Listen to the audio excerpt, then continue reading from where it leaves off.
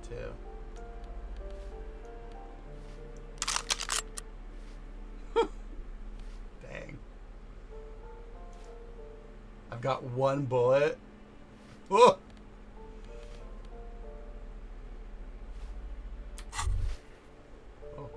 Holding the gun feels natural and satisfying. It's like an extension of your arm, the polished wooden handle almost fusing into your palm. I think my hand recognizes it. It reminds you of the day you first held it, with fear and respect, hoping you don't have to use it in vain. The sun was out in Jamrock. It was so long ago. This gun, Sunrise Parabellum, will be the only thing standing between you and the all-consuming nothingness that threatens to eat the world. Sheathe it and wait, herald. It won't be long now. Hand-eye coordination talking to me.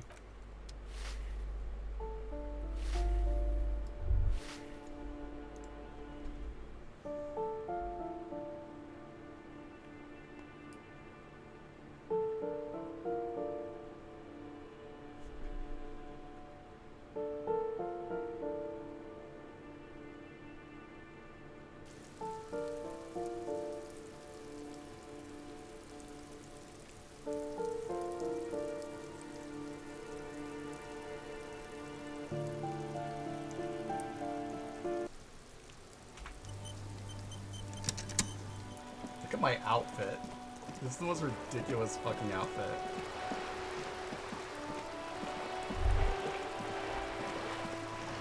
Surprised they didn't have something in place for like bottles of trash to respawn every once in a while. This coin-operated viewer is facing south. It is your money disappears into the coin. The curtains on the display open. You lean in to catch the view. It's blurry, different blues and greens. In the middle of the shimmer stands a drab grey shape, like a ghost. The lenses shift. The ghost sharpens into an islet in the bay.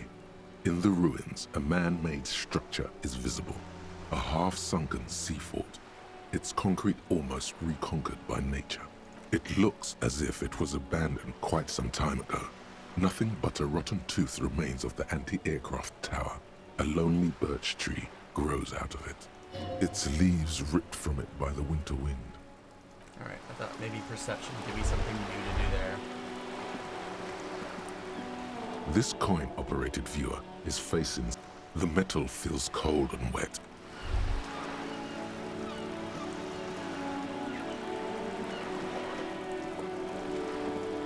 I can't sit on the bench when he's around.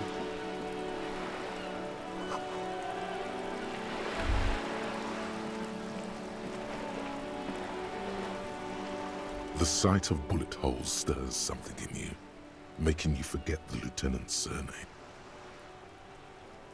The faded marks are too degraded to draw any forensic conclusions.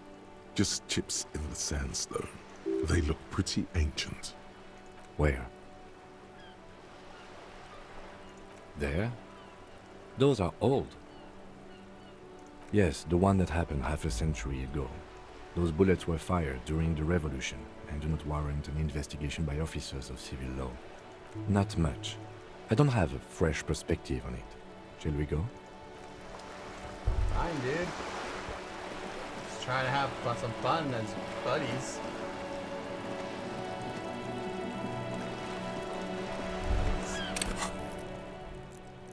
Oh, I gotta level up.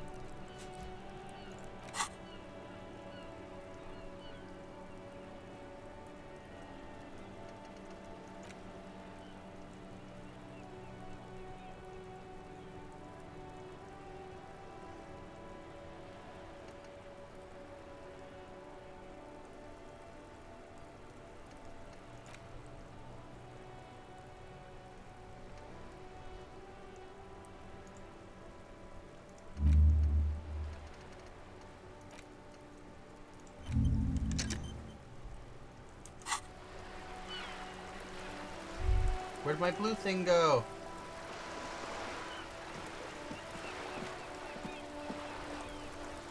There. Working class drunk. You know what this means, right? Cracked it. All in a good day's work. Wait, what'd I crack exactly? What do you mean, what did I crack? Look at how working class that drunk is. Yes, and you found him. Now go and tell the working class woman. No, that's Protect what I and mean. serve, recruit. Didn't she repeatedly tell you her husband isn't missing though? But he is missing. You heard her, the worry in her voice. Do marriages make any sense? Does honor? You're not a filthy philosopher. You're an officer of law. It's time to ace this case and not brood over your reputation. We can deal with the perception management later. Not honorable, recruit. She doesn't wanna... Not honorable at all. I don't care. She doesn't want to admit that her husband is the drunk. So we're not going to make her admit it.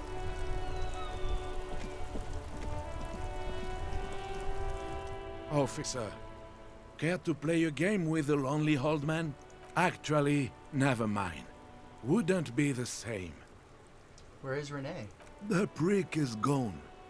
I can barely believe it. Gone where? But hell, most likely. He was Oh, an shit. absolute cunt. Did he die because I didn't return their bocce ball? His hungry little heart finally gave out. The dock workers found him in the guard booth this morning. Wasn't even supposed to be working for another week, I feel like I but could have he saved him just somehow. had to prove how tough he is. Wait, did he push himself to prove he can pull his weight and doesn't need handouts? Oh, God. Guess he was about to head home, cause when the dock workers found him, he was wearing civilian clothes and not the Kuketu uniform I saw him in all the time. Sometimes I thought he was wearing it just to piss Lovers. me off. Now the joke's on him, cause he's gonna be buried without it. That means the uniform could still be in the guard booth. Something to keep in mind if you really plan to give yourself to Revachol. No, René was the most stubborn man in Revachol. Nothing you or I could say would ever push him to do anything. The man was completely immovable. He has doubts, but right now he just wants to move on and not think about it. I repeat, an absolute cunt. Even his old army buddies didn't want him around. He was like an old viper. But you loved him. The only people who could stand to be around him were Jenny and me. She saw something in him when we were just kids and she never lost sight of it. And I thought if the most beautiful being in the world can love him, then there must be something worth holding on to. Did you love him? We've hated each other our entire lives. So much, in fact, that... He falls silent looking at you, eyes filling up with tears. Yes, I loved that angry prick. He didn't deserve it, but I did. You know what his last words to me were? Tell me. In Guillaume's time, you'd have been shot without trial. That's what he said to me. He lived a cunt, and he died a cunt. Let's leave it at that. Here's something to remember your friend by. Let me see. This was 60 years ago. He takes the photo in We his all hands, went to that trembling. parade. Young René looked so happy, and Jenny...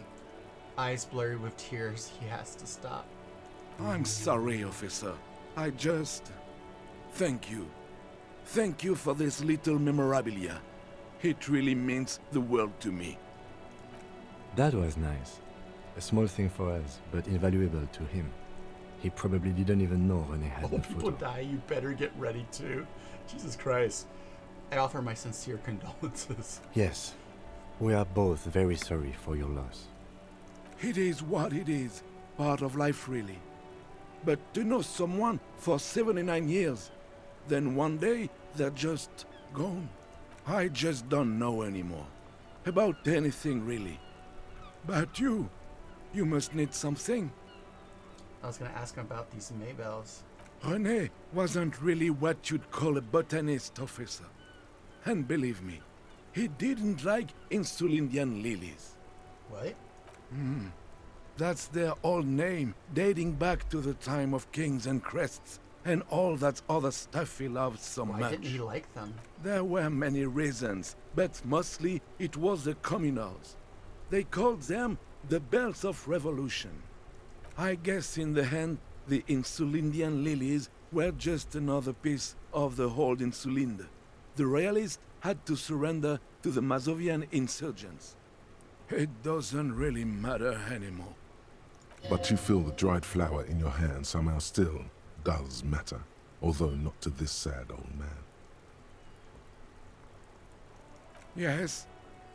What about René? Yes, It is what it is. I just don't know anymore. Everything, really. I probably knew him better than... You meant the teacup in the tree, didn't you? I don't know anything about him. Teacup? Oh, because of the ceramic armor. Clever. I want to talk about that sandwich. Oh, sorry, officer. Host almighty. He's a total bummer now. Ah, I missed my chance to talk about his sandwich.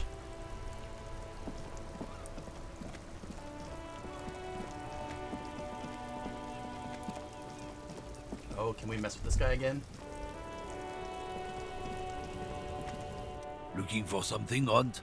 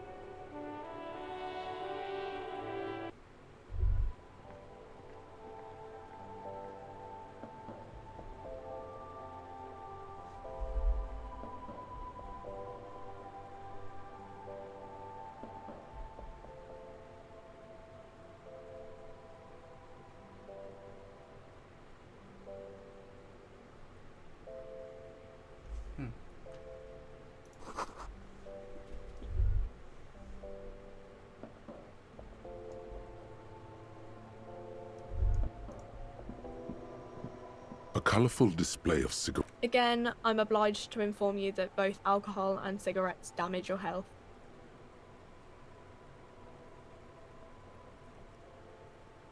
Here you go, mister. It's not for me. I don't think I have any bottles on me. The tear machine stands in the corner. Yep.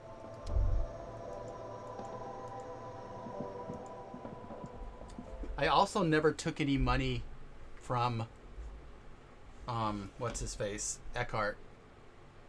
I turned down the check and the $5.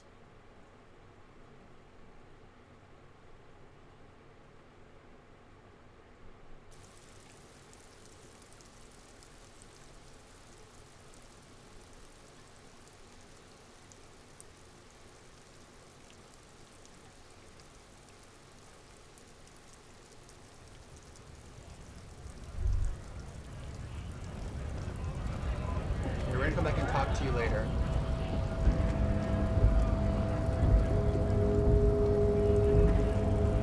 Hola, Wandering Man.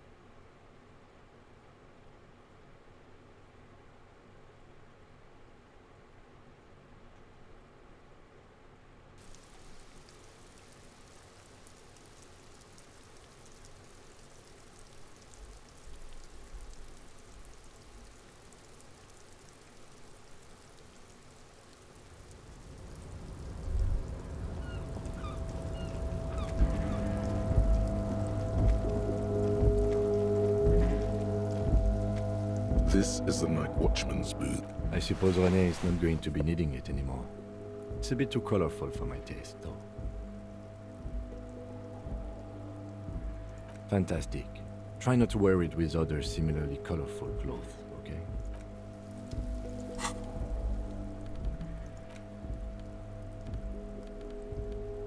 Holy shit. Ugh. No reaction speed though. The pants I'm wearing now.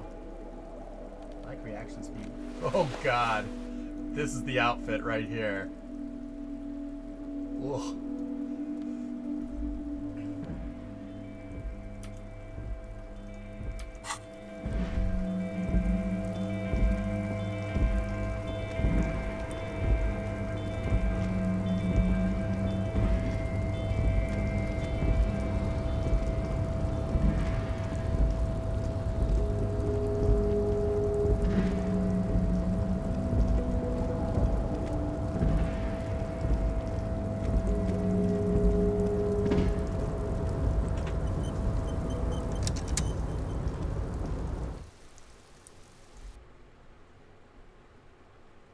If you're thinking of playing this game, reaction speed isn't actually physical reaction speed, it's mental reaction speed. Which is why I didn't put anything into it for the longest time, because I thought it was like being like this, and that's not my kind of character, but no, it's how fast you can like respond to things in conversations and stuff. Which is actually important.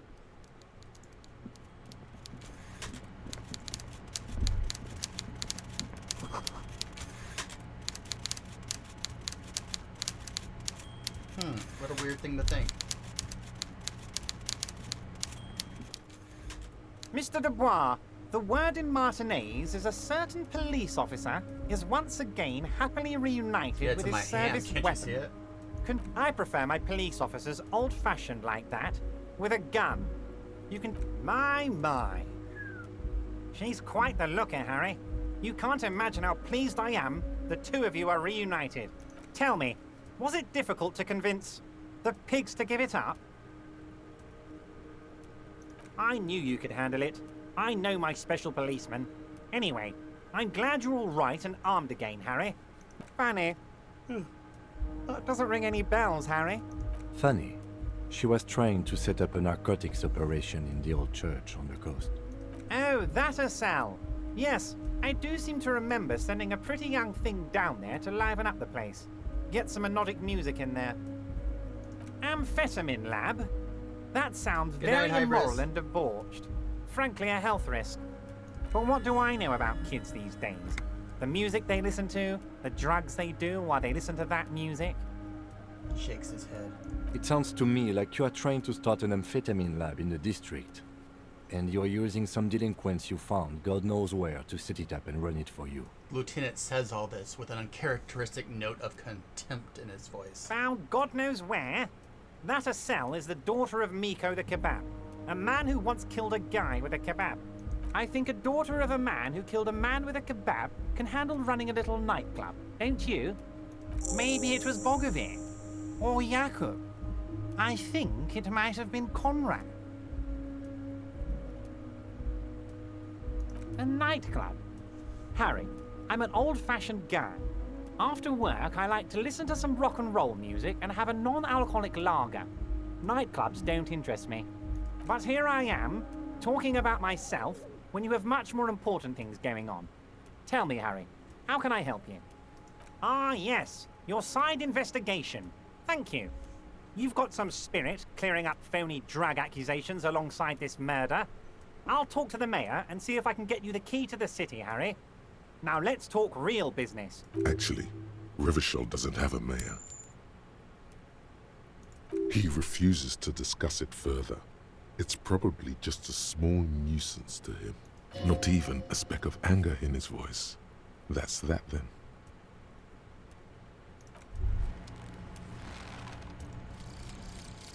Arno van Eyck. Okay, so Egghead is clearly not Van Eyck in disguise. Van Eyck is an Oranese disc jockey, but those people get around, especially in Revachol, in the clubs on Boogie Street. Perhaps he stayed here for a short stint and discarded part of the song he was working on. Just threw it away. And then it ended up in the hawthorn tree. But why? Did he think it was retrograde? It wasn't. Perhaps he caught a glimpse of the future and did not want for it to arrive just yet. Perhaps the city whispered the top line to him, and he was frightened by it. All motoric white checks are unlocked. Reveals Arno Van Eek gig posters in the world. What in the world is that?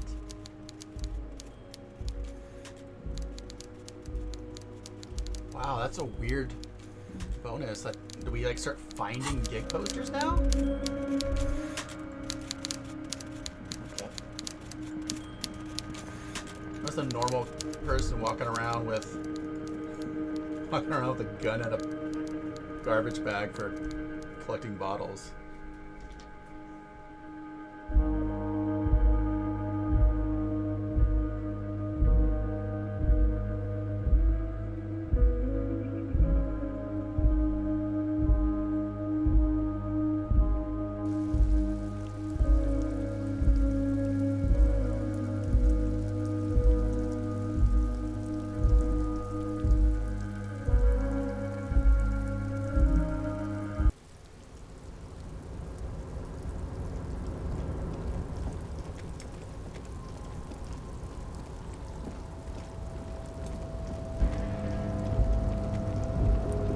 How the music for this section is weirdly aggressive.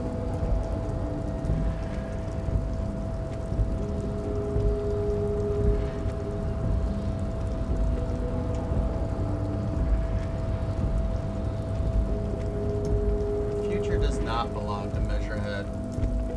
Nothing belongs to Measurehead.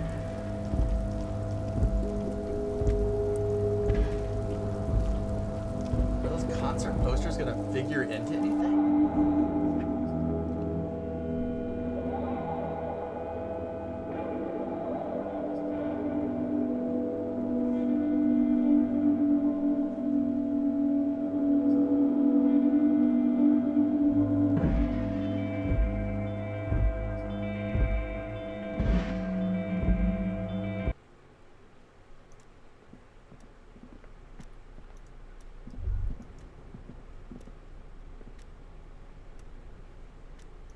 I have to go into rooms I've never went into before to see if I can find posters. Or rooms I've been in before. That's what I meant to say.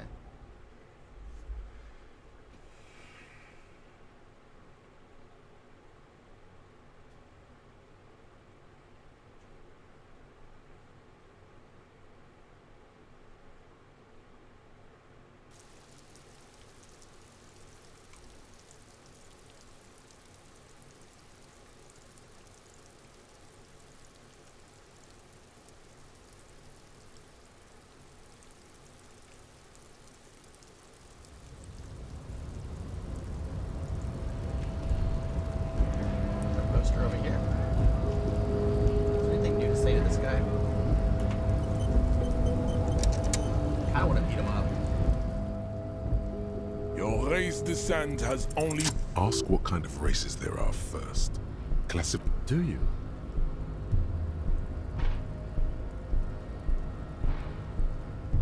What thing? We already got You That's right. are He obviously... doesn't like this. I remember this is why I didn't do it last time. Because he calls you out on it.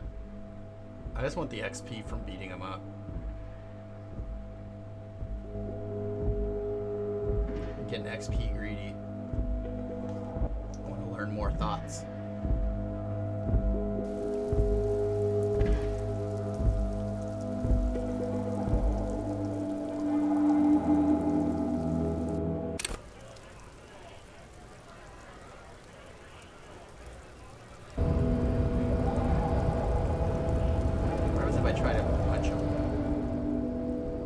Your race descent has only worse... Alright, fine.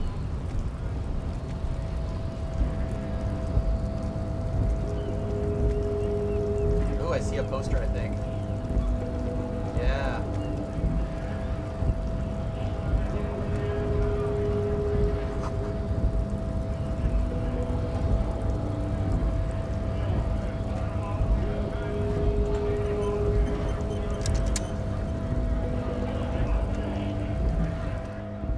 to work!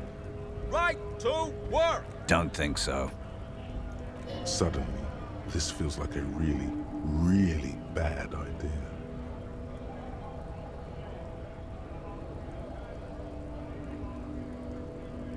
Wordless, he takes the photo and looks at it. Grey eyes dart back and forth on the glossy surface. You see dead flesh in colorful rivers of polychrome, melting skin and hair. Fucking loincloths. Really did him in. Yeah. What it means. In what must have been Seminine. I can tell you what this one means. Only one. Our colonel is deep in the bush here. Deep in the fucking bush. In Benital, 41. Monsoon season. He's on a reconnaissance mission. Benital is one of the inhabited islands of the Seminese archipelago near the Pale. Covered in jungle, it was anchor point for the Seminese nationalists in the proxy war held on the islanders' territory. He spent a month behind enemy lines, scouting kept villages. Nothing but fucking bugs and snakes for fun. With some strange emotion, this is about to get really graphic. Last moment to back off. Alright, so y'all, just so you know, if you don't want to hear this, it sounds like he's gonna describe some war crimes.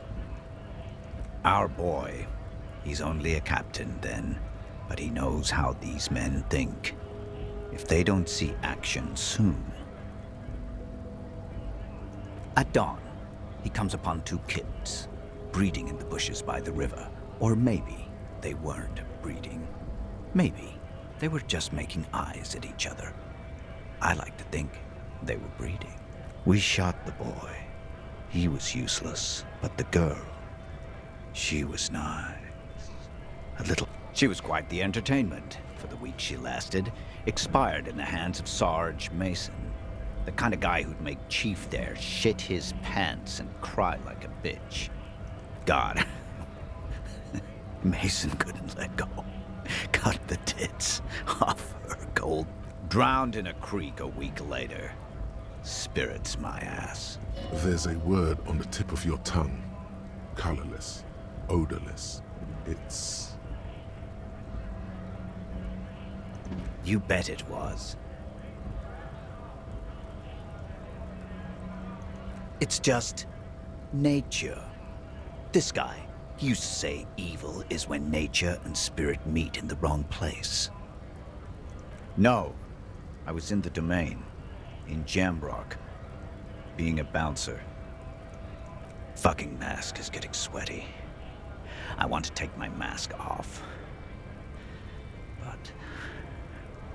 go ahead. All right now. Free commerce! Keep the goods flowing! On the photo in your hands, the dead man's skin is studded with stars. Tens, hundreds of them, littering his dead skin. It's definitely like patterned after like coked out Vietnam stuff. Free flow of commerce!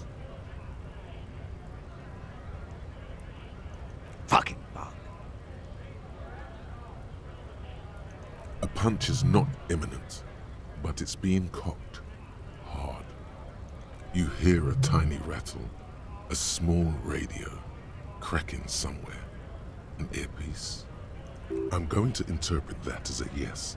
There's a tribunal, and it won't be long until it's ready. How about you fuck off now, huh? Okay, of course.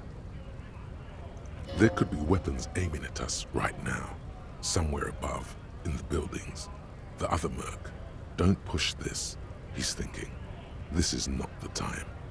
The man's breathing steadies, but his... Alright, so that was intense.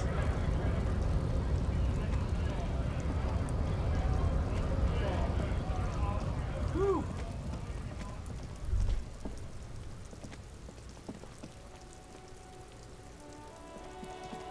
Yeah, Kim is definitely the best one.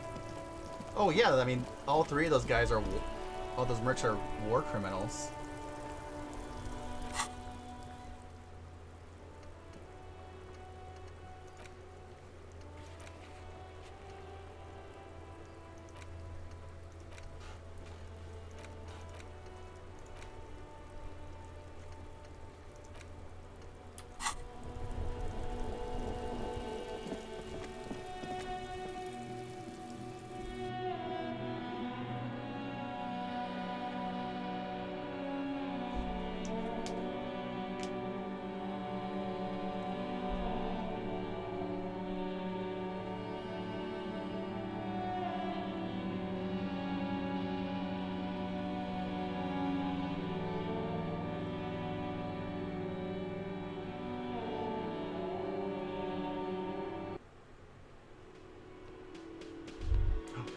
Hey, this boy's here. A pretty boy. Hi, gendarme. Another rendezvous. You're here. I am. So are you. What brings you here?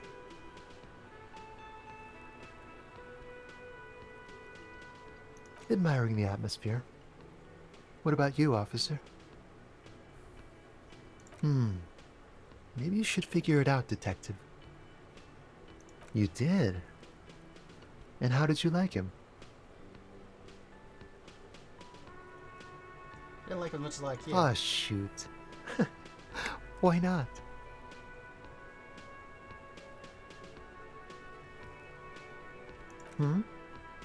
What about me, gendarme? Oh yes, let's see. He knocked on my door a few days after the lynching. I think he was going through the entire building, asking questions. Muscular, handsome, strong, like one of those military types.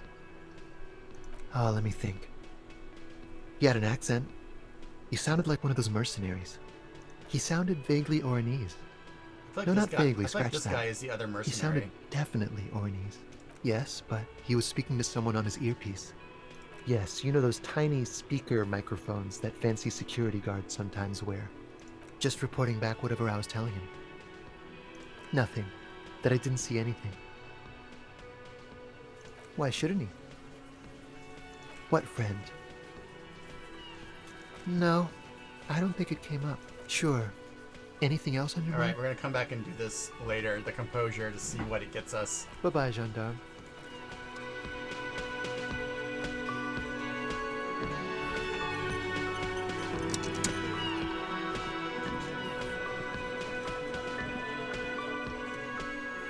It's you again. What is it?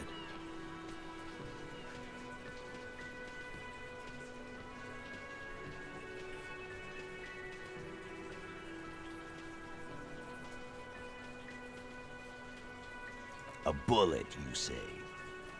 That's mighty curious. Indeed, mighty.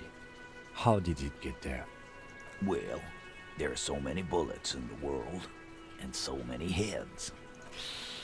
I guess it's a little logical. At some point, one of them bullets had to end up in one of them heads.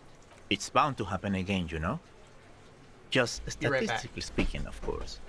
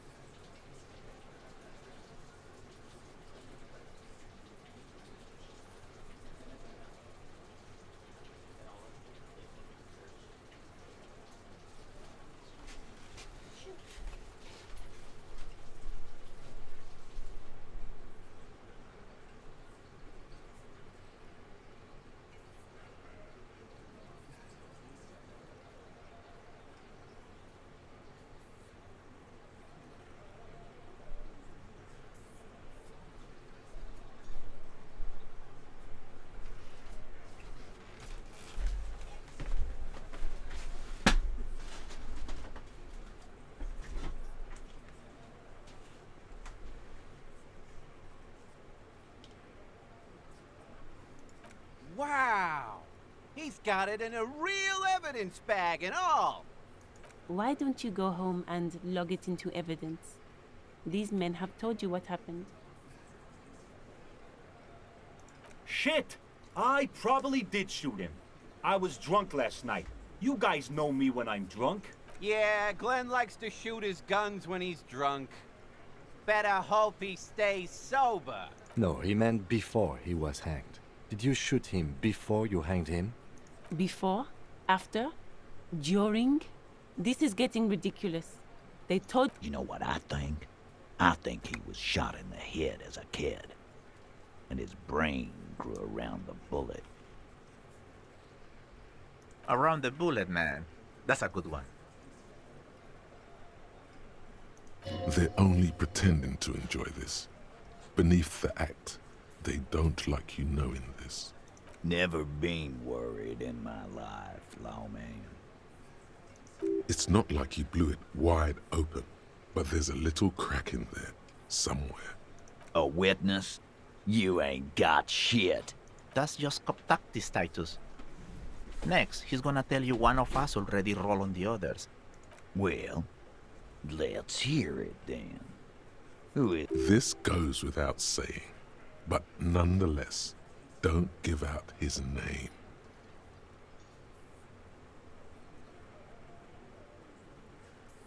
It's like you said, Al.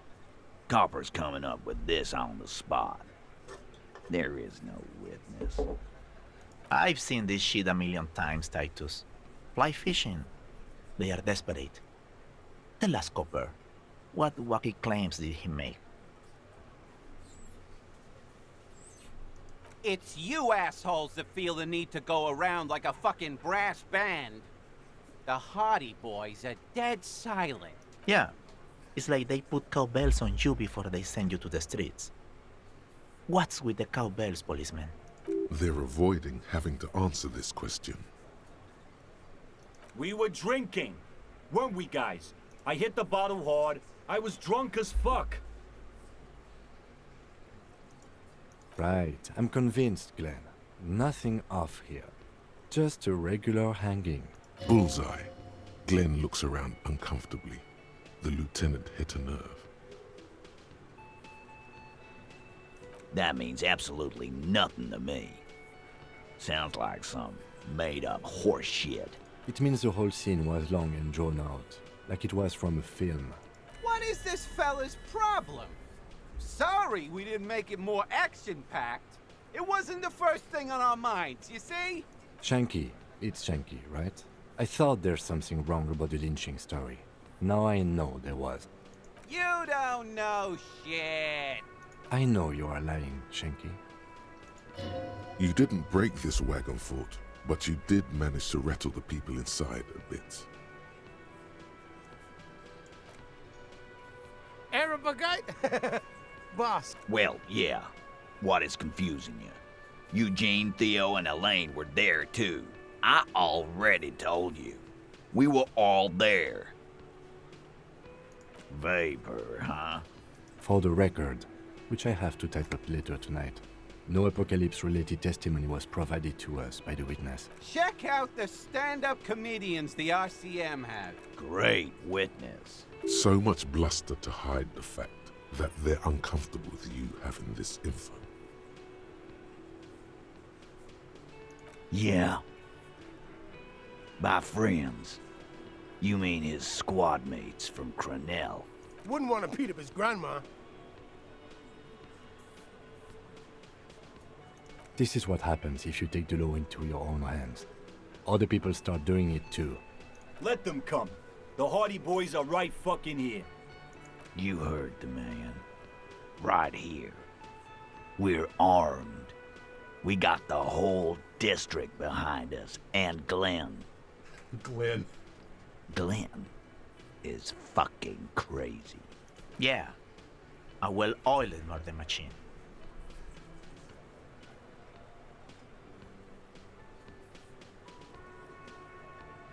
The fuck is that supposed to mean? We're not bees. We're men. We're socialists. Easy, E. He's trying to phase you. What are you trying to do? scare my men. So are the local gangs. The fucking Barmy Army. And the Madre scum. You've been out there. Seen any around? Yeah. Where are they now, huh? Sent back to Madre in an airtight cargo crate. These people are trained military professionals. Special forces, as you said. They're not a gang or Barmy Army. No, they're not. They're uncoordinated and drunk. Don't forget, we're listening in on their communications. Their shit is way apart. We got weapons of our own. We got Ister 50s, Zilagars. Glenn's got a knock cannon at home. I guess we're gonna see, aren't we? That was an unsure phrasing. Yeah, like you've been up against ceramic armor. You haven't even seen the whole suit, right? I've seen the whole fucking thing, and it didn't make him immortal. Big fucking surprise. They hire psycho scum, arm them to the teeth, and let them loose in the city. What do you think is gonna happen? What do you mean, okay?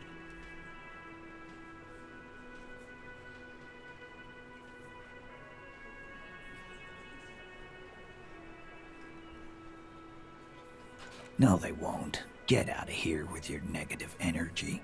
All he means is that the situation is serious. No wonder you cops get shot to shit every day. Can't go to war with an attitude like that. Smart boy. You go do that.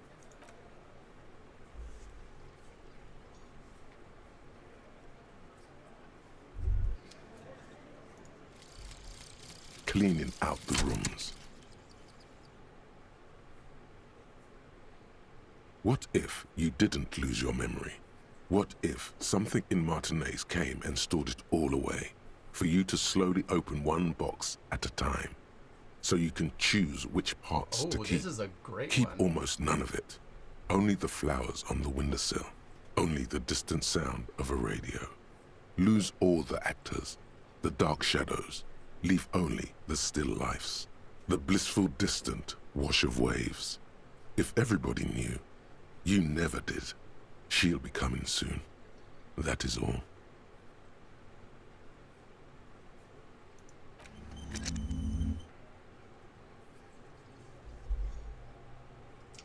So that one gives me suggestion, Inland Empire, and rhetoric. Wow, that's great.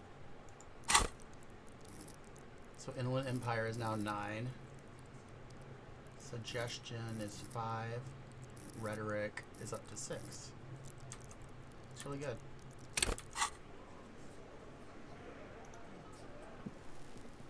I've got nothing to say to you.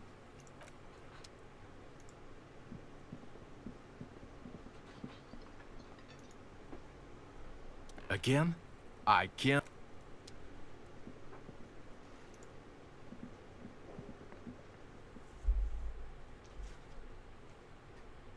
I wonder what I have to do to make myself remember that they are my old colleagues.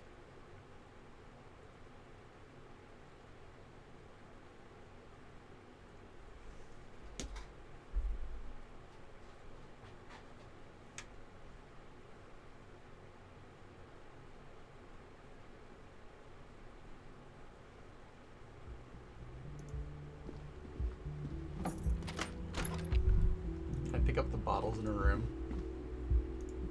Yeah.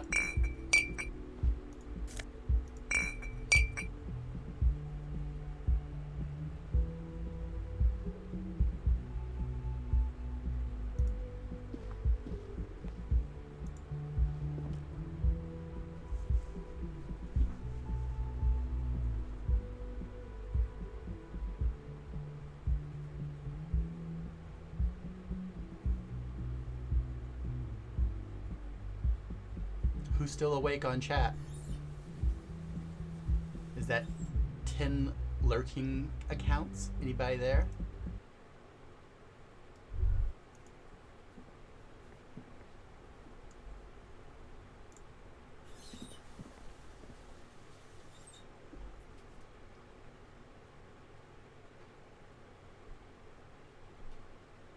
Right, so this is the lady that our volition told us that we can't trust any of our skill checks because she is controlling us because she's so good at like subterfuge.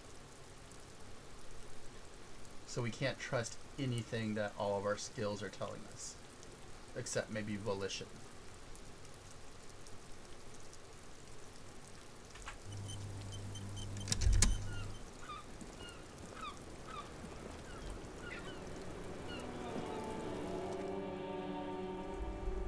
I was just thinking, what a nice day for questions. She puts her coffee cup down with a soft ring as the porcelain meets the metal table. This does not surprise her. Did he?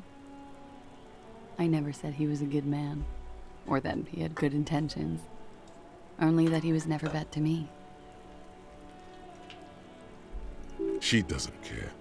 If anything, she sounds amused. Where did they get this recording exactly?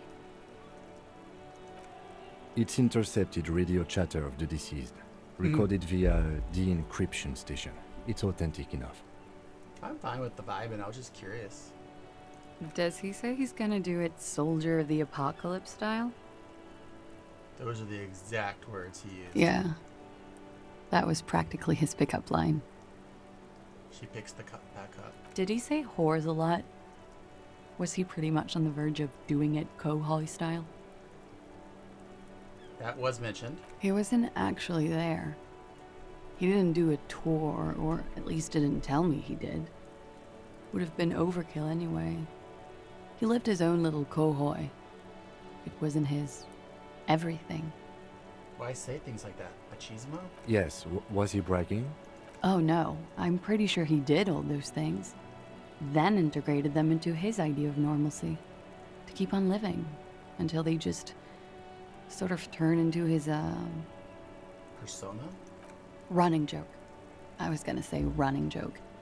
And it sounds like you didn't even get the good bits. Lely's punchlines got way, way funkier than that. He was like the Seminoles conflict, the Kohoi massacre, and the 36 famine in Yezut all rolled into one person, then cast in Norani's ceramic armor, which he wore in bed and in the shower. You like this kind of stuff? We're all scraping up any happiness we can find, officer. Going around with our little scouring sticks. You, your first love, Mr. Kohoi here. Did he tell you he had actually done any of those things? He and Martinez, I mean? No. We were too busy laying waste to our own nervous systems to direct any of the fury outward. He seemed happy, I guess. At ease.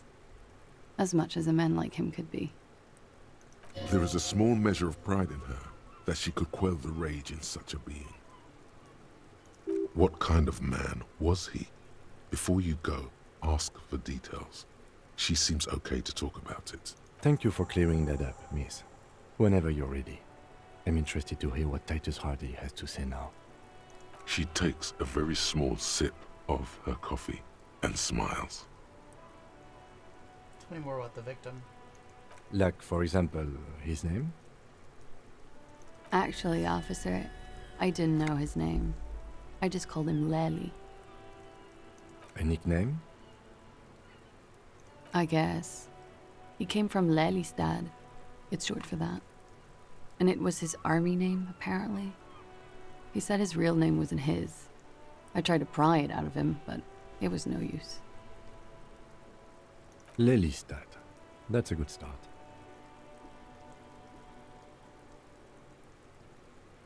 We have a few questions you can help us with. A few things a field autopsy alone can't answer. The young woman cranes her neck, trying to catch a glimpse of the page the lieutenant passed to you. On it is a list of autopsy observations, recorded neatly in blue ink. The last missing pieces of a puzzle of flesh.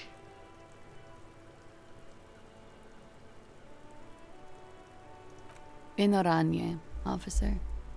It's, I think municipality is the term. A nowhere town there. The Lelystad municipality has few boroughs and even And that's fewer that cities. thought that It's keeps made giving me of that agricultural pump. plots If you play near this the border game, of Gotvold. get that as soon as Executive possible. summary. And maybe Cows, avoid silos, reading and any wheat. books until you get it. Like, don't do any bookstore stuff until you go and get that one thought from the idiot dude. So don't do the bookstore till after day 3. Aranye? Aranye's map of waterways? This fits with his tattoo. You were almost right, officer. That means his race was occidental, not mondial. I'll update the form. Yes, we were compatriots. Did that bring you together? No, he was too old for that. And from another part of Oranyenrek. I didn't even understand his accent. What brought us together wasn't Oranje. It was bad habits. No love for Mother Aranye. But wasn't he a soldier? This could be worth pursuing. A military man, but not a patriot? No, he left the National Service after they taught him to do what he did on Seminine. He wasn't the flag-waving kind. He was the making money, killing people kind. He was by no means a stupid man. A people person, a small platoon leader, certainly not a patriot. You don't seem like much of a patriot yourself. Mm-hmm. There is nothing on Muindi. The old world is dead, and we both knew it. Maybe Oranje did bring us together. In loathing. I love Revachol, though. I hope looks she loves me around, too. The wind in her hair. A column of air encircles her, brushing gently on the metallic silver fabric that covers her shoulders and her long, slender arms. Revachol chooses carefully. True. It did not love him. The feeling dissipates. The cold passes. The woman's eyes follow yours to the piece of notebook paper. How old was he, miss? He was 42. 42? Are you sure? I would have had him above 50.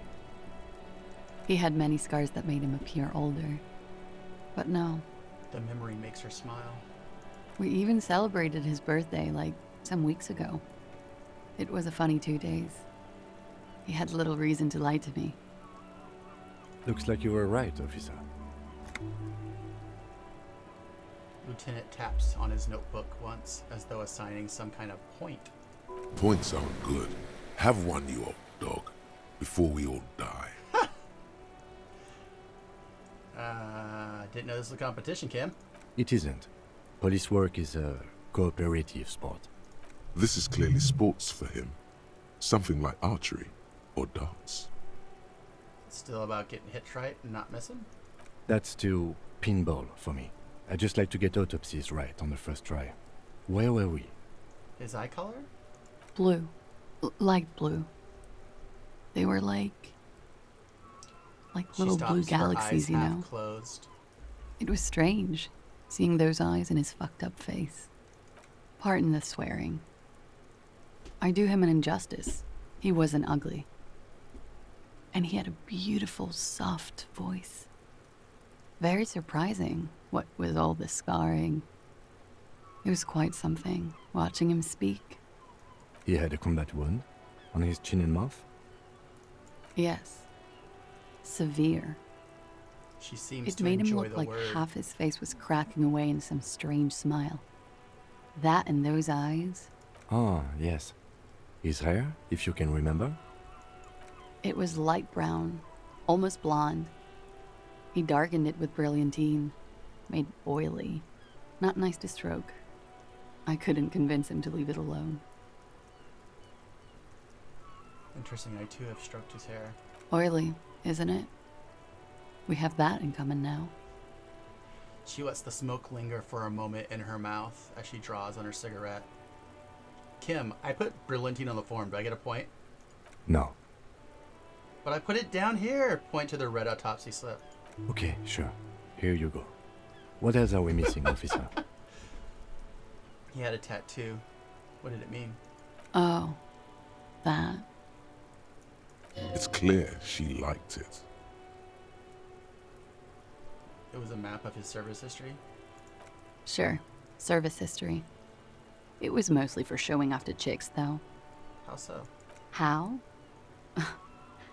Imagine him lying in bed. Freakish musculature laid out on the sheets. Scarred, of course. Tattooed.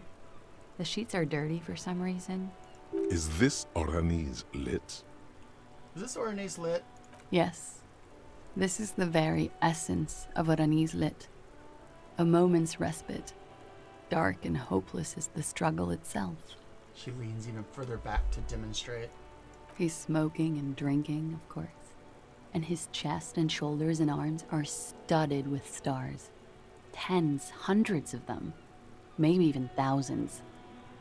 And the woman goes like, "What was this, baby?" And he says, "That was too hardcore. Don't ask me about that." So she goes, "Okay, but what's this, baby?" And he's like, "Saw some bad shit there. Killed some loincloths." And so it goes. Star after star, port after port, third world country after third world country.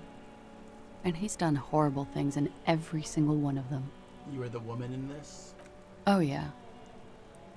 Can you tell us precisely what these mean? No thank you. I've seen enough of him dead. I can tell you what they meant without looking at them. She pours herself some more coffee. Go on. He was a blue-eyed boy with thick arms, from a small town. He was also poor, and the government of Orania needed some people killed, so they turned him into a grotesque killer. For money. He went to Killer Academy in Vredefort. Then he killed some people in the Seminine Islands. And on other islands, too. All of the islands. After this, he came to Revachol and got killed himself. Not a very fun story. It is when you're high. It can be very exciting then. You have the tools to deal with it. It's not a very nice story to remember when you're sober. She smiles faintly. A change of topic? Tell me something odd. Did he enjoy his death?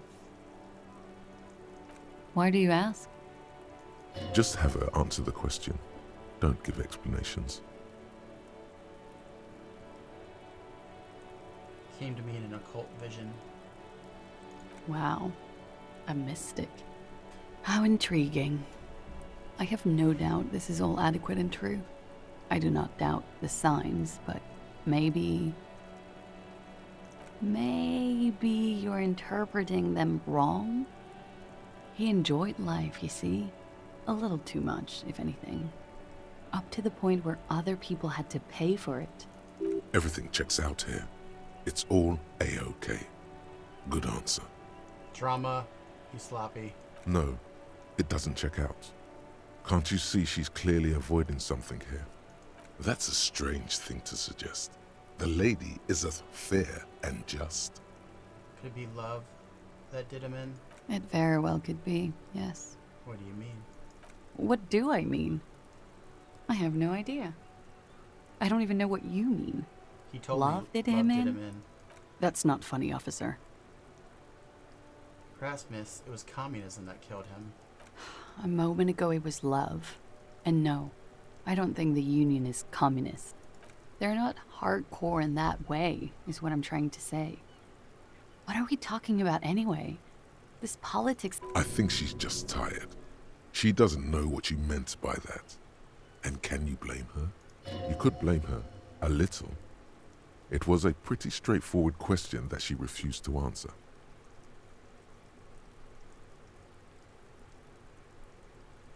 Something miraculous is coming, he told me. The lieutenant blinks. His expression does not change. All right, let's see where this is going. From the northwest. Cool. There is a sound, something in the reeds, when the wind comes through them, on the inlet, on the little islands there between castaway tires. There's something we have all forgotten. Her light brown eyes fix on yours, then disappear behind her bangs, As she drops her chin, she agrees. You requested a semen screening. Good for you. What do you think it will tell us? I don't know how a semen sample works, officers. How many days after intercourse does it have to be? I don't even know if he had sex with someone else. We didn't go steady. Is she avoiding anything? Technically not. Technically not. Come on, man. Listen. You can't trust them. It's just you and me. All right. Coolly, gracefully, she pours herself more coffee.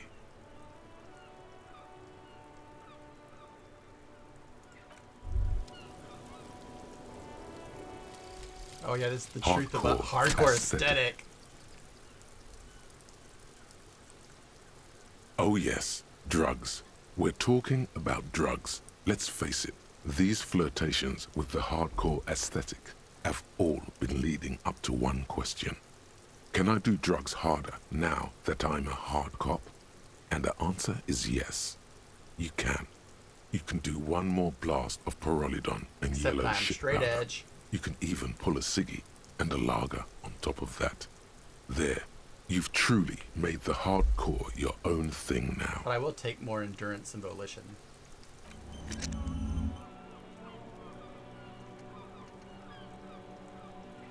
Alright. Let's see what kind of cop we are. Wait, that's over here. We are Superstar Cop 2, I don't know why. Apocalypse 3, Sorry Cop 17, Boring Cop 1, Communist 28, Fascist 4, Ultra Level 3, Moralist, Good Cop, Bad Cop 22, Honor 3.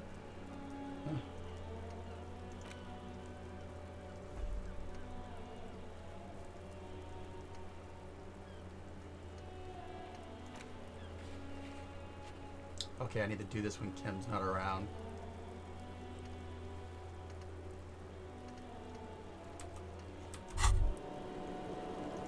Wait, stop. That man, bloated beyond all recognition, was 42? That's what she said, yes.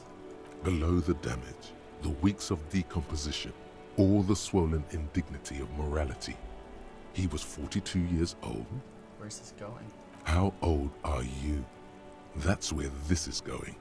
45,000 liters of raw alcohol has left its disfigurements. What lies beneath, you wonder? You could ask either one of them. Kim, how old do you think I am? Huh? How old do I look? How old? 58.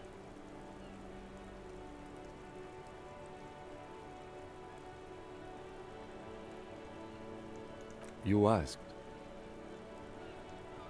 He was deceased. He had been decomposing for a week.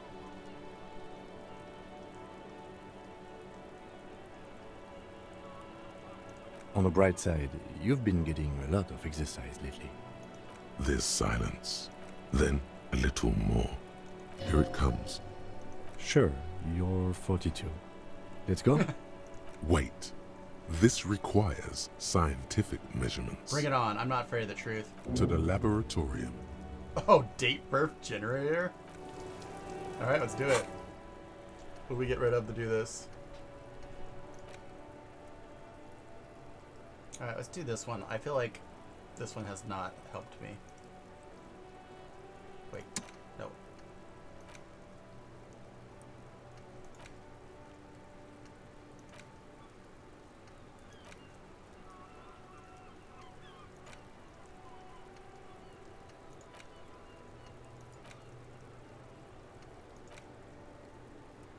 Alright, let's get rid of hardcore aesthetic.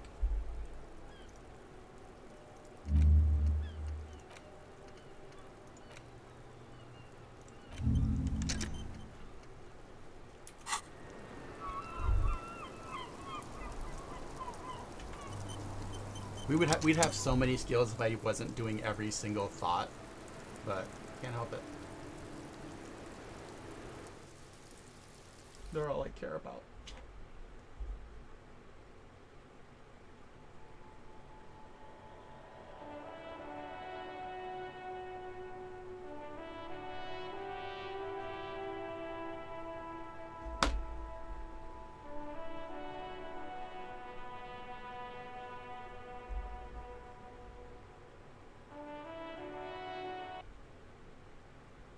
music is pretty.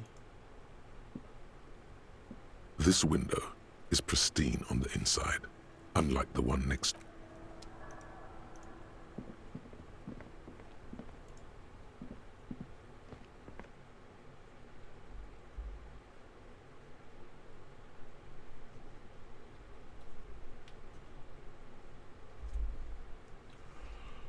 Whew.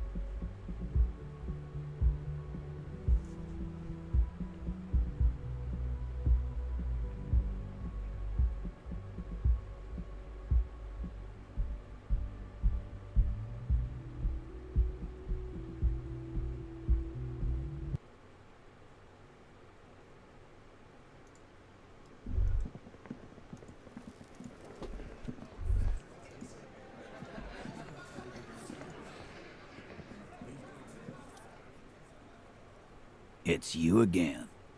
What is it? And that fucking fucker. You're the worst cops in Revachol. I gave you gold on that tape. That fucker wasn't aimed at you. It was at her. Dark. Dark is when you start a goddamn death rock band.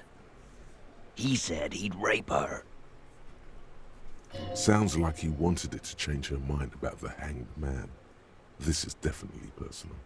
What did she have to say then? Fine by her? This is what people are supposed to be like? Fucking whoop-de-doo. Yes. In fact, I think she thought it was a little funny. Funny? No good goddamn psycho whore. Alright. All fucking righty then. I guess it's good then. That fucking... Please try to control yourself in the presence of visitors, Titus. Her voice is a bit softer than earlier. Okie dokie. This is just perfect. Just fucking perfect. Any thoughts on this, lawmen? You don't have to say everything out loud. Just mix and match.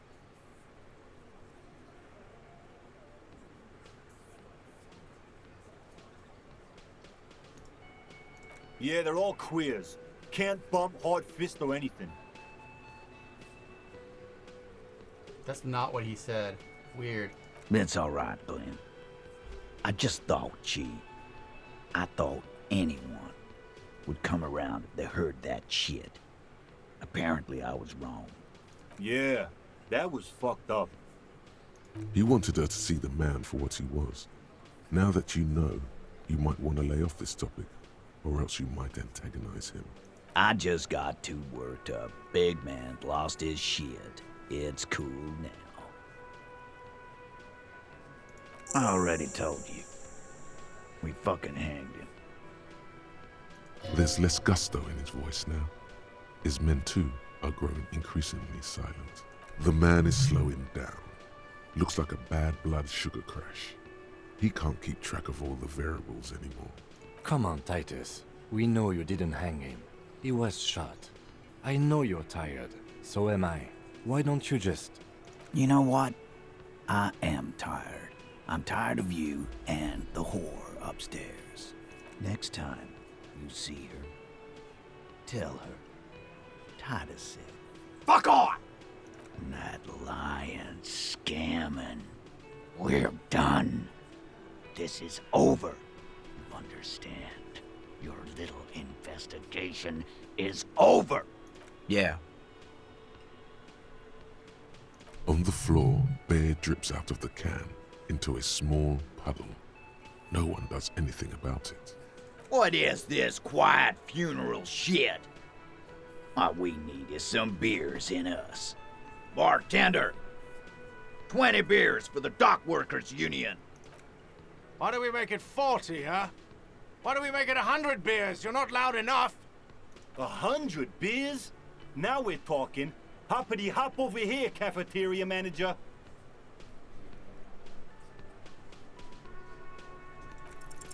Convince Titus he's being manipulated. You should know by now. Titus Hardy will never falter. Just remember, it's about more than Glasia. It's about these men and Martinez, their district, their responsibility. Outside, under the rising sun, tattered and in ruins, the windows of the cafeteria aglow with her morning light. Huh? He'll get it. Go on. Write down, Kim. In Martinez, they just kill you because they don't like you. Got it. Kill you because they don't like you. All because of some chick. Bring that up one more time, and you won't get to write that report. Yes, I understand, Alain. That's your name, right? Alain? You'll kill us. That's what they do in the Wild North. They just hang you, shoot you, whatever. They can't even remember. It wasn't that. It wasn't. We didn't shoot him. That's it. That's the weak one. You flushed him out. Now go in for the... Officer, you will be next if you don't shut up. Old man reaches for his belt, but his voice is extremely calm. Firearm. A Glass 08 or a 38 caliber pistol. Either is small enough for you to have missed. He's onto you. He knows what you're trying to do. Steel yourself. Push on. Just ignore Theo.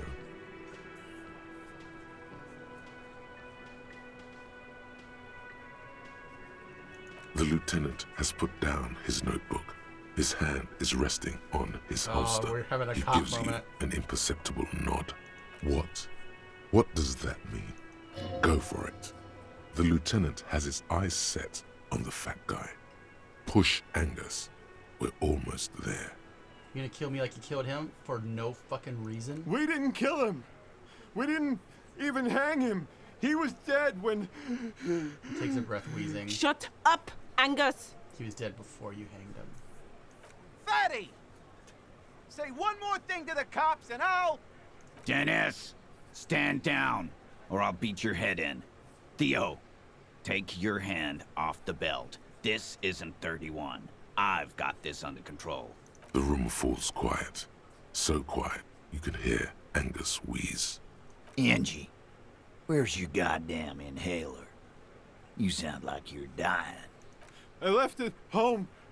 I can't get it. I'm too fucked. I'm sorry. Why are you so fucking fat, Angus? Now it's all pointless. Because of you. You wasted my time. I told you, Titus. I told you just give her up. Lizzie, your help is no longer needed here. Go tell Everard. Fine. I'll tell him. After a long walk along the coast. She walks off. What just happened between these two? You're in. He's all yours. Questions. The lieutenant gives a smile only you can see.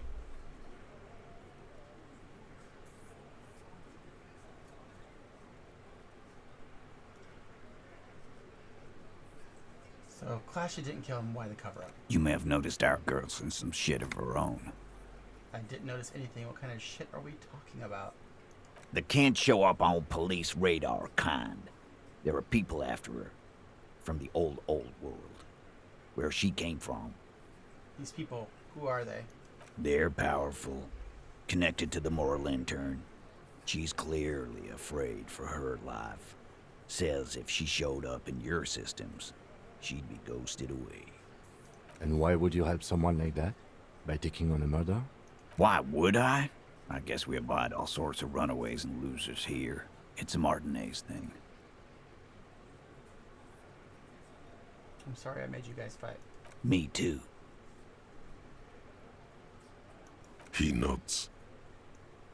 You hanged the corpse to cover up the real cause of death, the bullet in his head.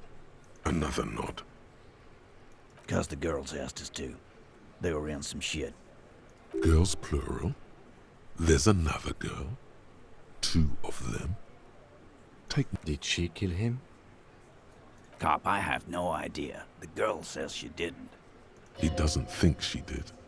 Or at least he hopes she didn't. What happened Sunday night? Classier came down. She seemed really out of it. Drugged up, even more than usual. Bug-eyed and gurning, you know? Not in a fun way. It looked like she'd redosed after something went down. I've seen that look before. She was scared. I knew someone had died. How did you know? I've done this job for 10 years. I've seen it before. It's the politician in the motel room with the dead hooker scenario. Only in reverse. Good analogy, boss. You don't get to talk yet, Shanky. You're still on the bench. You keep taking it easy too, Angus. I like how Angus is actually kind of like heaving in the background. We went upstairs. Sure as day the merc was dead.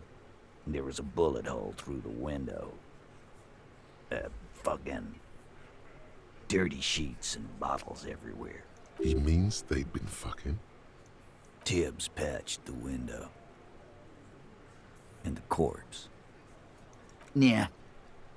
He's my brother. He's in the window replacement business. Right now, he's grateful he hasn't gotten his brother into this mess. In a manner of speaking. Remember the 2 girls?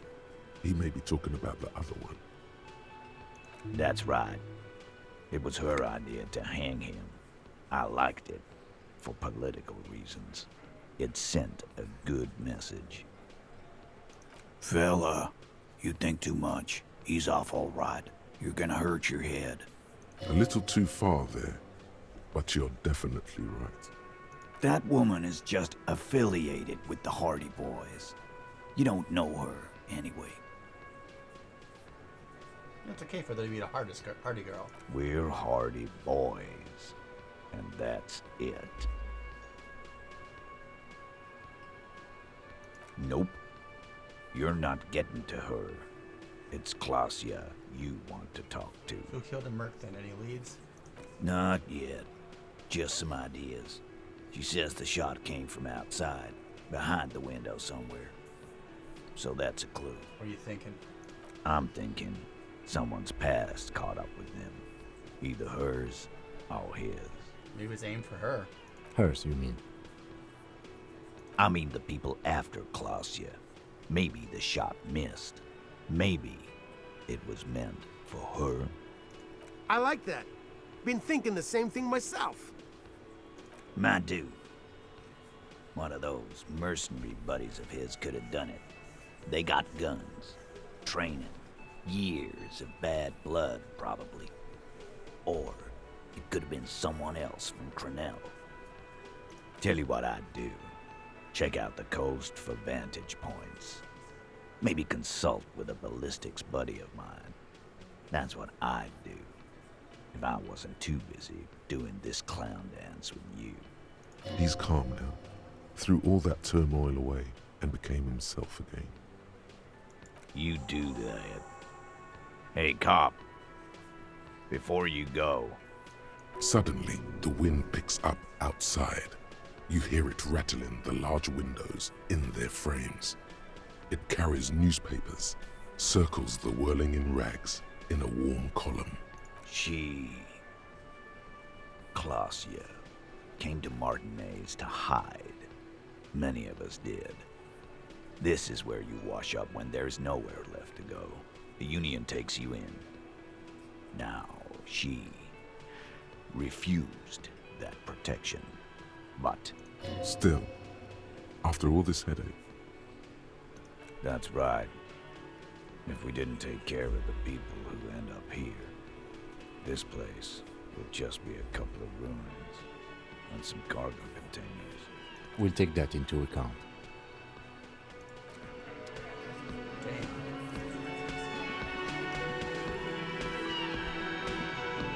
Hi again, Gendarme. Bye-bye, gendarme. Bye-bye, gendarme. Let's see if we can do a composure thing here. Right, I think we have some... Okay. I think we have better composure stuff than that, but...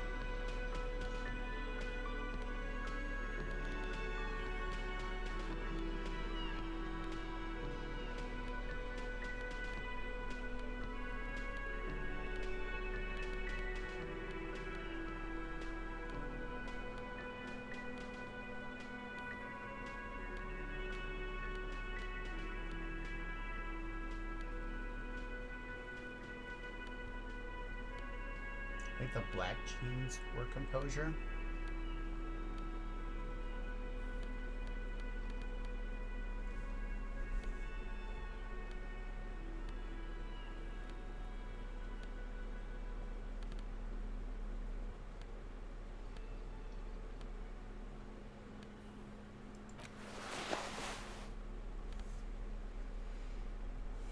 Okay, and composure is...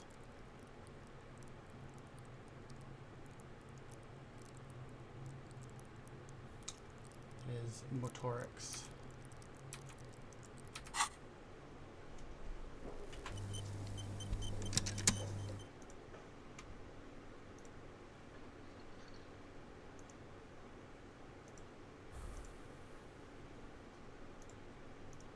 Hi again, gendarme.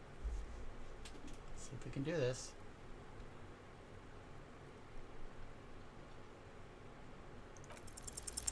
It's the sports.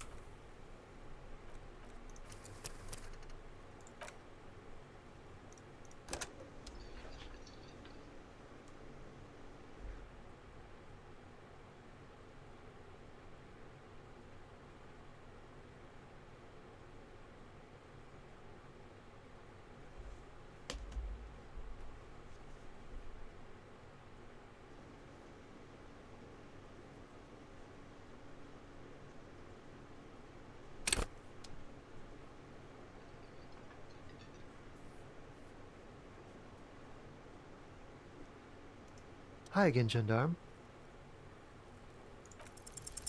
It's the sport. Alright, we'll do that later.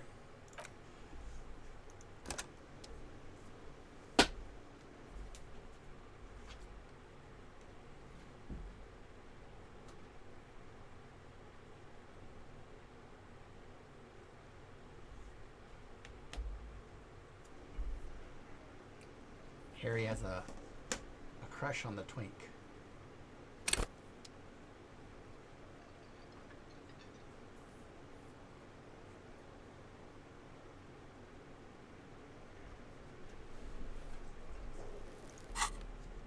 Put our pants back to what they were. This is a weird ass outfit he's wearing.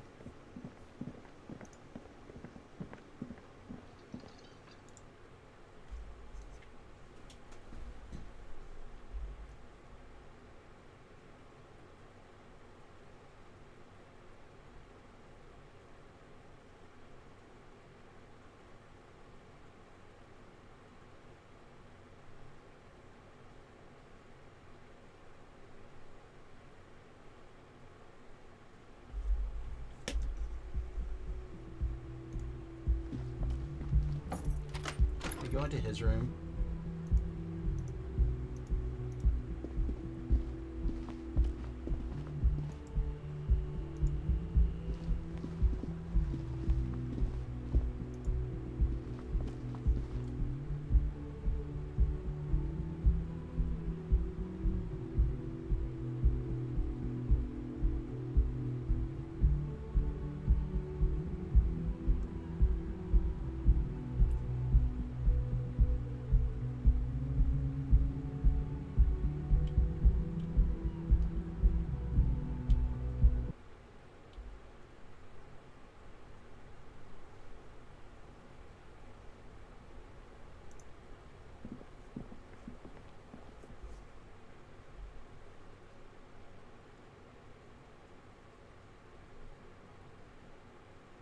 Still figure out who is spying on her through the peephole.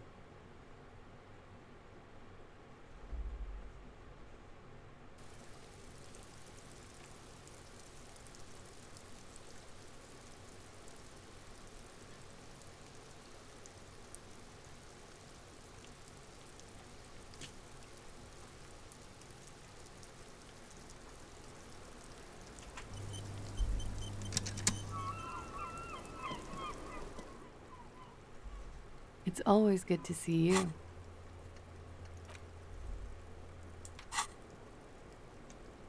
Something in her demeanor has changed. She's tired, consigned to her fate, to being here with you and what's to come. I understand.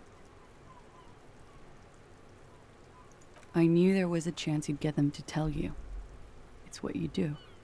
You're the police. For what it's worth, I'm sorry for wasting your time. This is good. Clear the air first, between you two. No, it's not good. It's the opposite of that. This will let her dictate the terms of your... Shush, I can't hear what she's saying. If you knew we would find out eventually, why did you waste our time? Because of the Hardys. I couldn't just dispense with them. They were only trying to help me. Out of the shit I'd gotten into. You're right. There's more. You answer to the coalition government, and by extension, the moral intern. Briefly glancing over her shoulder to the sea, as she's done time and time again. A grand expanse of water reaches over the bay and to the horizon. Grey and pale violet in the morning light. The pale, the Muindi Isola, the Occident, and then Oranje. The old, old world. The conference centers. The people who are angry at her. Her past. You share a database with them. You send people to their courts. What did you do? Just business. But bad business for some people in the moral intern. If I show up in your records, officer, they will find she me. Probably was. They will. She probably was a sex worker with someone who's famous. Maybe even the guy who was in that apartment came here to try to find her and kill her. What happens if they do? They will kill me, sir. If you file my name, take me in for questioning, enter me into the moral intern mill, well, then I'm fucked. For nothing. This murder didn't have anything to do with me. Here we go. For once, you seem to have her off guard. It's not nice, but it's not illegal. Not here in Revachol, or even in Oranje. What exactly did you do? Industrial espionage. Oh. I joined a business collective with the intention of betraying them. I did my job well enough to be asked to do it again. With a bigger company. The kind you really, really don't fuck with. I took their ledgers. 2 decades worth of accounting. I need the names of the companies involved and who hired you. The job was Lou's doing County Savings Bank. They sound small, but they're part of the Lou Scott conglomerate. That was the second job. The first was some printer company. You wouldn't know them. But she really destroyed them. She still feels it. As to who hired me for the job, I don't know. But they're after me too. Along with Lou Scott and their friends in the MI. Once you're done in the competitive intelligence circuit, you don't have allies. You're radioactive. Lowe's cap. These people engineer financial disasters in second world countries. The conglomerate also includes the Bank of Consecration, Airberg, and the popular Papalolo line of dairy products. Yeah. Papa fucking Lolo wants to kill me.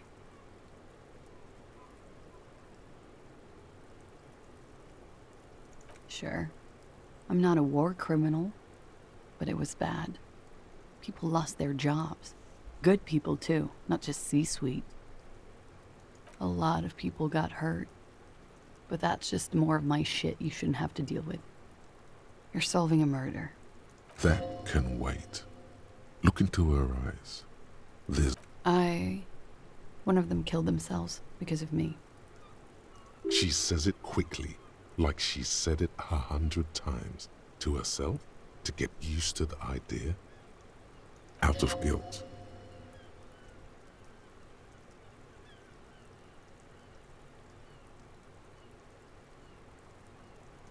How do you deal with anything? It's all just... How do you do it?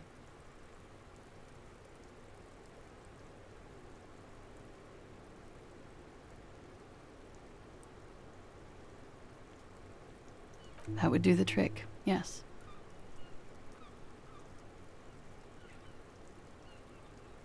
We were there. Together. In bed, I mean. Tell me exactly what happened. Okay. He was in a kneeling position. He had just entered me. I was on my back, looking at him. I heard the window behind me shatter, and I turned to look. There was a hole in the glass. I turned back to him. His eyes were looking through me, and his mouth was open. Dumb. I could see. I could.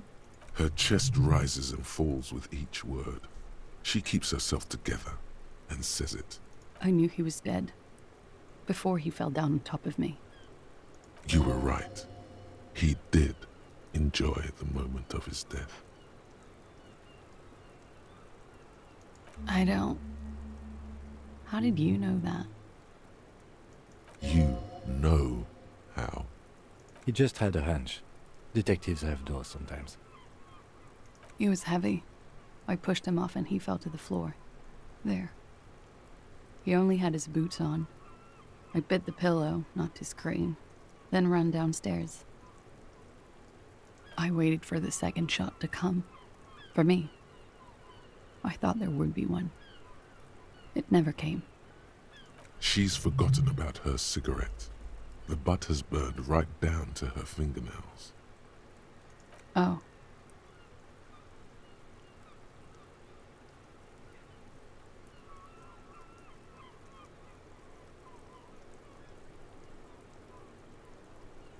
I'm not lying to you. What time was this? When did it happen? It would help us if you could be as precise as possible. 11:30 to 12:15. I don't know the exact time. Around midnight. It's okay. Were you inebriated? Not as much as usual. He'd done a line, plus other things. I was drinking. Wait. Titus said she was gurning her jaw off, much more than usual. Oh, yeah. I did one of his lines, just to clear my head. Did you hear or see the shooter in the course of this? No. What did you do then? Nothing. I was trapped. I was stuck in my room downstairs. I got some clothes on and crawled back up, drew the blinds. Blood was coming from his mouth. Not a lot. Just a little. He was still on the floor, slouched. I couldn't be there with him anymore. So I ran down and out of my room, into the hallway, down the stairs. I knew there would be people there. Run, woman. Run past them and out into the streets where it's dark and people move. To the lorries at the intersection, as far as you can. I already ran. I ran from an entire Isola. I can't run any further. Not with these people. This is as far as it gets. Sylvie was tending the bar. A lot of people were there. The Hardys were at the table in front of the stage. I think the Union box was full. Ruby was there too. They were having such a good time. I sat down and they all welcomed me. I didn't even have to say anything. Ruby knew something was wrong. Ruby?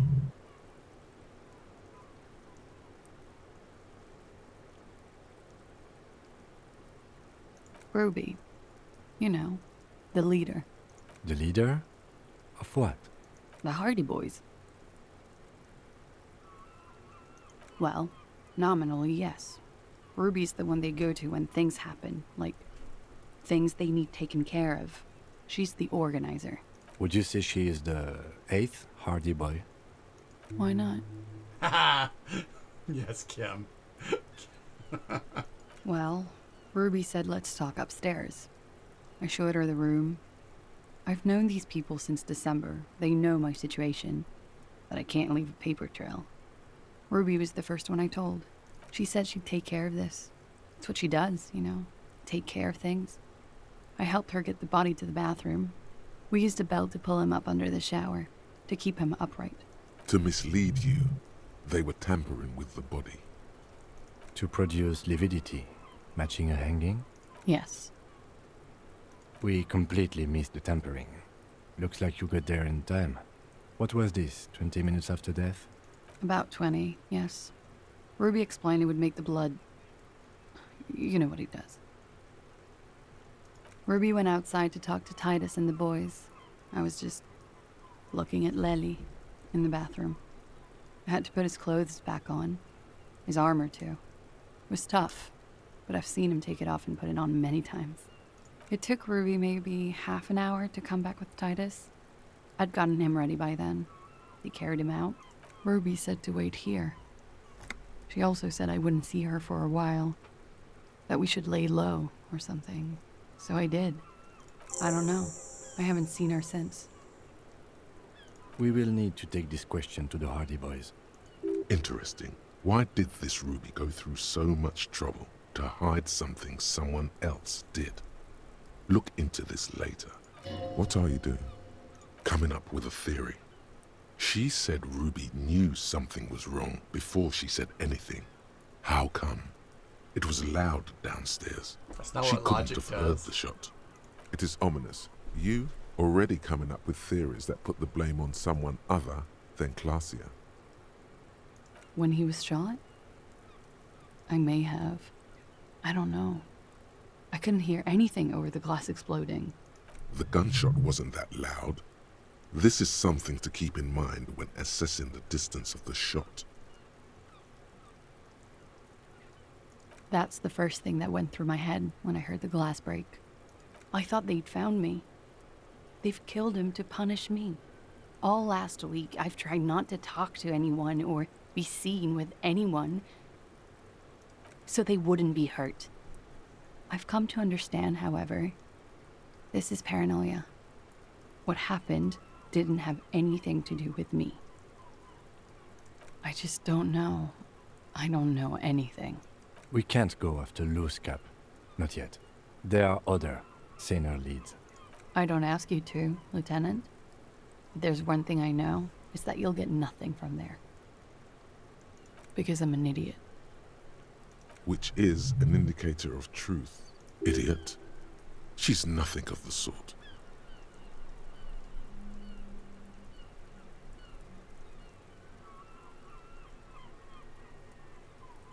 You have to understand, the people around here, no one was making the call, and he kept rotting. And then they picked his clothes off, and that little fucker threw stones at him. He kept throwing stones at him for 3 days. I could hear the thud, thud. So I called you. I hope with all my heart it's not the last thing I do in Ravachol. She definitely called the cops. That was task complete. It could not have been a lie. That is impossible. Oh God, that was a lie too. Who made the call then? She did, of course. Don't be paranoid, man. It's unbecoming of a police officer, and it makes you sweat. Last week, Angus and Titus's brother, I think he's called Tibbs. You should have another look at that window after this. Reconstruct the scene. Yes, you see the glass sparkling out of the corner of your eye. What? Why would I put myself through this? Insanity. Get myself cornered like this. He wouldn't have died if it weren't for me. I know that. But I would never hurt him. It could have been a desire murder. Maybe an act of jealousy. He was a serviceman. He must have had a gun lying around, close to her hand. A military weapon using jacketed ammunition. Now you guys suddenly have theories pouring out, when they're obviously just stabs in the dark.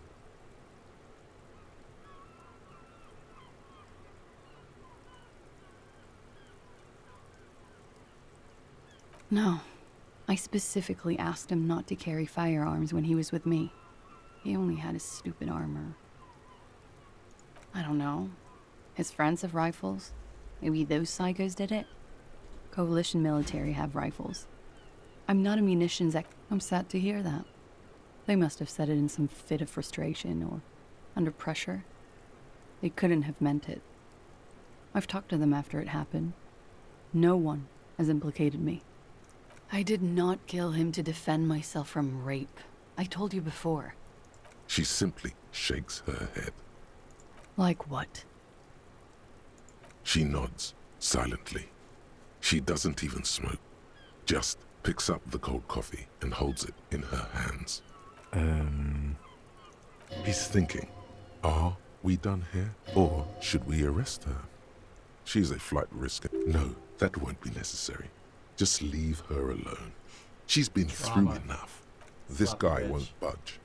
You have to wake Multiface up, forcefully, if you want to continue. Who? What? Dear Lord, you've been lied to. She could have killed her lover and lied to everyone. She's not the most fair and just at all. She's smoke and mirrors and will-o-wisps. She's a spy, too. She probably didn't give you her real name either. Why would she? Arrest her immediately before she further entangles you in her web of lies. Take it easy. Don't overcompensate with this course correction. Ask questions first. Yes, start at the top. Choose at the bottom. It's how we've always done it. No rush. See?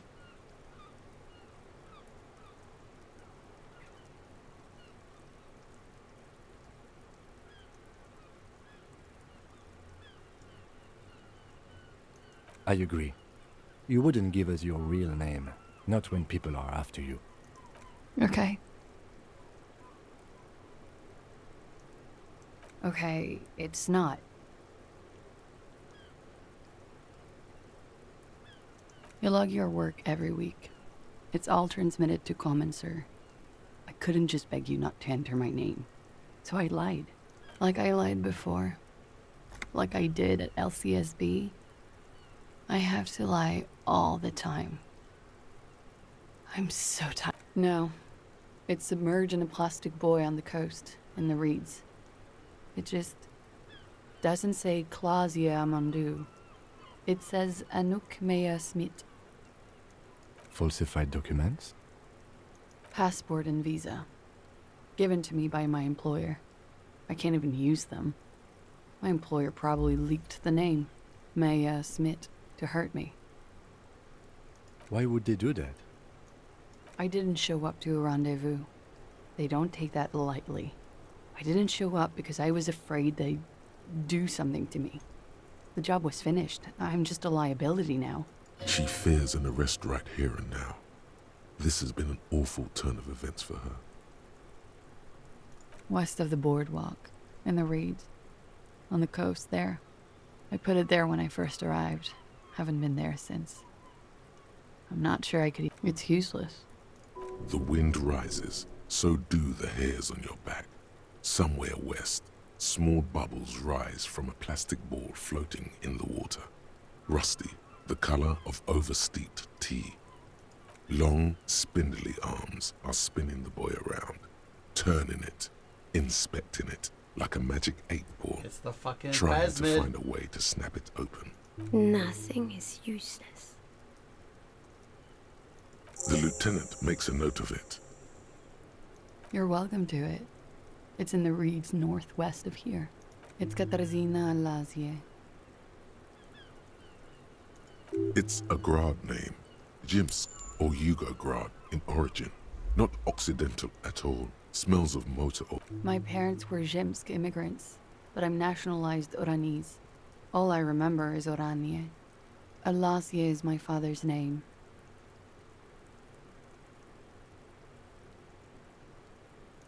She nods. Her round eyes meet yours. They seem moist from the wind on the roof. I am. They can never take my sash and my scepter from me. Yes, they can, for lying. Drama. She nods, her back straight, ready for whatever is next. I did. What is this? I called your desk or whatever it is. The numbers are all over town. Call 8-100-2 for emergencies. There was an older woman on the other end. It sounded like she was smoking. She took my complaint. She coughed. That is the emergency's desk number. Anyone could know that, sire, by looking around and calling the desk. I don't believe a single word she Drama's says. overcompensating. What time did you make the call? Thursday night. It was late, sometime after 12. It checks out.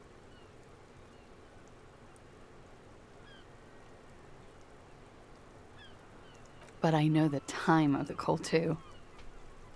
I know I have not been 100% truthful with you officers, but I am now.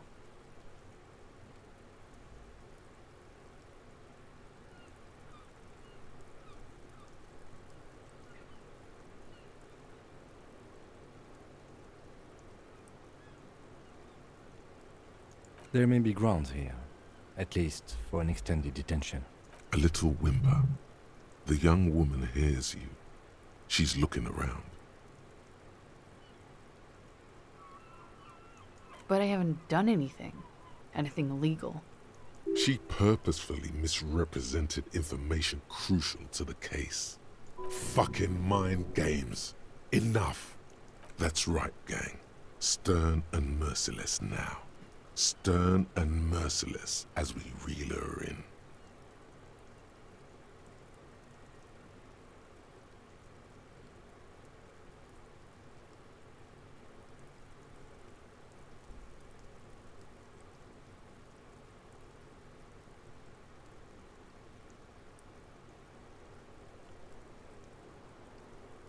The lieutenant produces a pair of handcuffs. Please, no. I think I know who did it. Who shot Lely. I can tell you. I can help you. This is where she gets shot. She knows something. She's silent for a second, as if looking into herself for certainty. Then, in a hushed voice, she says, gearing up for this betrayal is hard for her. Ruby.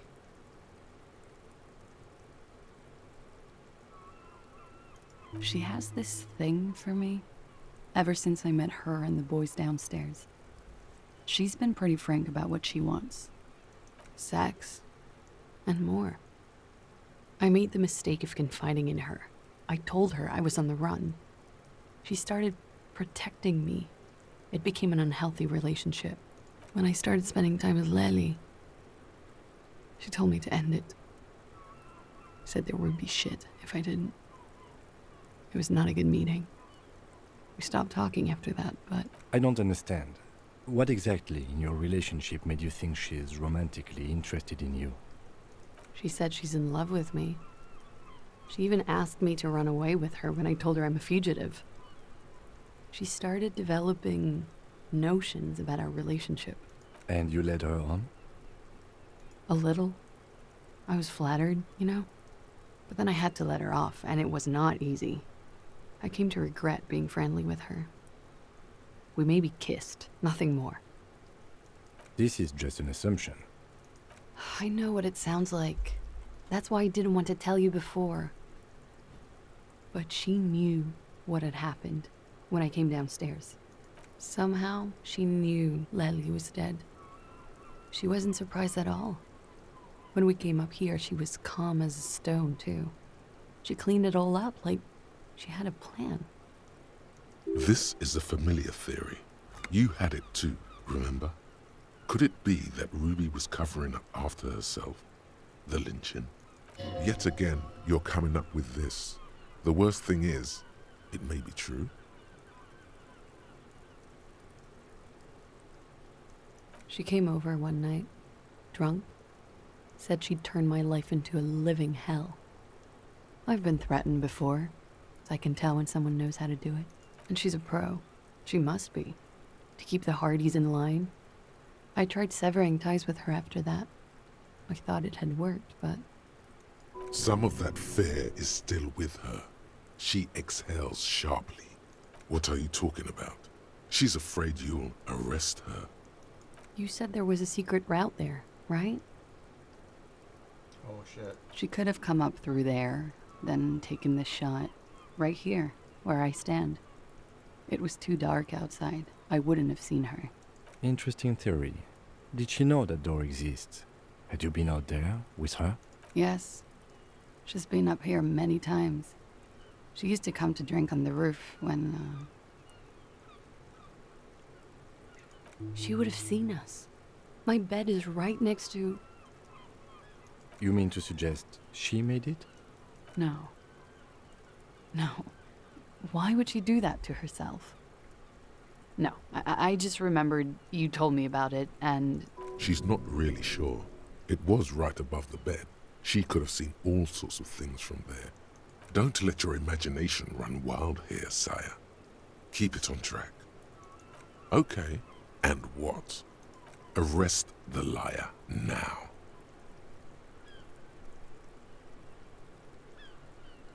Her. Stop letting her distract you.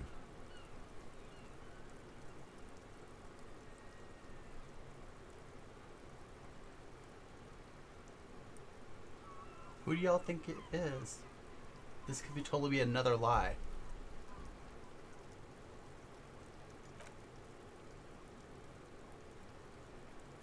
Thank you. Thank you. You won't regret I it. feel like we're gonna regret it.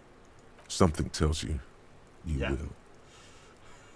will. We're totally gonna regret it. She slowly lights another cigarette and steadies her breath, as if in the presence of some tiger. You are. This is not the end of this. Lies.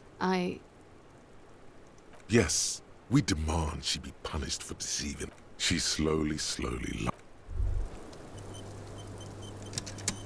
As you look back, you think, so love did do him in, after all. If it weren't for her, he would not have been there. The shot would not have connected with his soft plate. You do not know. A wind of needles.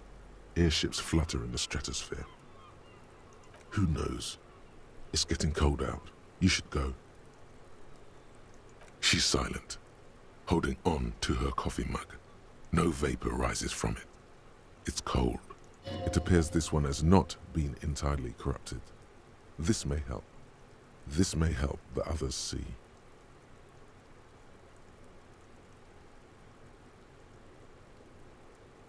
Yeah. I'd like to think he didn't love me. Or that it was chemically induced and not real. Easier that way. I don't know. No. Communism killed him. Remember? Love made it possible. You know this much. What a weird, crazy story.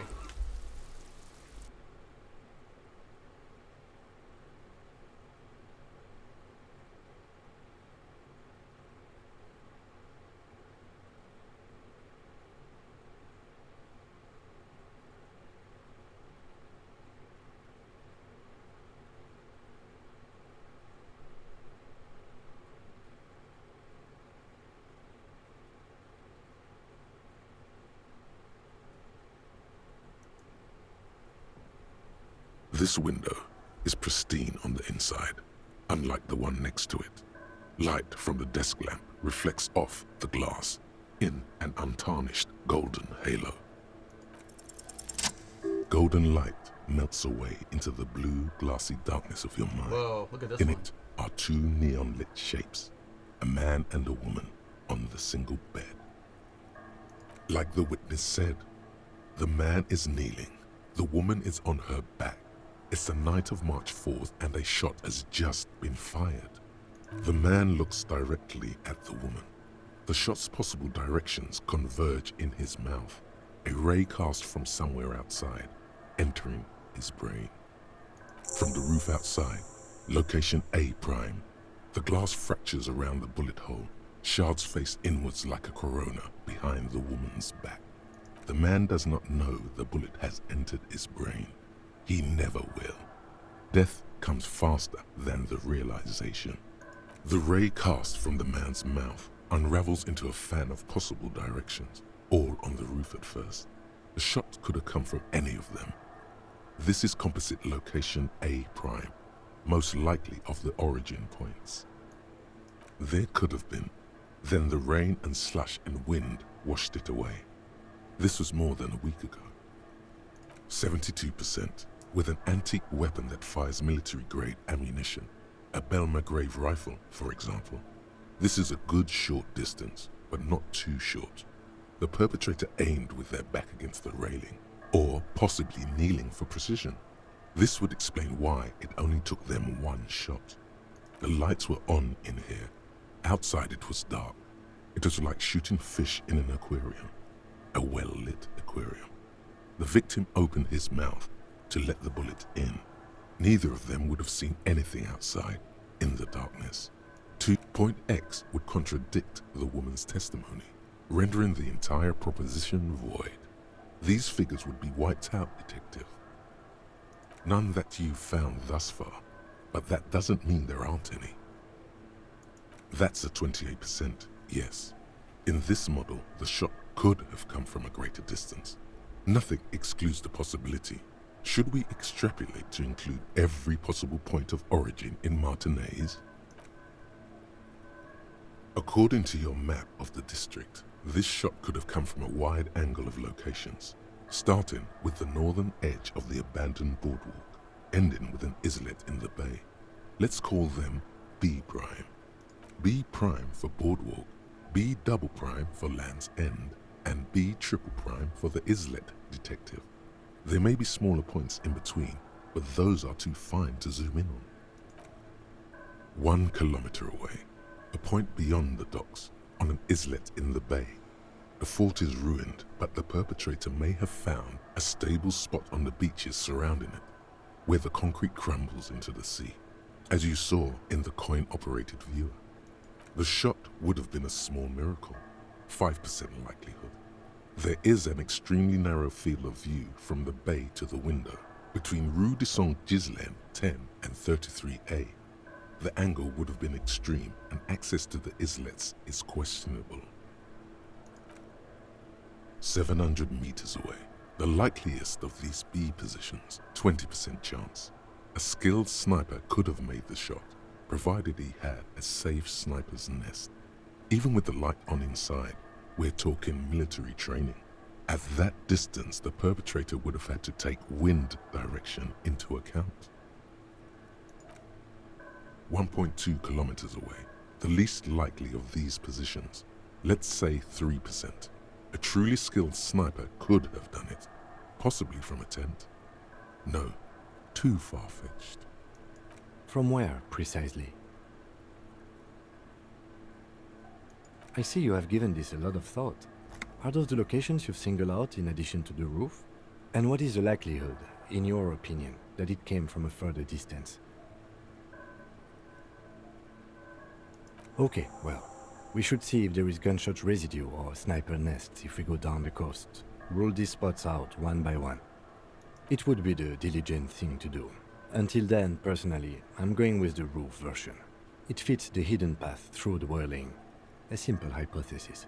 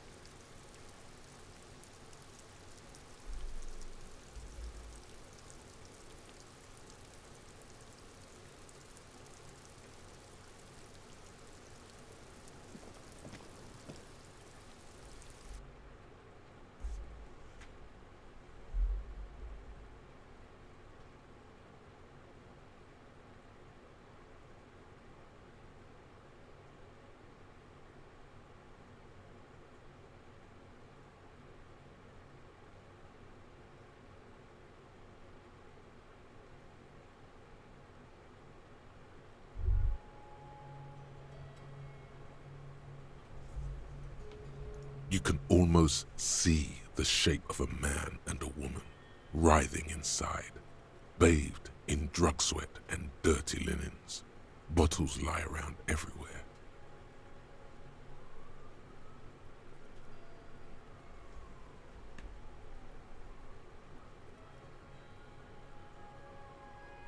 You can barely see through. Better not to jump to sensationalist conclusions here. The footprints on the floor, however, definitely suspicious. You lean closer to the peephole instinctively. I bet they're doing something quite unnatural. There. Sit.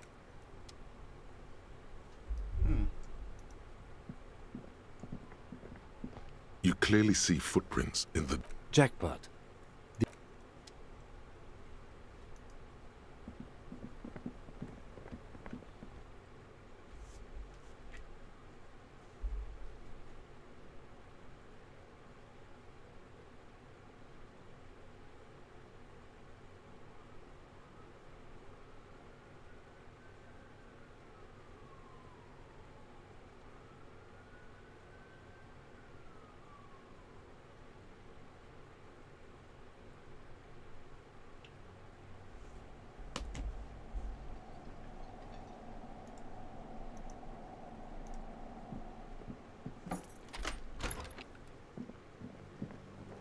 The man ponders his cooking utensils. He looks up at you. Then, shrugging is an international sign for...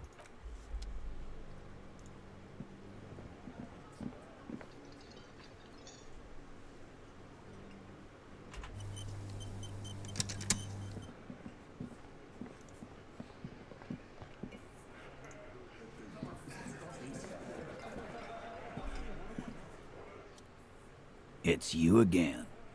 What is it?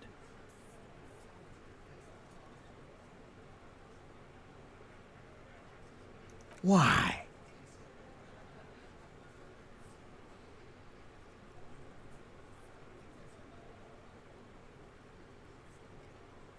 You're cuckoo, cop. I'm the only man responsible for this unit. Get with it, or fuck off. Yeah, fuck off!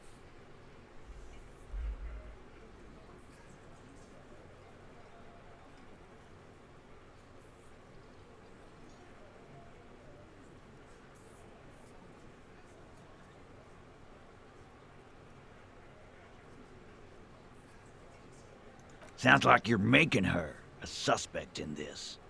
Ruby's one of us. We're not gonna throw her under your moral intern steamroller. Fuck that shit. And fuck you too, moral Ruby is missing. If you hide from the police in a murder investigation, you become a suspect. You know how it works, guys. That's nothing. That's just legalese. You don't even have a sound theory. I don't want to be rude. I think we'll keep sticking around, Titus. You'll be surprised at how quickly a theory presents itself if you keep looking. Nothing is happening. The pieces are there.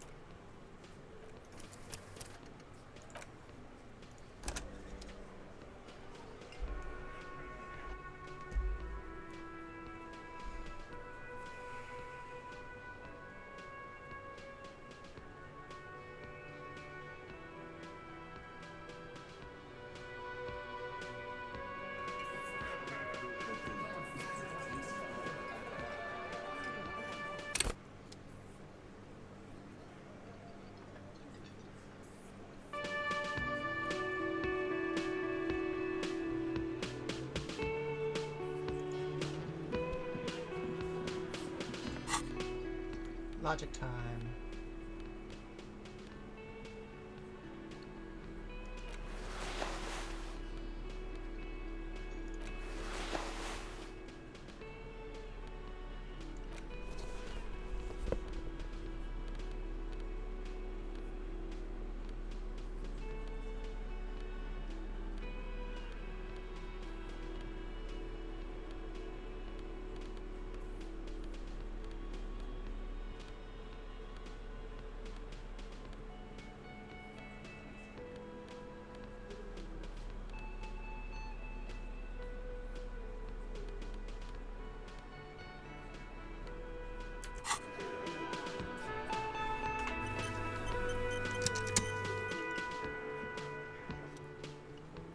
It's you again. What is it? Why? You're cuckoo, cop. How many? Yeah, fuck off. Sounds like you're making. Ruby's one of us. And fuck you. Ruby, That's nothing. I think we'll keep sticking around, Titus. A sudden flash of lightning in your neocortex. The hostel cafeteria is lit by its airy blaze. Floor plans, bullet trajectories, webs of human emotion, all channeled into a single thought. Because she was here, all night, with us. He's cobbling together shit so he can put her away. It's Cop 101. She was here all night? 12:25 to 12:15? She was here during all that time? Yeah, with us, drinking, near the stage there. She didn't go to the toilet? No. All right. She took a fucking leak, okay? For one moment. Maybe went out too. She has an operation to run from her lorry. We're not getting into what that operation is again, cop. That's probably for the best. Don't break your stride now. And just 'cause she was gone for 5 minutes doesn't mean she magically got to the roof and shot him. I've been through this. It's not plausible. He's been through it. That means he's suspected her too. All right, we're in. We got Ruby unaccounted for sometime during the window. This was crucial. Now let's place her on that roof. You got his attention. Now don't ruin it by making weird claims. Remember, you can still mess this up.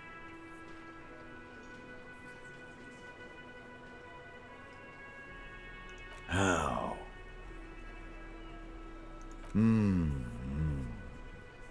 People say there was a pinball arcade here, sometime before the hostel. What was it called, Theo? East Delta Pinball Arcade. Weird place. Went bankrupt. Okay, but how'd you get up? There's no room for a staircase in this building. Or an elevator, for that matter. The elevator is outside the building. It's an old dumbwaiter used for moving pinball machines up and down from the workshop. Thank you. The lieutenant is glad he got the floor plan right there. Ruby could have gone up, shot him, come down. All under 7 minutes. That's quite the theory. We need to have a look at that secret passage, boys. I'm on it, boss. Right when the law clears, me and Angus are going up there. It's a dumbwaiter, not an industrial lift. How about I go instead? Just now. You got something else to back this route up? Or is that it? Firmly doesn't go well with could've. There's a route to the roof. Me and the boys need to check it out. That's what we've established. But a route does not put that bullet in his head. A gun does that. Phase 2, murder weapon. Get a gun in her hand. If not that, then at least a shadow of a doubt. In the shape of a gun. Just don't contradict yourself. If it doesn't sound like Ruby did it, maybe keep it to yourself. But what if you miss interesting information that way? The choice is ultimately yours. But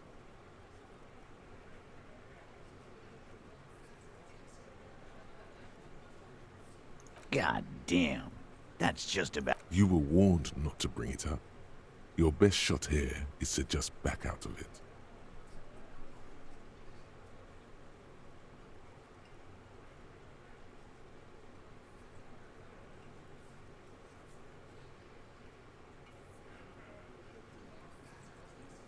Trouble. This is Revachol. Even the roid heads in the gym had a carbine. No one has trouble. He must be referencing some past case of theirs. He's angry because he knows you're right. What he's saying only confirms your theory.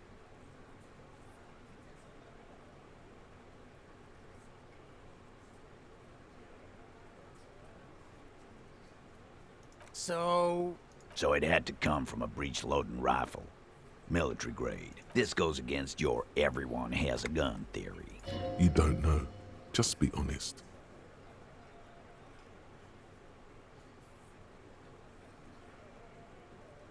Right. That's mighty forthcoming of you. Organized crime. Down in Jamrock, probably. So she may have access to semi-automatics, but that's a long fucking stretch of the imagination. All right, Cole. Keep talking. I'll tell you when I've had enough. Pete, we're not seriously considering it, are we? Ruby wouldn't do this. Why would she do something like this? Phase 3. Motive. The last component. The big one. Get this and they'll give her to you. Remember, don't piss him off. That never works.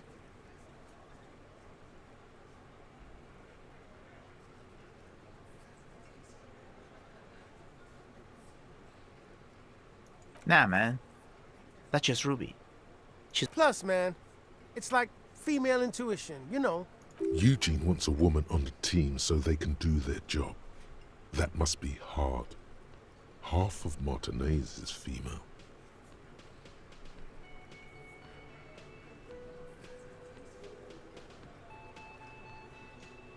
Not so useful. Yeah, like what? The big man falls absolutely silent. Behind his squinting eyes, dominoes are falling. Fast.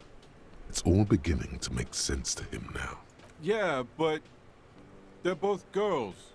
Girls like girls too, Angus, sometimes. This is one of those times. She liked Glacier.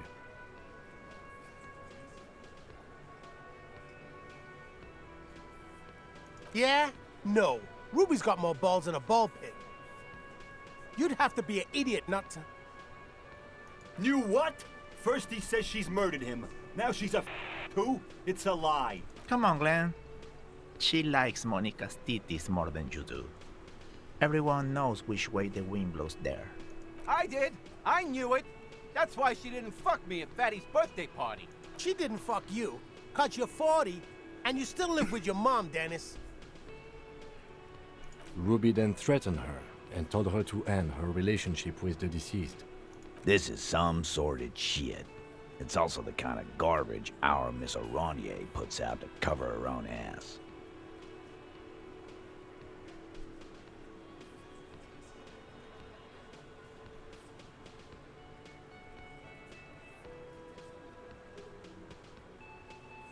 Figures.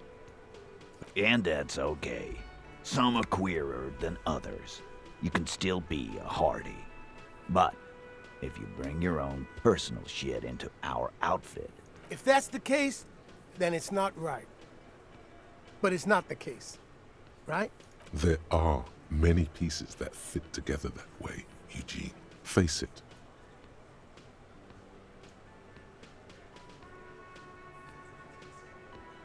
And I suppose you have a theory about that too, cop. Think about it. Why go through all that effort? It was her idea, wasn't it? The hanging. You went along, but she suggested it. She had, like, a fully formed plan and shit. Right when she came back downstairs. Really, Shanks? Claudia wanted to talk to another girl, that's all. She was just the first one up there. I could have come up with that plan if I'd have been first. Time for a logics demonstration. I didn't do it, fucker. It wasn't my plan. You probably did, though. It's just a thought experiment. Think, Shanky. You killed him. You got up there, shot him, cut down. Fuck you, man. I would never fuck my guys over like that. Especially for some bird. She didn't either. She would never do that. Why aren't more of you defending her? This is fucking stupid, Titus. Glenn, I thought the same thing when she skipped town and left us in this shit. Oh, so he didn't rule her out completely.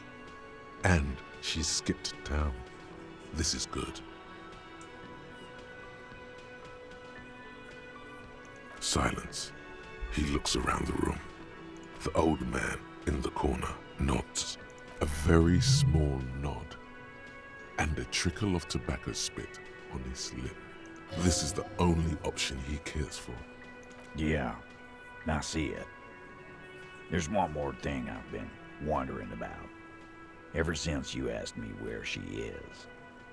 Add it to your list of suspicions, if you want. I don't know where she went. She just got up and left. Got real scared, too. Wouldn't tell me where. However hard I asked. Want to know why? She was afraid I would tell you. Maybe she was right. By now, I probably would. She knew there's evidence on her, and she knew we'd find it. This is typical suspect behavior, why fleeing is always incriminatory. Perhaps. Ask her if you find her. It won't be easy, though. She made sure of that. Friday afternoon, when you first arrived, I got word the RCM was in town. Then she came in to see me. Told me she was leaving. That's when we had our little... I told you. You. Yes, you. The cop with the sideburns and the disco clothes. And a hole in his heart. That first. Why not? You suck on that gun like someone tore you a brand new asshole.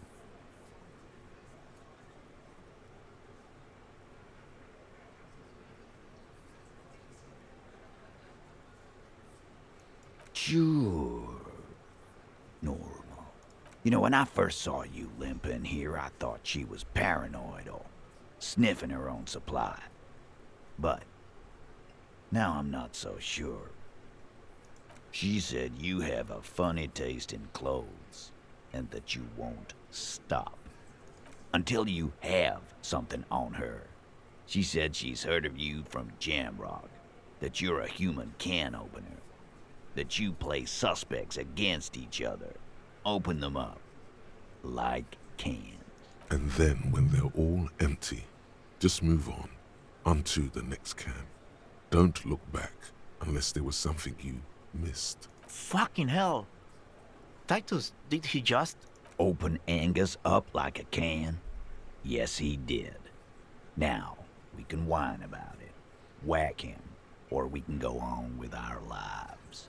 I'm having a go on with our lives kind of day, Al. How about you? It's not an actual question. Silence. He nods. You are insistent. Yeah, there was something else. She wouldn't tell me, though. I could see she wanted to. It was burning on her lips. This cop, Titus. This cop, he... But she was too scared. She's not far. We know that much. She didn't take her lorry. So, she's on foot. Good fucking luck, man. She knows this place like the back of her hand. You'll never find her. Yeah, Al. And we won't either. She's not really a hardy candidate anymore, is she? She's not, Glenn. A little. On the coast. Where have you looked for her, more precisely? More precisely? On the coast, past the waterlog. She's not here, so I'm thinking she's there. Who's doing this looking? They're all here. Lizzie needed some air.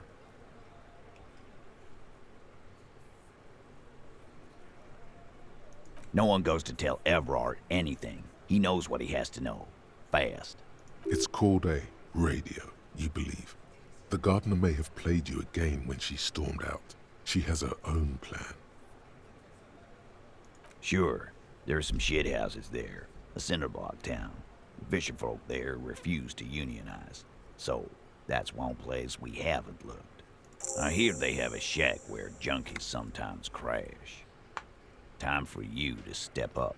We will start there. One more question. What does Ruby look like? Boyish. Hair's red. Dyed. She looks like a Lowry man. The what now? I have no idea. boys? She said she's building a pale emitter. What? We were talking about radio equipment. She said she's doing Ulan frequencies and a pale something. I don't know more. This guy barely understands what he's talking about. There you have it. Pale something. It feels like you'll get to know soon enough. It'll have to.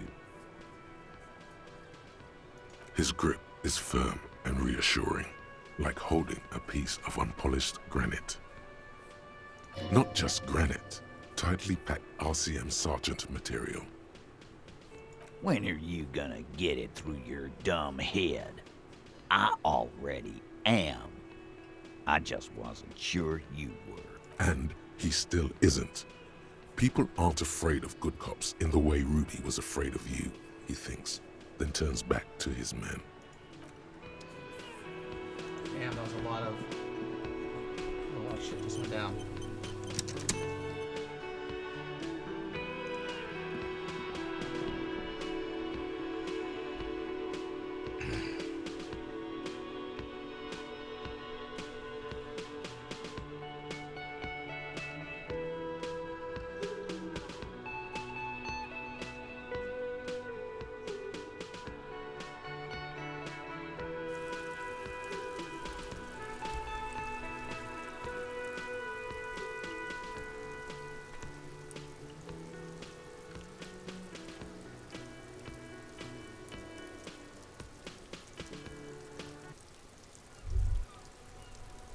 You think you have a pretty hot suspect right now, don't you?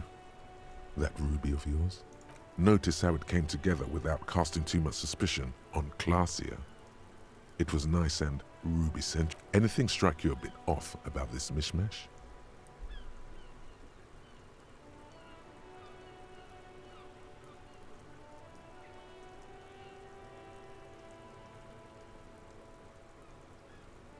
No, they didn't. Good point.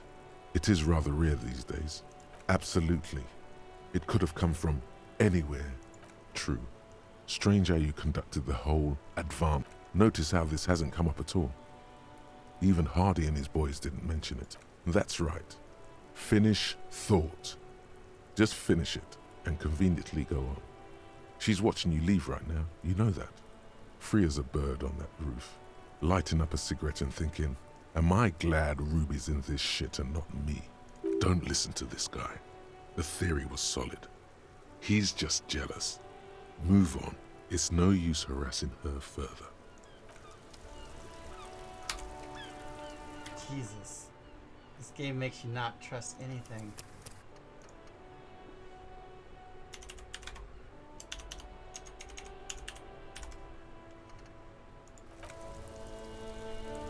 We'll go after Ruby, but we'll leave that there in case we want to come back and see what would happen if we went after Clasia Inside, instead. you see a set of steering levers.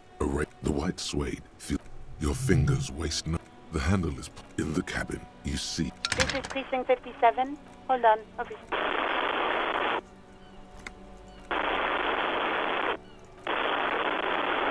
I've got Central Jamrock Public Library on the line, and I've already introduced you to their librarian. Connecting the call in 2, 1. Yes, this is Central Jamrock Public Library here. How can I help you, officer? He sounds worried, yet ready to assist. This is how people get when the police call. Billy Majon, you said. Give me a moment, I'll have to check our database.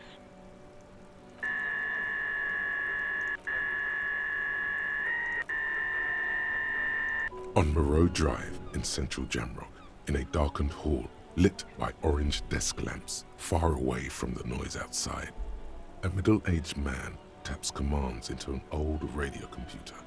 A printout falls on the desk. Behind him, a lonely reader scours some dusty bookshelves, looking for a paperback. Yes, hello, are you still there? I found Billy Majon's home address, is that alright? No phone number, unfortunately. They're too poor to have a phone line. Here we go, sir. Rue de Saint-Ghislain, 33B, apartment number 20. It's in Martinez, I believe. Cape Side Apartments, it said. That's where the smoker on the balcony lives, isn't it? It says here that they returned their last book just a few days ago, but I wasn't at work that day. Marie? Marie? Do you remember a reader named Billy Majon? They returned a Tybalt book the other day. Maurice, what? A woman yells. Then, yes, okay, if it was the police. Yes, it was my colleague Marie. She said that it was Billy's husband who returned the book. He also asked for this new sci-fi release, Lowe's Radio City 87, but we don't have it yet. Good, you have a name now.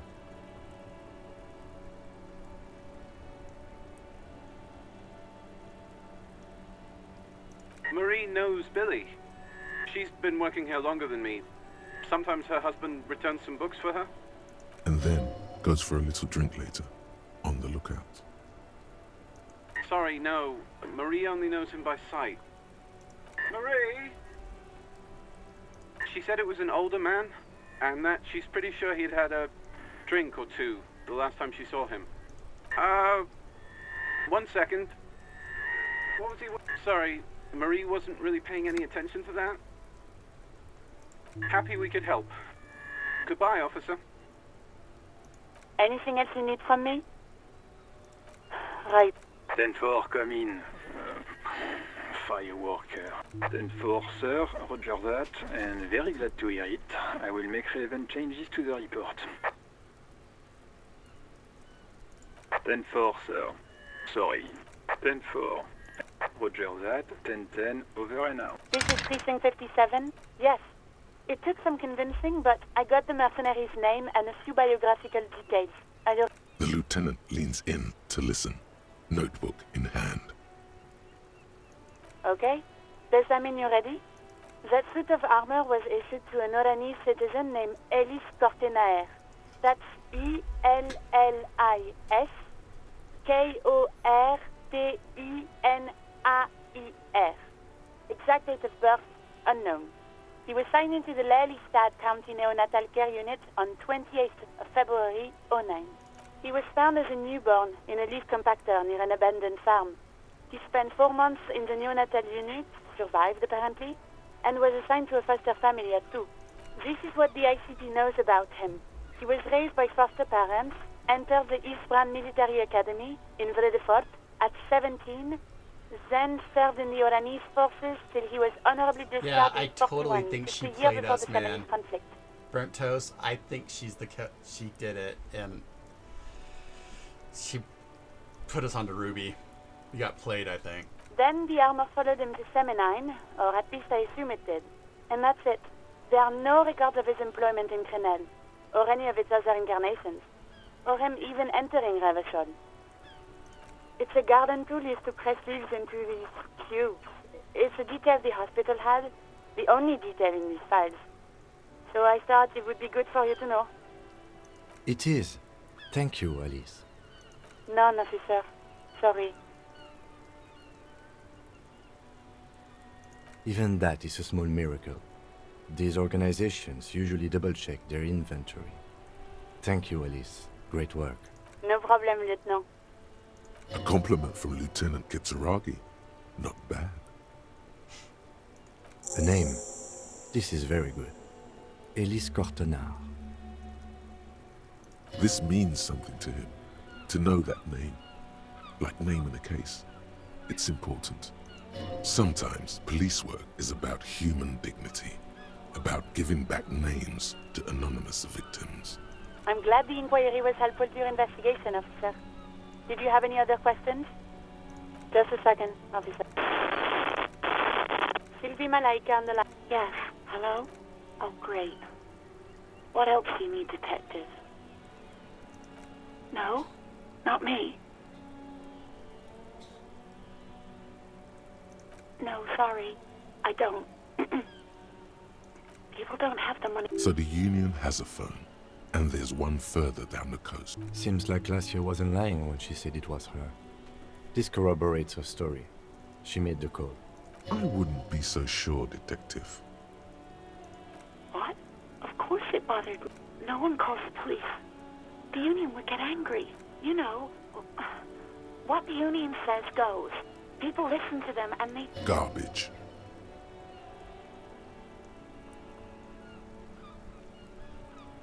I don't know what to tell you, officer. Yeah, go on. You hear the call breaking up on the other end of the radio, and then the already familiar voice. Anything else I can help you with, officer? 57th, over and out. In the cabin, you see as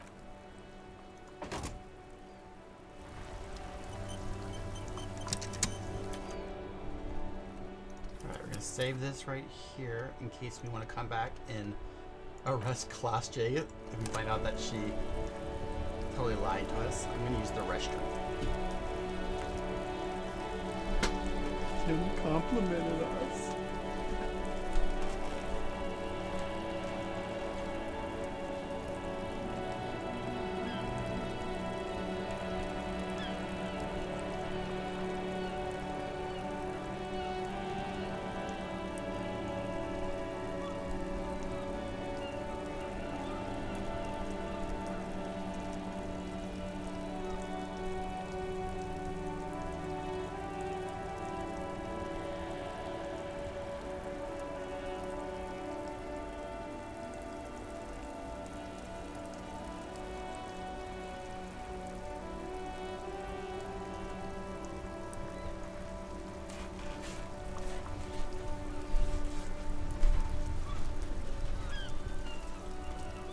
Do y'all think Class J did it?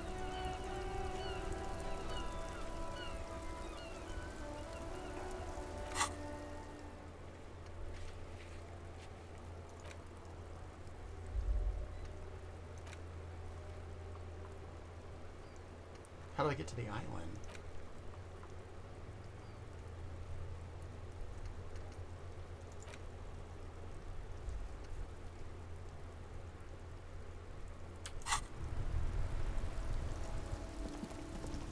Let's get this taken care of.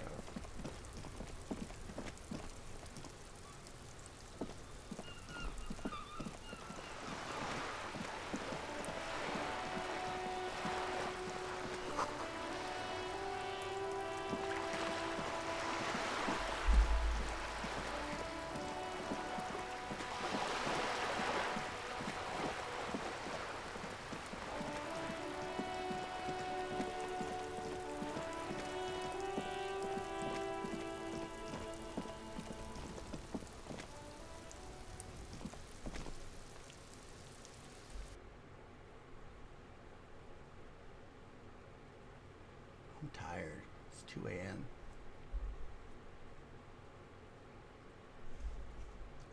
If I have anything I'm doing tomorrow, I should have gone to bed by.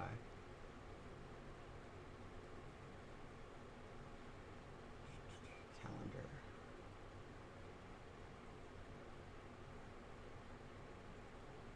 No, nothing. Just writing and working. Alright, which one was the 20th one? you hear someone walking around inside, rearranging the furniture.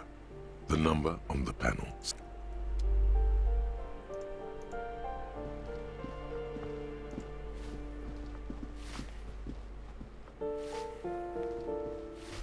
Give me a moment. It's about Victor, isn't it? It's always about Victor with her. You'll find the Maisons in apartment 20 upstairs.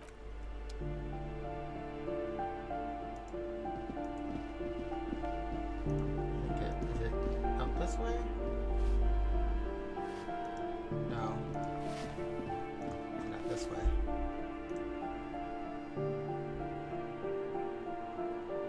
Where I am, it is 2 a.m.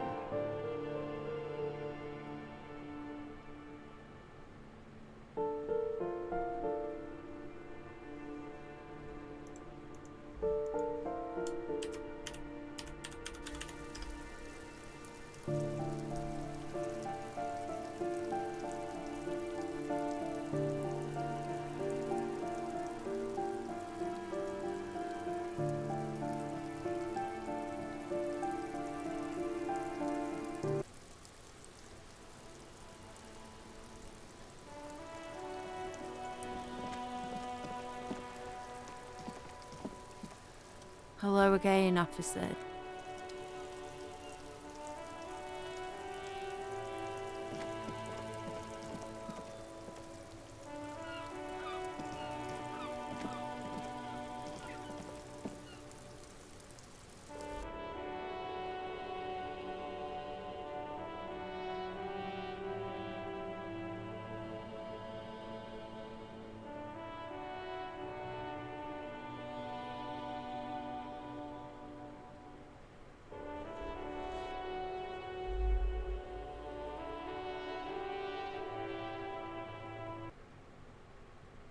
Oh, this is not the right place.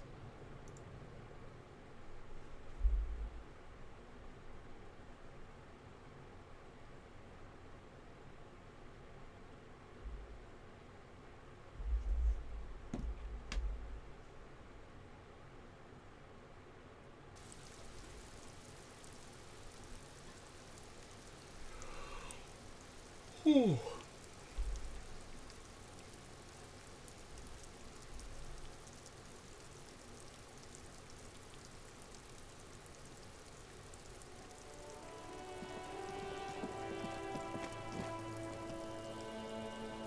That can't actually be the amount of time the stream's been going on.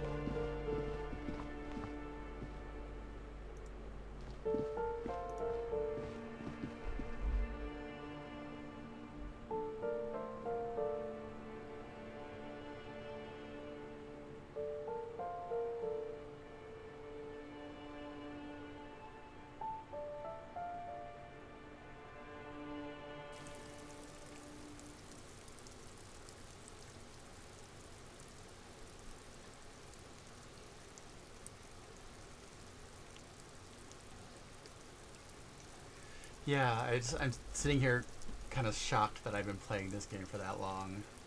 And yes, I have very much been enjoying this game. A weathered brown door. The number reads 20. Something smells good. Oh no. This is sad. The lieutenant motions to you to go ahead and knock. This is the door. You already know it's the right door. This is going to be so hard. Get yourself together. It's just police work. You're right. Let's talk this through. You hear light footsteps passing by the door and some folk music playing on the radio. We have our first preliminary identification. In all likelihood, the deceased is the husband of Billy Méjean. We need now. Delivering a death notification is never an easy task. There's a reason why it's often called the most stressful part of our job. This is why it's usually done in pairs. You got this. I'll be monitoring reactions, ready to act if necessary. Dad, just don't say that you know how they feel. Good advice. The lieutenant motions towards the door. And someone turns down the radio.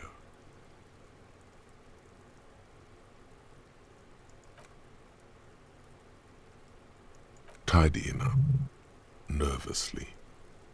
There's fear in her voice.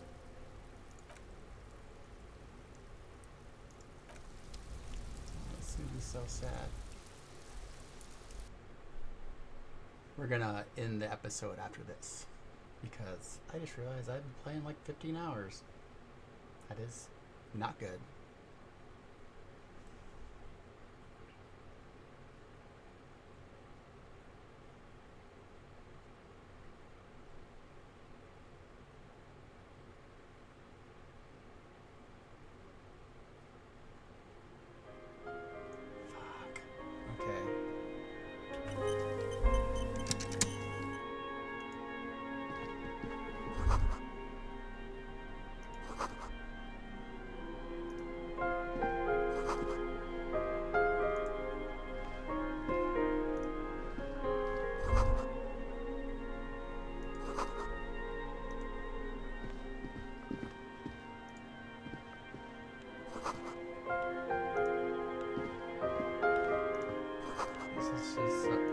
as sad as possible.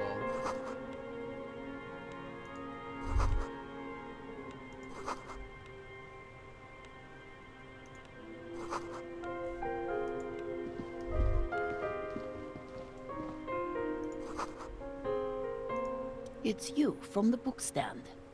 Did you come to bring my cockatoo back?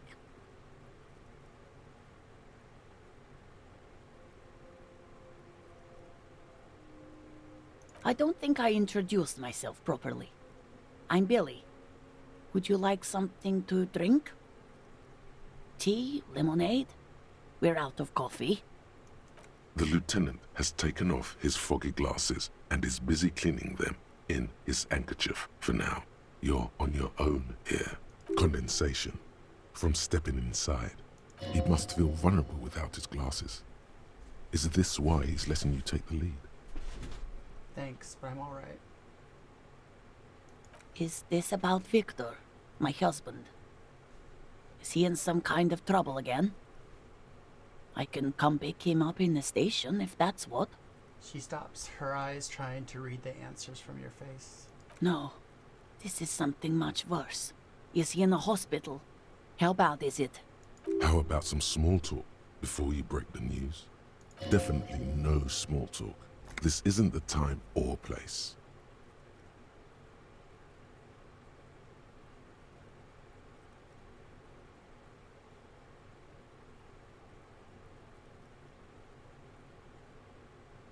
What is empathy part of? Alright, let's give ourselves a psych boost here.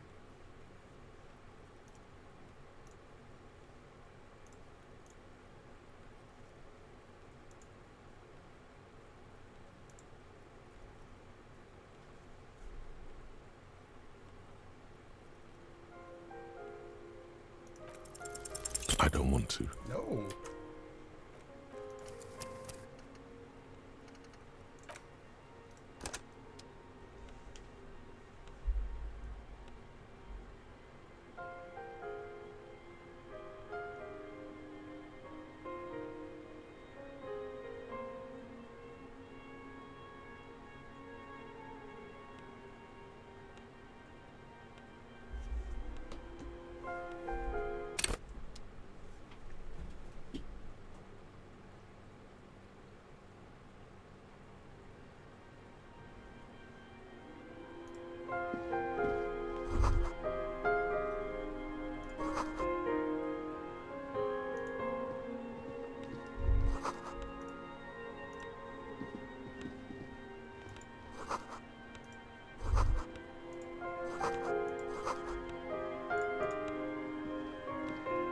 All the books I liked reading.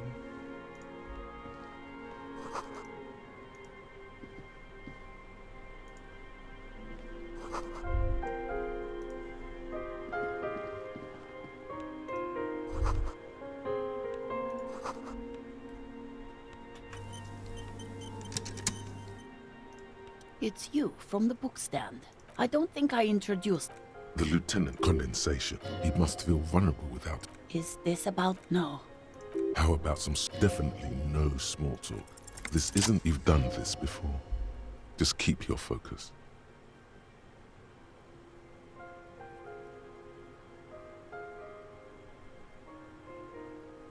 What did you say? Oh. She touches her neck, eyes pale like pearls in seawater. Oh. But... She says again. He was just... She looks at the kitchen table where 2 cigarette butts are still in the tray. Yeah, I mean, I'm gonna my next playthrough, I'm gonna play Disaster Cop. But on this playthrough, I don't want to hurt yeah. Next playthrough is 100% Disaster Apocalypse Cop. But he was just here. Alive. We understand this comes as a huge shock. I want you to know that me and my partner are here for you if you have any questions. Take your time, man. What happened to him?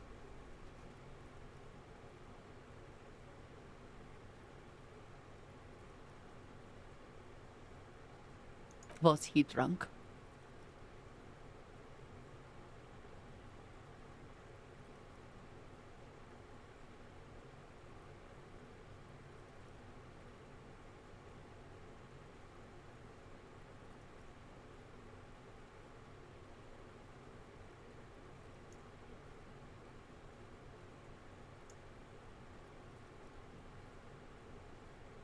I see. And you just found him there, lying in the cold. How long had he been there? If you say 2 days maybe, it will be etched in her mind forever.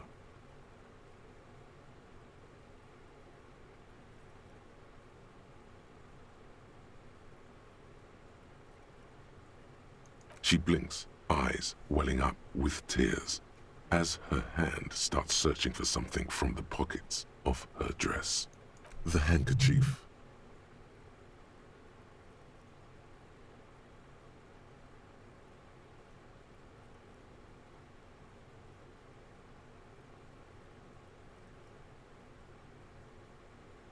A small, terrified smile quivers on her face as she takes the handkerchief and wipes away the tears. She looks disoriented. Is there anyone we could call for you? A friend, a family member, someone who could be here for you? No, no. I just need to tell my girls. The air suddenly gets sucked out of her lungs. God. Should I call them? Should I tell them to come home? No. A day.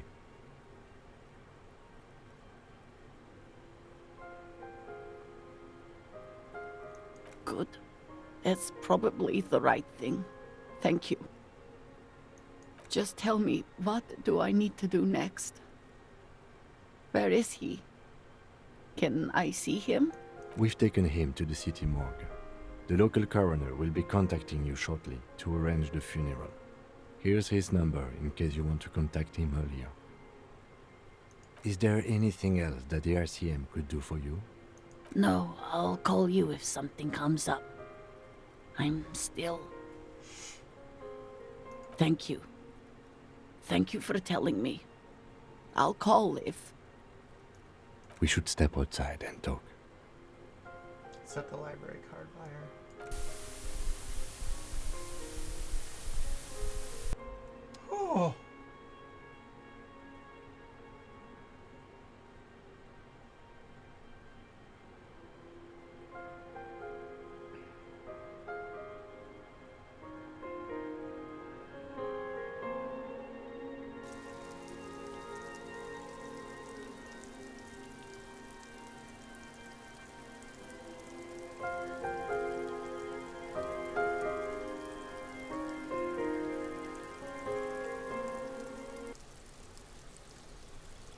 Fucking hell.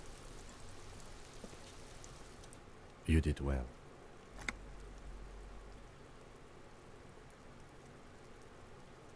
Could have done more. You did enough. Can't save the whole world, you know. Can't bring the dead back. I'll call the station when we're finished with the day and let them know the name of the deceased. What about Billy and her kids? They'll manage. They have to.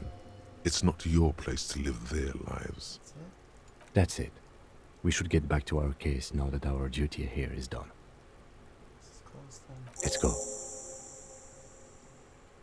Fuck. Wonder if I can come back and help her or something.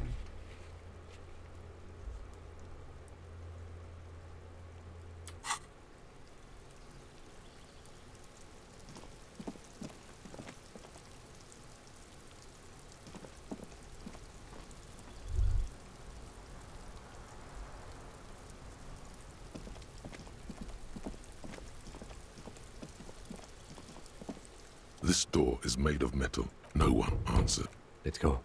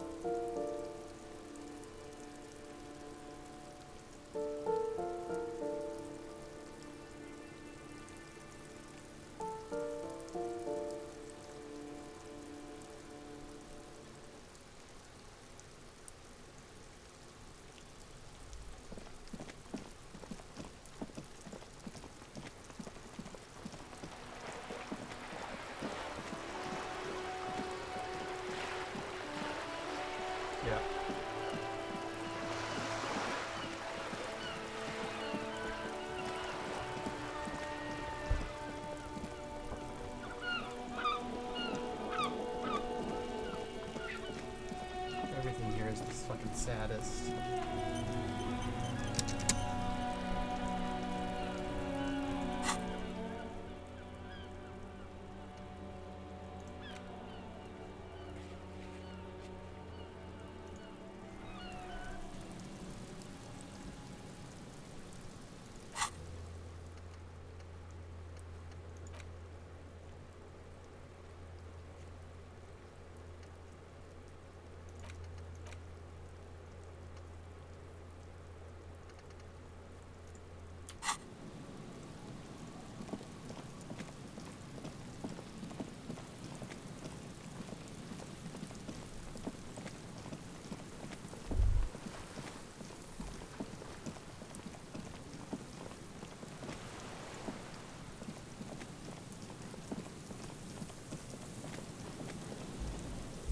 Oh, that's awesome.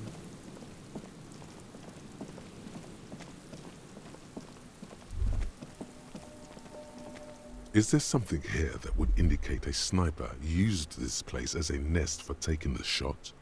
Just some urban detritus, a bottle, and a dilapidated old comms tower. In the distance you can hear the breakers roar. I don't see it, Lieutenant W. Freitor. I don't see a person take a shot here and hit something there, in the whirling in rags.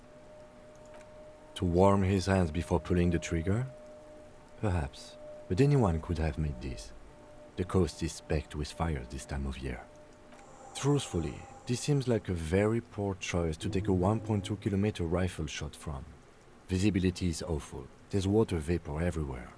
I think we can rule out biddable prime, was it?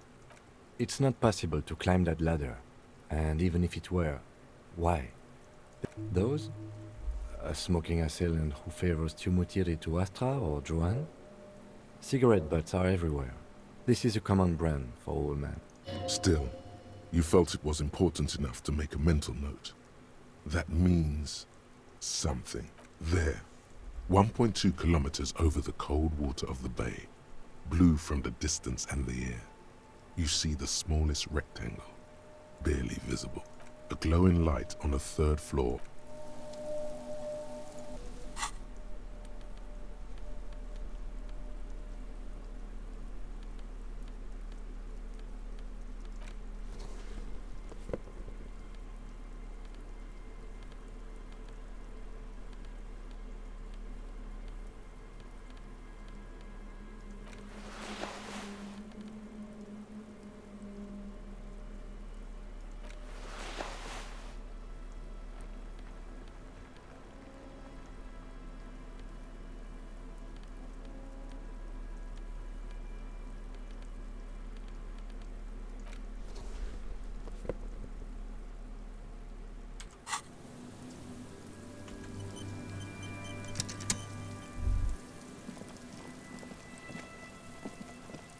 Cool. I used to listen to a lot of British Sea Powers in my 20s.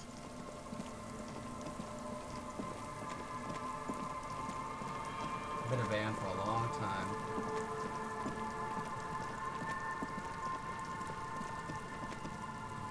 Whoa.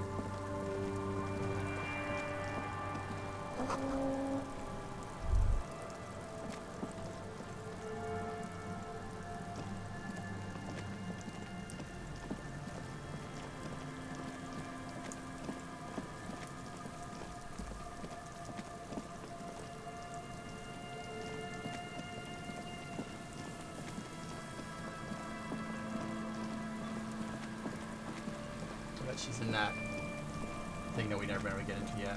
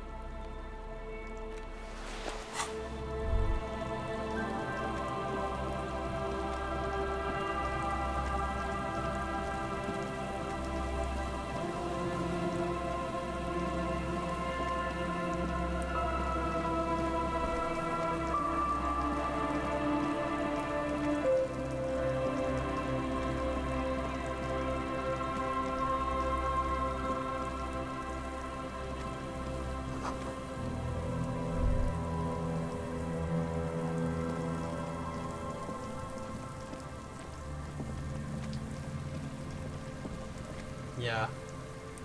I like the shivers too.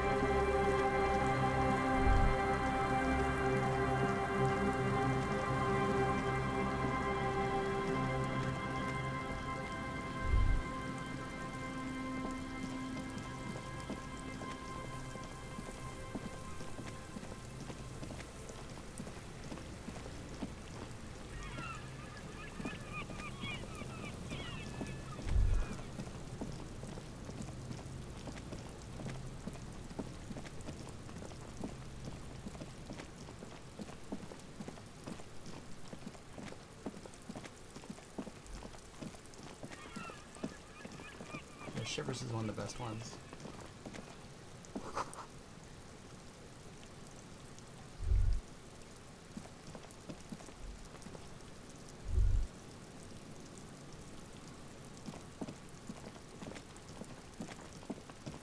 I don't know, you tell me if she's inside.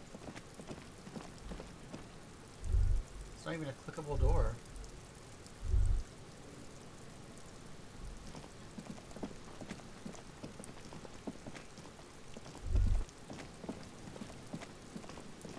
Oh, let's go find that buoy. I think it's up here.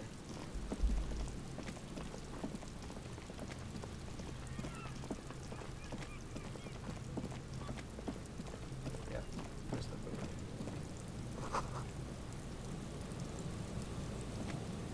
A metal and plastic contraption bobs up and down amidst the trembling reeds. At first, it just looks like trash, but if you look closer... That, over there. Must be the boy class you told us about. The one she hid her passport in. We should take a look. Cold, air, tendons. Snapped the cords keeping the boy in place. A little longer, and it would be floating somewhere out in the open sea. Moves across the water, leaving no traces. You're cold again, as always. Splendor.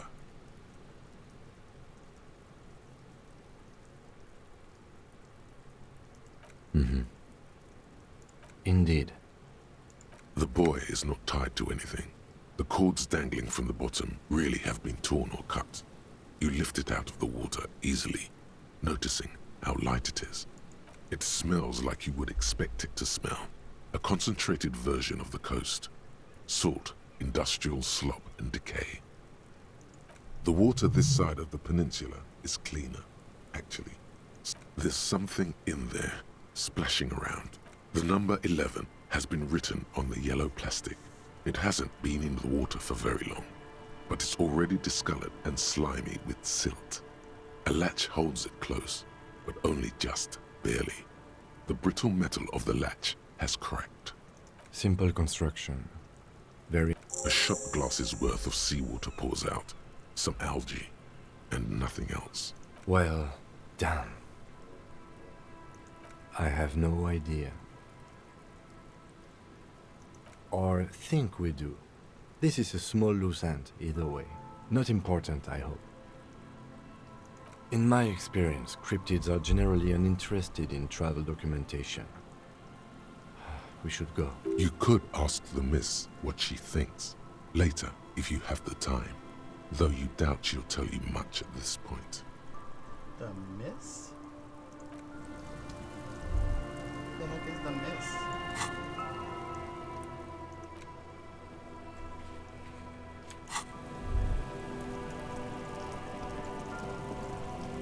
What part of the boardwalk am I missing?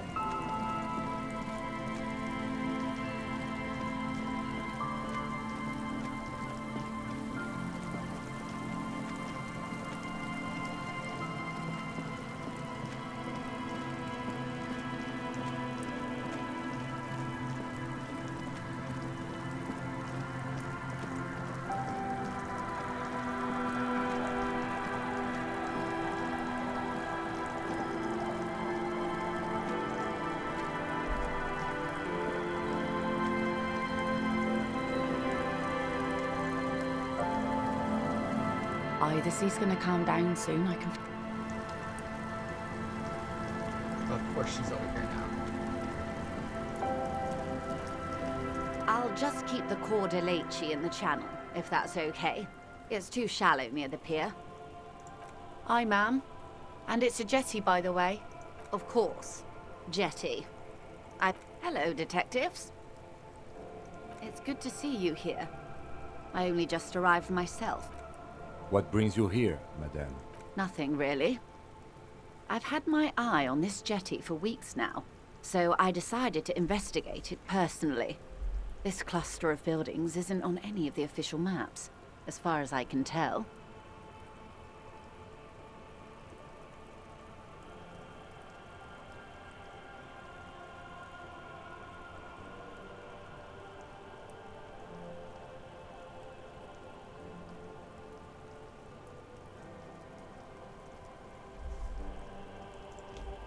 That. And she's also keeping an eye on you.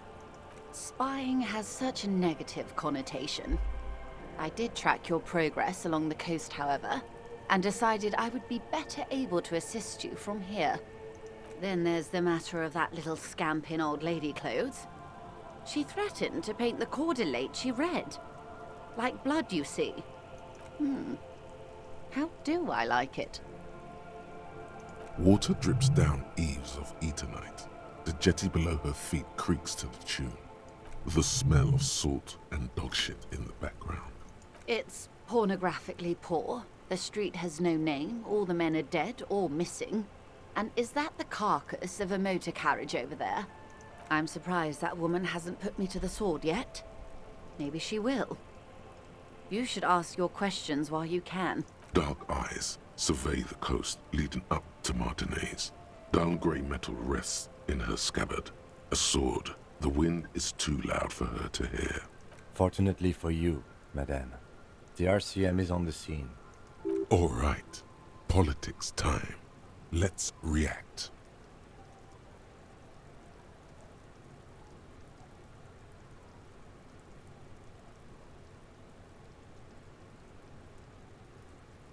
Oh, I'm not frightened, officer.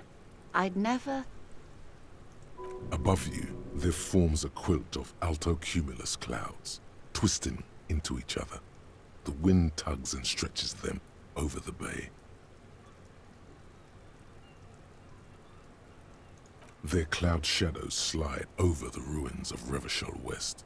Wherever they pass, the temperature drops slightly, but perceptibly. It's early spring, and the rains are coming. An officer enters a low hut of stone and wood. Inside, weapons are piled against the walls. Rifles with splintering stocks, and swords, tens, if not hundreds.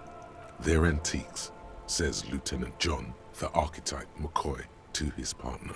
They're digging them up from the catacombs now, fixing them. Old caches from the revolution. The children carry them up.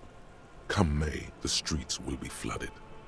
Outside, the wind rattles the loose hatches, flooded with cheap weapons in angry hands. Have I told you how they discovered this place? Yes, in Cielinde. Well, your condition has left you no worse off than most of these people. The literacy rate is around 45% west of the river. 50 years of occupation have left these people in an oblivion of... I knew you would sympathize. Most Revacholians will never know what this place means. Our home. This island of matter. Or why they were ferried over in the first place.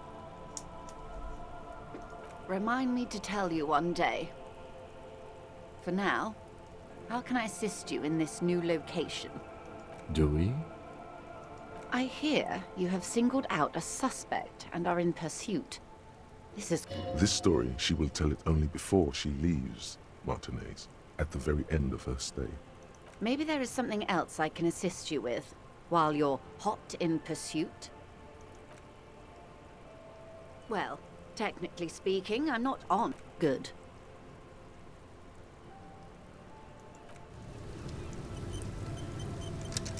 Let's take her boat. We need to go to that island.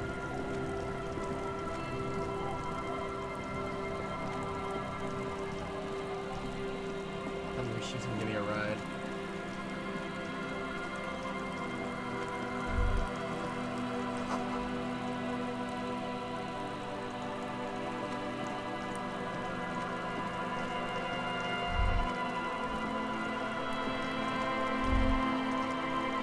This is it, the scene of the party. The fire pit, cigarettes, and empty bottles all evidence it. Not as such. I'm talking about what came after the party scene. Looks like they were here a while, judging from all the bottles. No, I took it off. The sunken motor I'm carriage wearing the, provided them a focal point, the occult like a goose bolo. ice sculpture or a chocolate fountain. Looks like it.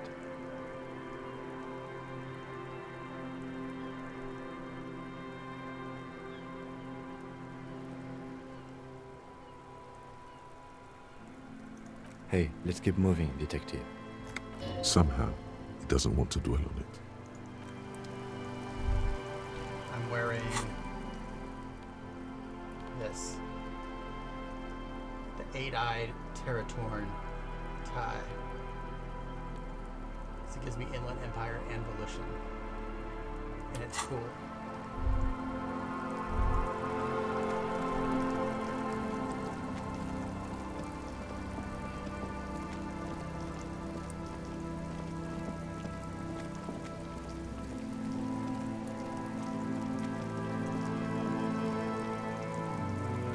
Supposed to be looking over here.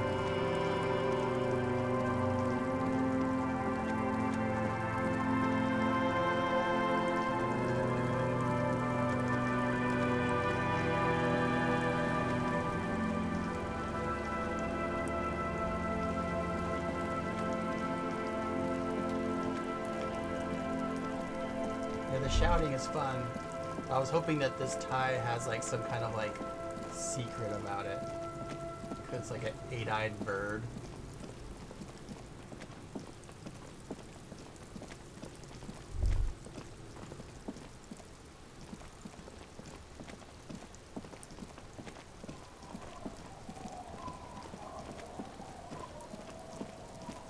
I walked all over the boardwalk and I didn't trigger anything.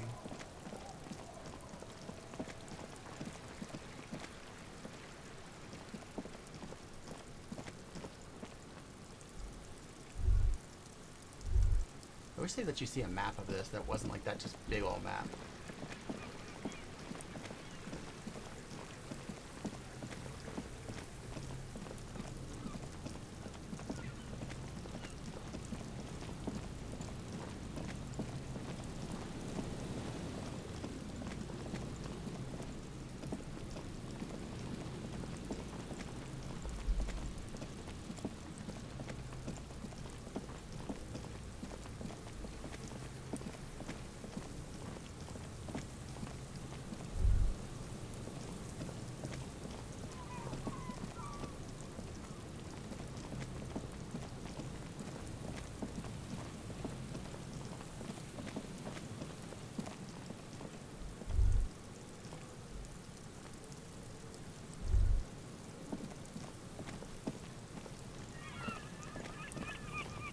Where am I supposed to go, Burnt to Paste?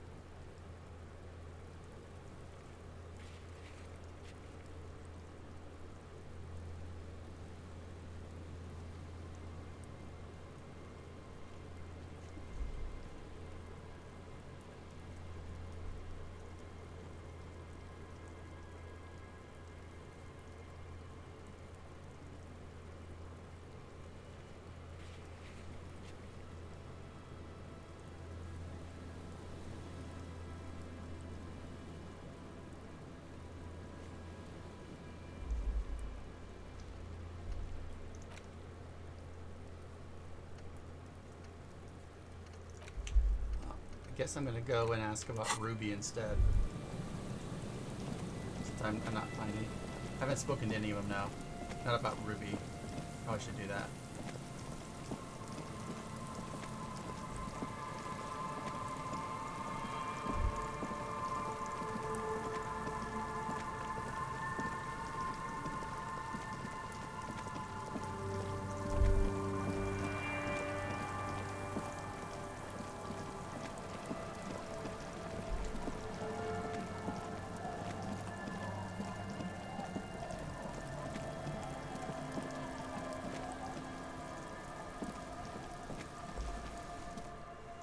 Our tenant, the policeman. Nay, I haven't. Because she's blind, which you seem to have forgotten. This is my little cinder block town. I know what goes on around here. She's being evasive. She knows something. There was a murder in Martinez. She might be a suspect.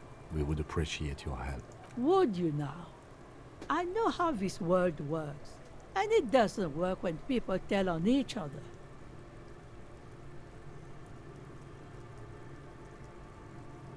No, it's not like that, man. With him we called you. Right now, you just arrive by yourself. Like a raven, there's not much to tell. People come and go. Now, I see, ma'am. I hope you don't mind if we look around anyway.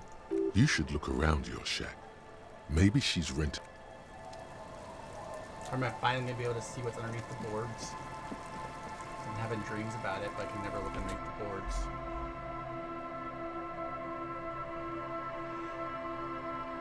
Getting tired.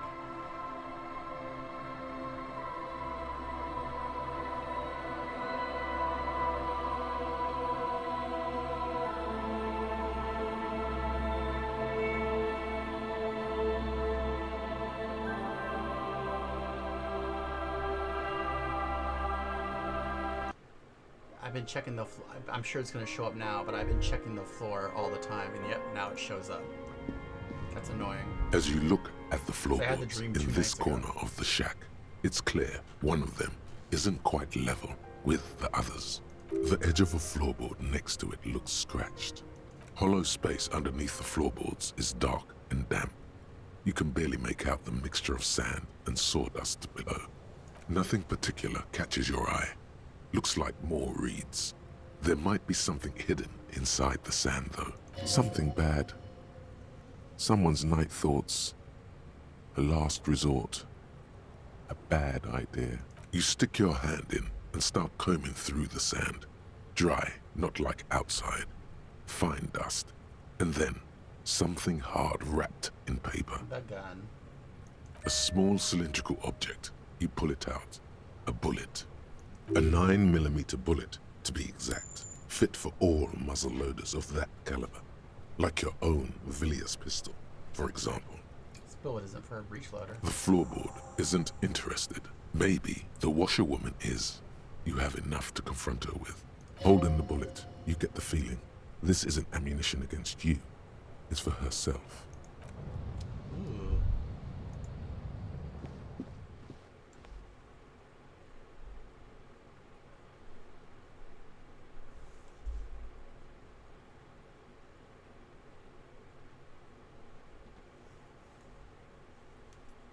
I thought I had really high perception. I have like 11 perception.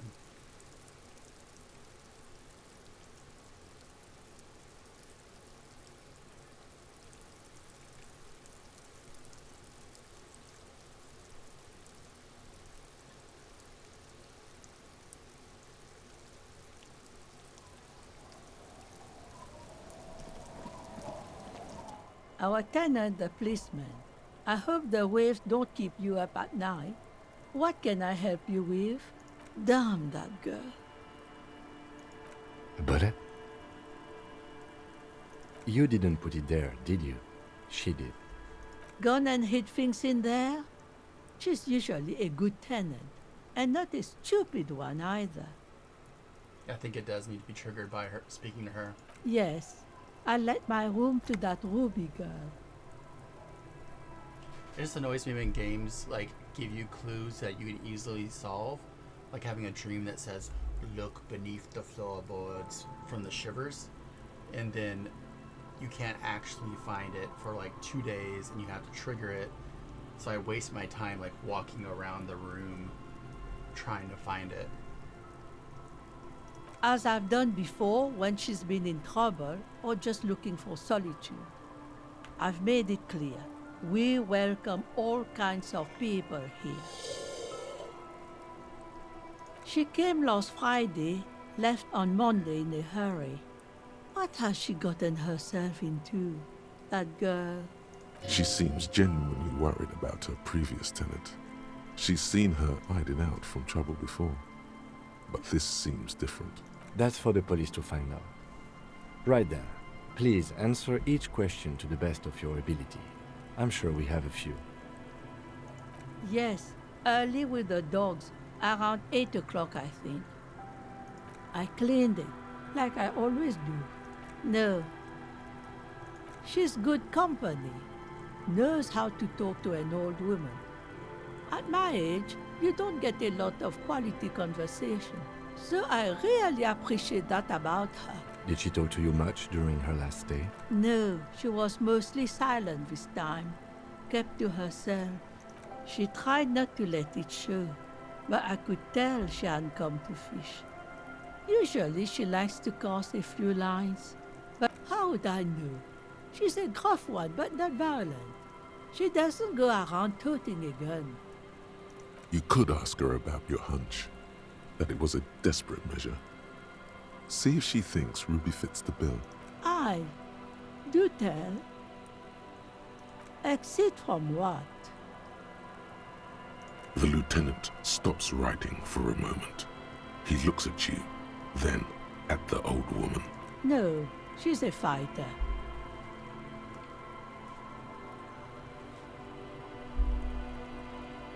Not that I know of, though she was into nice music. She once showed me a few mixtape millions she'd made. Although I guess she was pretty handy with the mechanical and technical stuff.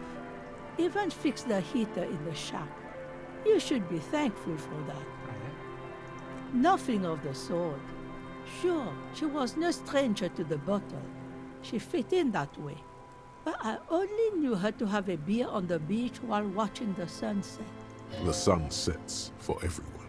She isn't what you call a drunk. Even offered me some from time to time.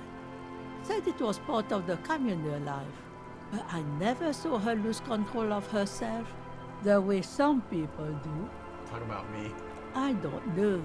Further up the coast, she tried to leave quietly, but the hinges on that door screeched like a cat in heat. Woke me up. I heard her rushing in those heavy boots. It's a peninsula. She might be trapped. You'll never find her, you know. She knows the coast like the back of her head. She's in that bunker. You only just arrived. I wouldn't worry about that, man. We are persistent.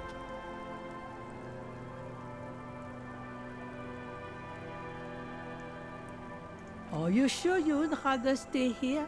Get a nice cozy fire going in the heater? Seems like a better idea to me. The failed electric neuron. You feel like you should go look at it again. Step close. What more do you want to know about that poor? Yes, one thing, officer. If you do find her, please go easy on her. She really means it. It's an honest plea. She's a good girl. Whatever she's gotten herself mixed up in.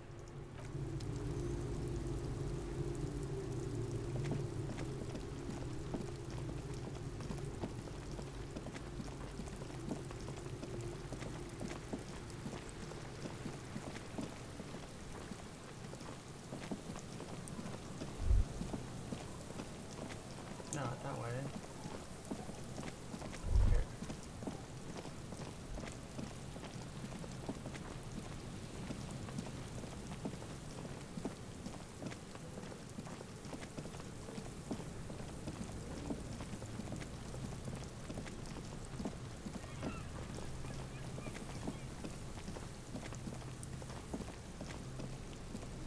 You see, a once bright mural towering above you.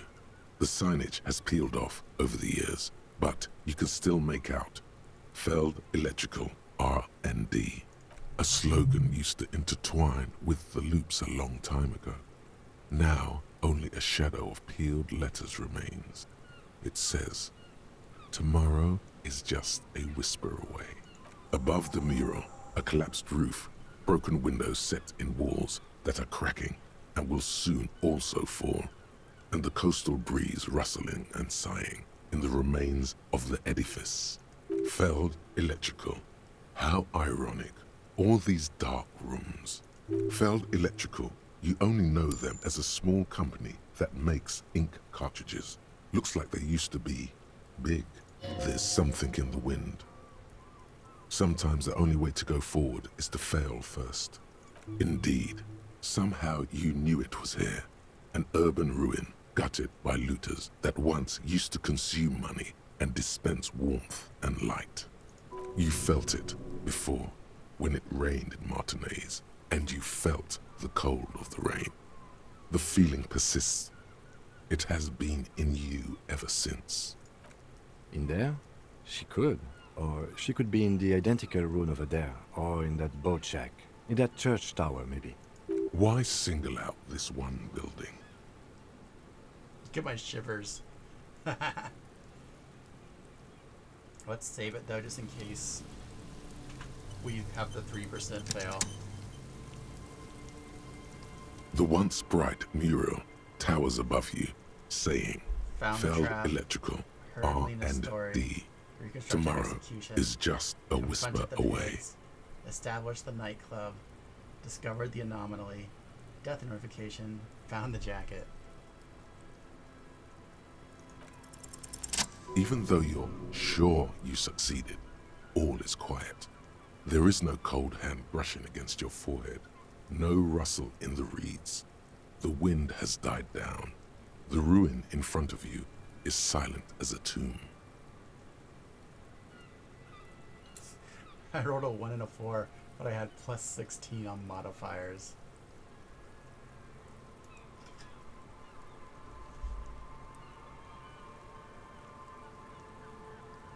Trying to talk to the wind, the city, whatever you thought would happen, did not. And now you're just standing there with your hands fallen to your side. Is trying to talk to the city something you've done before? Is it in your secret repertoire? A trick for when you're out of ideas? A prayer of sorts to Revachol. How do we? I was really hoping she'd be in the village. Shiver shadow. Okay. Shiverly. She's probably north of the village, and this place is a peninsula. We already scanned most of the outdoor areas on our wild cryptid hunt, so we have an understanding of the geography, at least. Interesting. I made that check and it didn't give me anything. And then there's the church. We've already searched that and can rule it out. I know it doesn't feel like progress, but exclusion is a step too. Anyway, we do it the old-fashioned way, sector by sector. Go over the whole peninsula, ask the locals, enter the places where we can enter first, like we did in the village. Then, if we're desperate, we can look where we can't enter. Bunkers, storm drainage, this place, I'm sure it won't come to that. Walk the coast, the old boardwalk, the reeds. You can always come back here and talk to the wind again. Look where it already got you.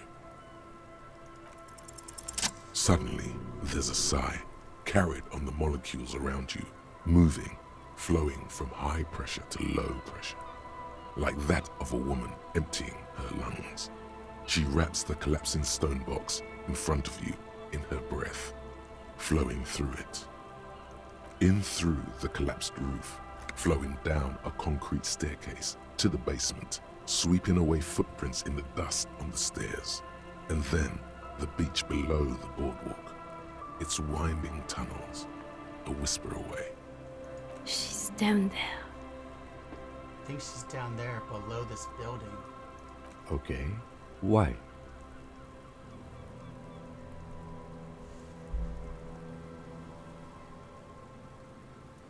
Good, good, yes. Cold spells. So basically your hangover is telling you she's down there? So, how do we get in there? The doors were on the collapsed side of this building. They're gone, basically. Perhaps you can climb them. We are not climbing anything. I'm 43 years old, and I plan to live to see 70.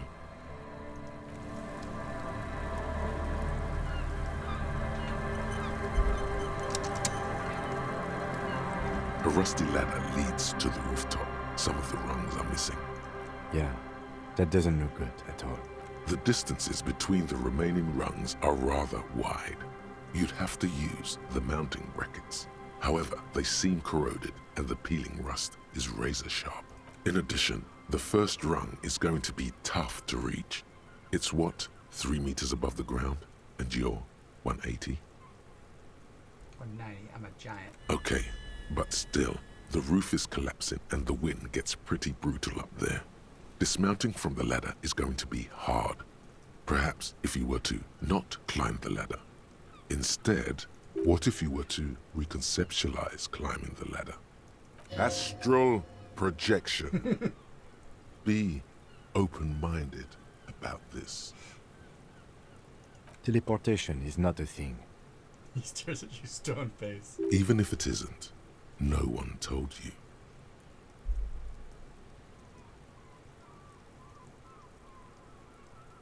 That's not how physics work, detective. And even if it were, wouldn't you need some kind of apparatus? A teleportation field or... What are they talking about? Teleportation, Mikhail. It's generally thought impossible. Won't hurt to try. Oh yes, it could hurt. A lot.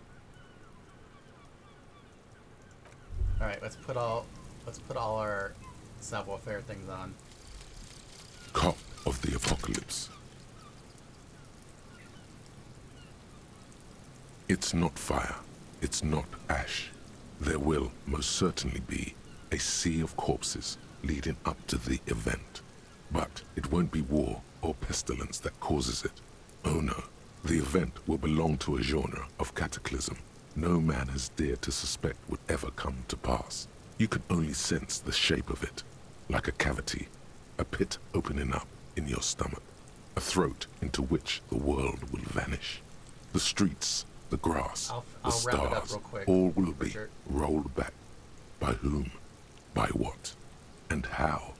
You don't know. All you know is you're not joking around. Why you gotta call me out, Abyssal?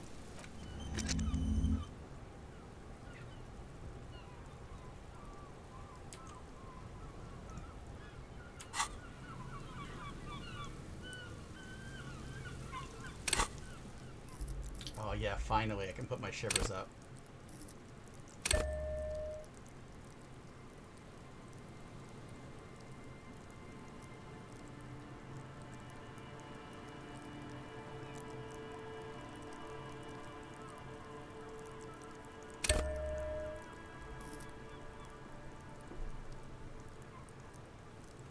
I'm just kidding with you, Abyssal. My partner is Dr. Richard Harbody, and they're calling me out too right now.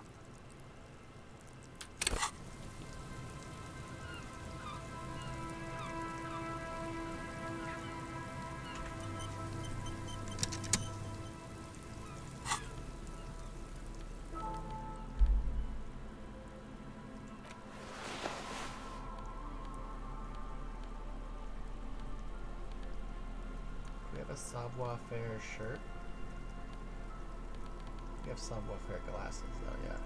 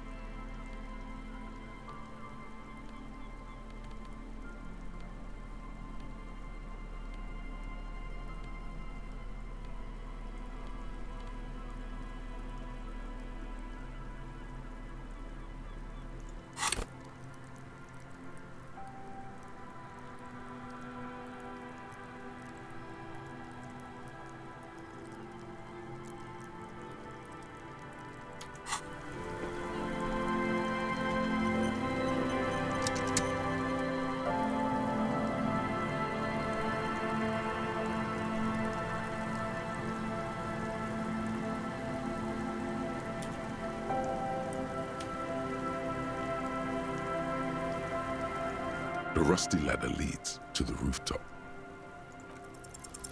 All you need to do is close your eyes and concentrate. I'm gonna teleport. Darkness enfolds you. You can feel the distance between the bench and the first rung of the ladder. All you need to is... Zoot, zap, pow, crinkle. It's like magic. You feel yourself disappear, your atoms fading out of existence. Oh my god, I can't believe it. Bam! You find yourself on the roof, having mastered the art of physical displacement. I did it, Kim. I teleported. I just saw you climb the ladder. You just climbed it like a regular person. The wind at the top of the building starts howling loudly, blowing away the lieutenant's voice. Faintly you hear... Never mind. Find a way to let me in when you get inside. Don't go adventuring without backup, especially if we think the suspect may be hiding here.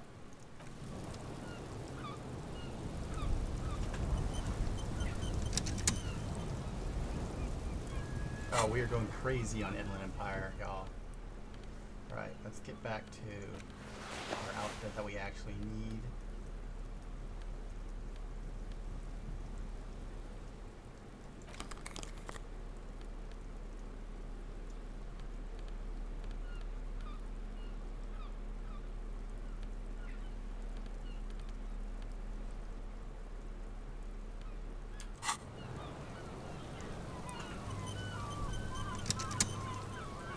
I still have some points left. I kind of want to save them and maybe try to get into that bunker. You can feel him rolling his eyes. Or just like sighing and giving it up.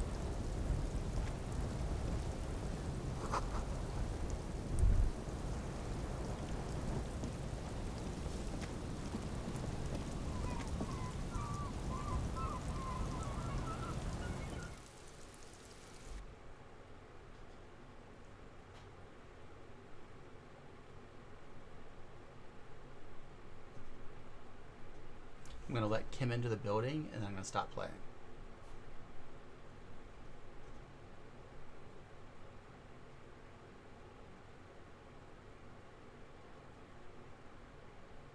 The art is amazing.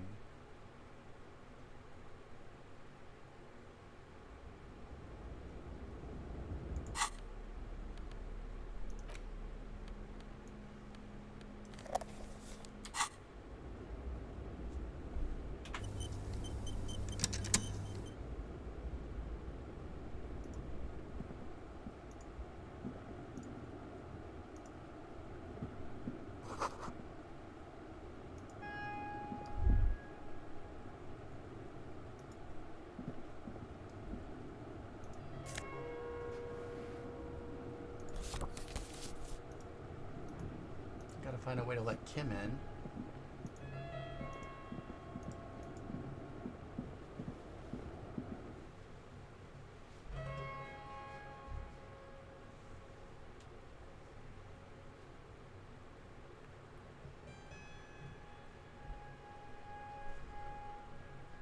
I'd also like to point out that Dr. Richard is still asleep, awake too. Need a snack? I'm gonna get a snack when I come back at doing this. You gonna quit? You told me I had to. I didn't say that. You're gonna like talk shit in the chat and then say like, you don't have to quit streaming. Oh no, they're gonna come get me in their Rimwood outfit.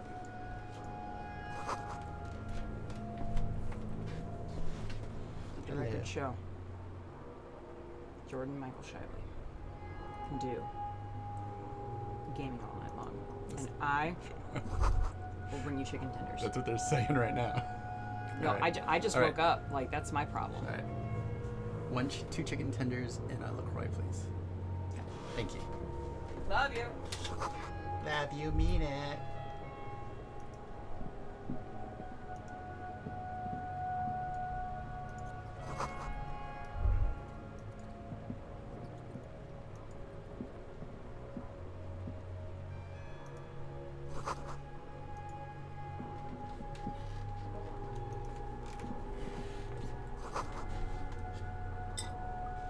I am getting like that rusty eyes.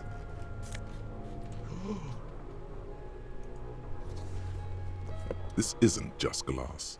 These are old computation components. Yes, filament memories. From the time when wires were cast in glass, slides with an inlaid nervous system.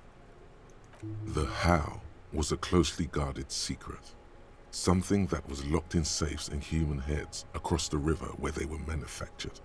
As to why, your fingers don't know.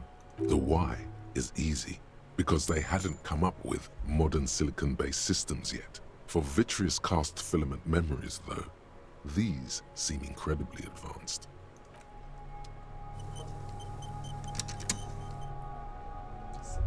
Is it always a good sign when a game autosaves?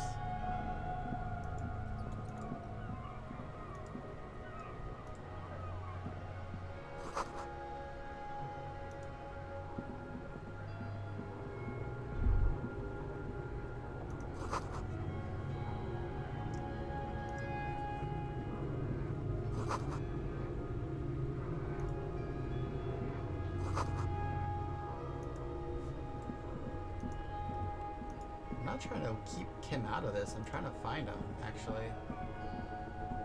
I'll let him in. There he is. Two rusty metal plates that slide apart form a crude door. It's been here under the boardwalk for a while. What do you mean, who's there? It's me, Kim. Stop playing around and help me get this door open. I definitely want my buddy Kim to be with me. The doors seem to be on rails, but they've gotten jammed. You grab a side and put some strength into prying it open. With the help of your partner, the two metal panels slide open with a creak. Huh. I hope no one dangerous heard that. After you climbed up to the roof, you mean? There's a maintenance entrance under the boardwalk. It's next to a drain pipe, possibly a storm drain. It was easy to miss before. He's quite proud of himself.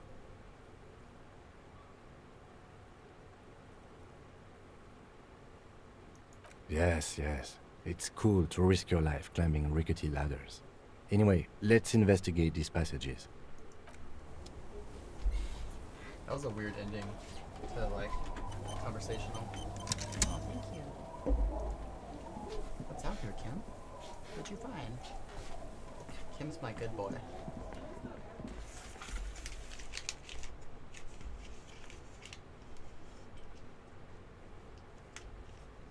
Yeah, when someone does it good, you're like, ooh, it's so pretty.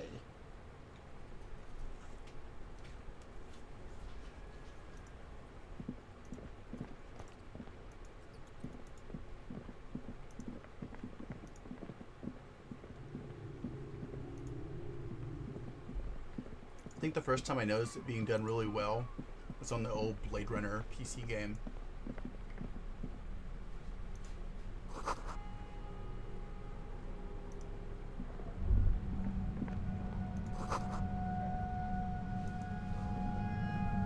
Are we gonna find the phasmid down here?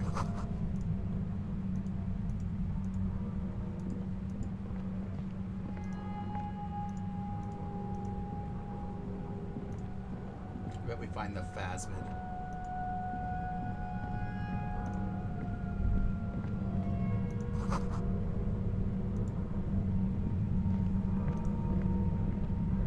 She was also trying to make a pale generator. There it is again, like a swarm of hornets buzzing under your scalp.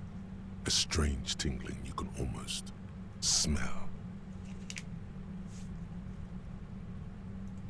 No, what do you mean? I don't feel it, but we should still be careful.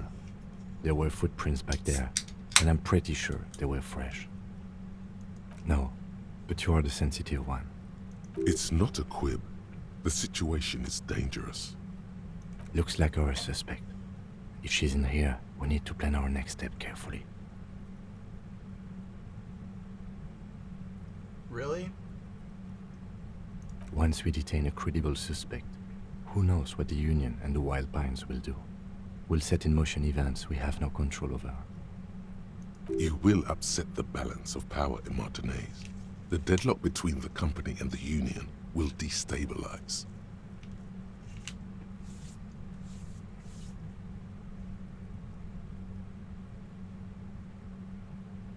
This part of town is a fine clockwork puzzle. Disturb its peace, and it will start breaking down. Keep calm.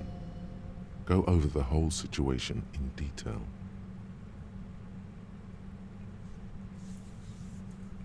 If I leave and go do the side projects, will she get away? I leave that to your judgment. You already know what I think about cross-pollinating information like this. It's dangerous, but... He just can't be sure. Maybe it will yield something useful. Okay, why not? Whatever goes down might also affect her. The Union is watching her closely now. Not closely enough, you suspect, but still, good idea to visit her once more. Well, we are not responsible for what we can't predict, are we? I don't think the entire city will be razed to the ground. Let's try not to worry, he thinks. Okay, good to know, Burnt Toast Pete. If you can't predict it, then... I think I see a cavern. Maybe more cellars? I think we've been careful enough. We still have the element of surprise. I wouldn't be so sure. You haven't exactly been sneaking. Or maybe not. Either way, once we go deeper, there will be no turning back. Alright, so I think I am gonna save it and go back and do my side projects. Burnt Toast, do you know, does contacting the cutter about the responsibility, does that end anything?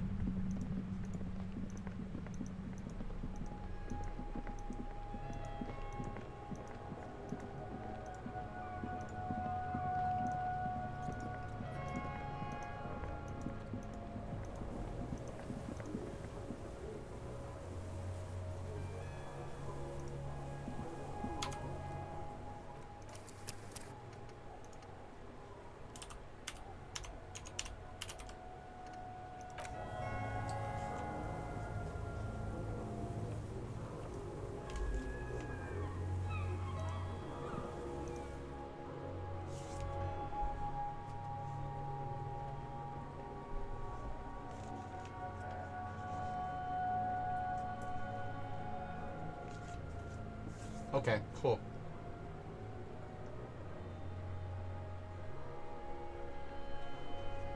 I'll go do that first.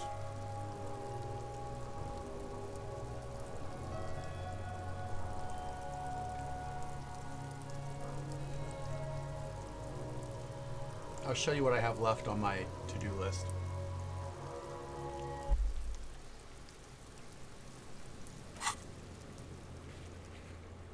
Find the murder weapon. Pick up the dice off your figurines. Ask Clage about Sunday night. Take on la responsabilità. Can I wait till the next day to do this, Burnt Toast Pete?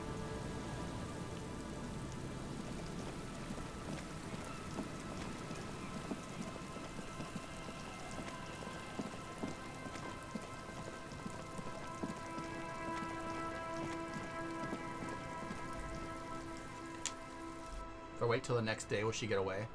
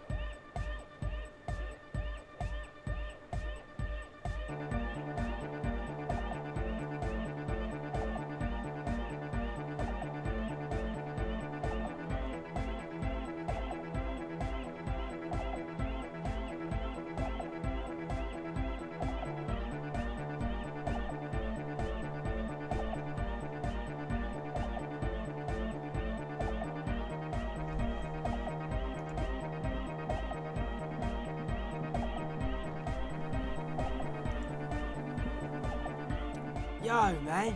What's on your mind? Rest of the crew has got to stay here. Can't afford to let the beat drop right as we're getting off the ground. Much love to my hardcore antenna brothers! Good luck, guys. Try to squeeze in a promo spot while you're on air. We've got to start putting the word out. Back across the waterlock. At least we're getting our exercise in today.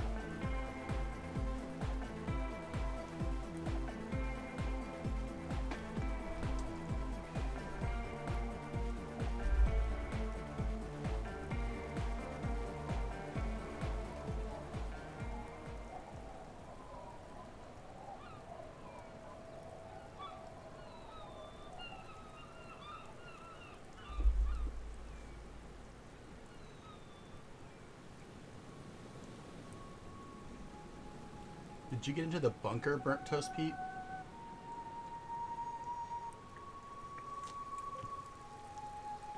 Oh wow, look at all these cords.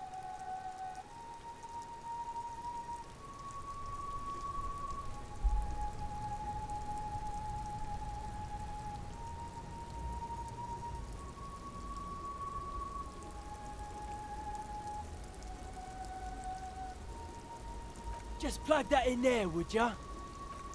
It's done. I believe we are ready. Yeah, as ready as we're gonna be. Grab one of these can sets, both of ya. I've got it rigged so that we can all listen, but only your cop talk will broadcast. No idea what we're gonna hear when I turn this thing on, so be prepared for anything. Honestly, that might be for the best. Like, I don't know how much juice we've got, so we bet good. We're live in 2, 1... A soft rustling between your ears, a winterscape with fast falling snow. Every light switch, every motor carriage, every doorbell, tea kettle, and radio in Martinez, all mingled with electrical interference caused by scattered thunderstorms over Ozone. Hey, Lawman, we're waiting on ya.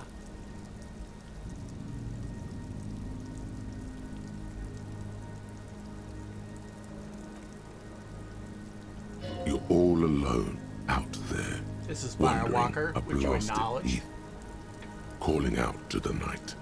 But there is no reply, except for the buzzing of invisible machines. The lieutenant looks up at you with a nervous glance. He is nervous for your sake, of course, but also his own. Looking at him now, with both hands on his headphones, you see very briefly what the lieutenant must have been like when he first joined the RCM. Then he turns to you. He gives you a half smile, along with an almost imperceptible nod of encouragement. Give it another go.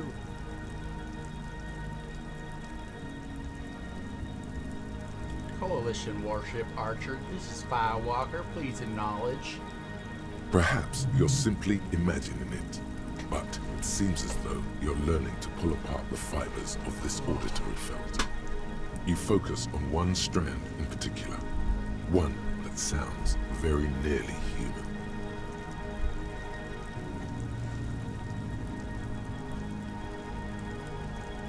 Nein, Liebling, das lasse ich nicht zu. Wie kannst du unseren Jungen bloß auf einen dieser Dinger nach Bredefort schicken? Hello, Archer, do you acknowledge?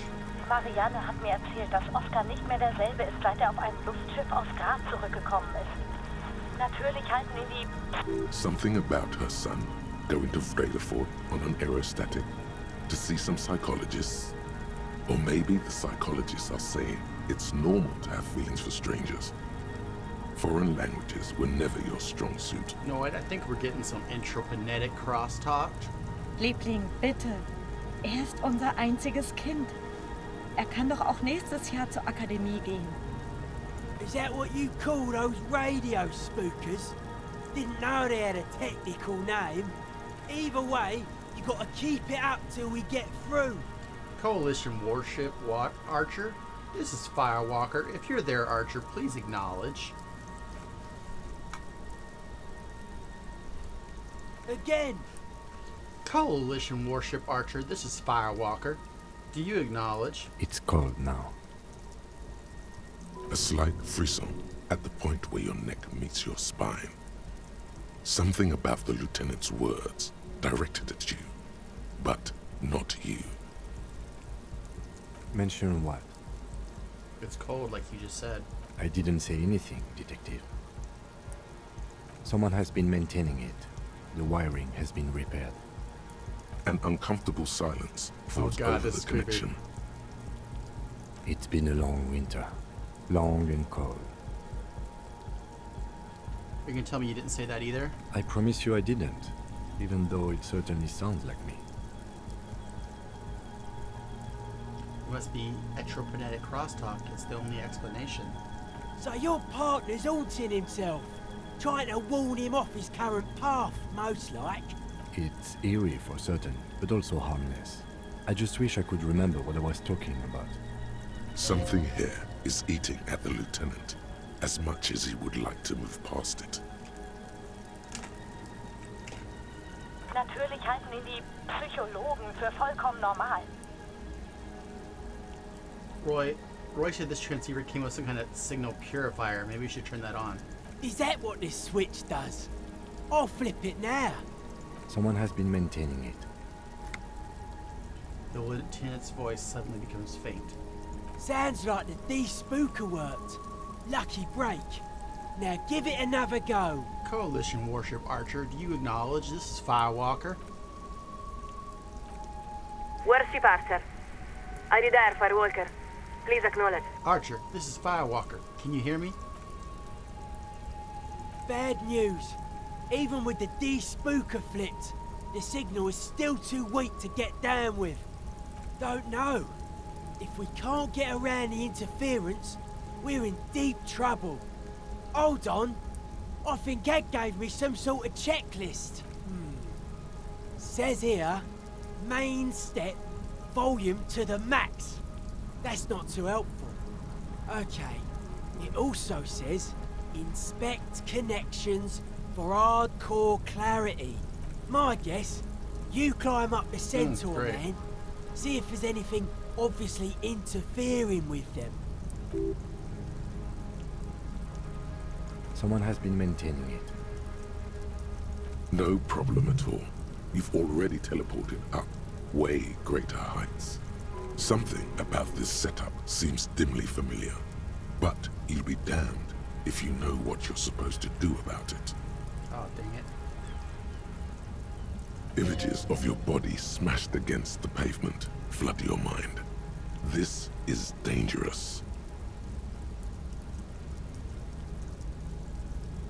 You actually haven't, but you have proven that you are a relatively capable climber. What if I slip and fall? Like, give me a chance to change my clothing. Maybe you break an arm, maybe you break your neck. Could go either way, honestly. But that's what the Invalids Fund is for. So don't worry about it for now.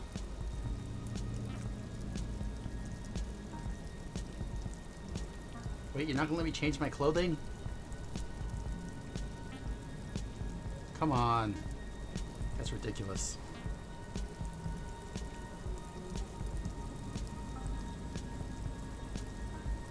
I'm not set up for this.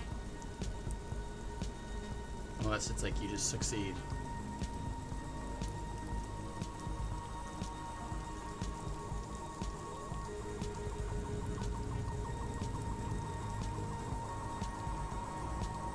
Your gloves give you a solid grip on the metal bar.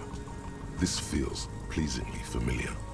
You don't exactly cut a lithesome figure, but after several moments of scrambling, you manage to hoist yourself atop the monument. Yeah, I meant for stats.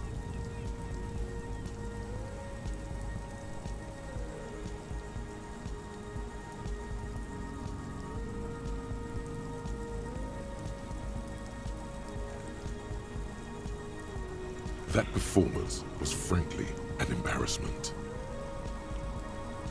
It's pretty bad. I hope nobody saw it. You're doing all right, detective. Just keep your focus on the task at hand.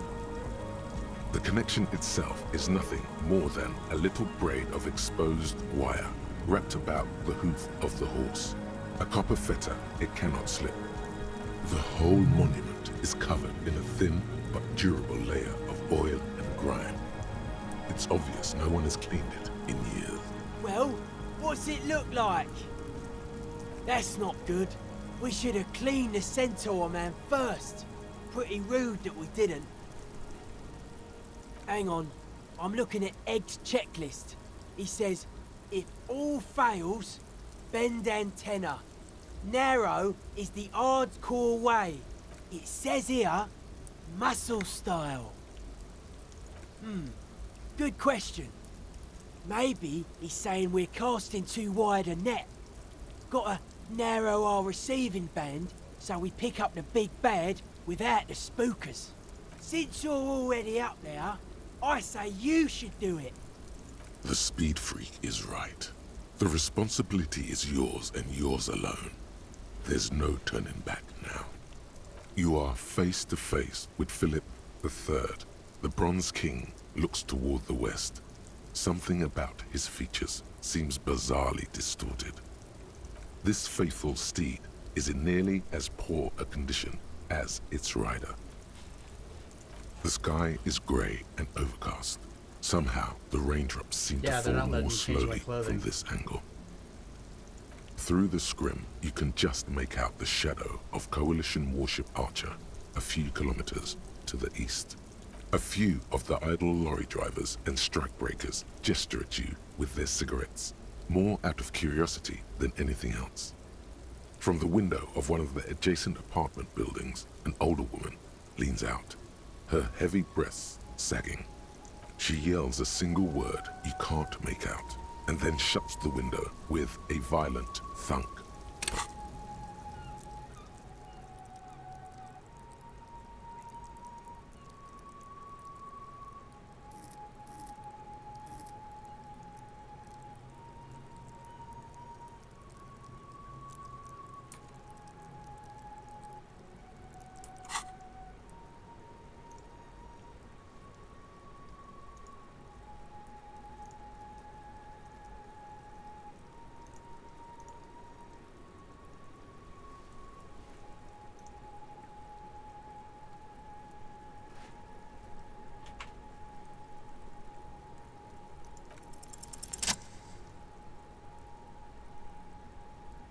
Made it.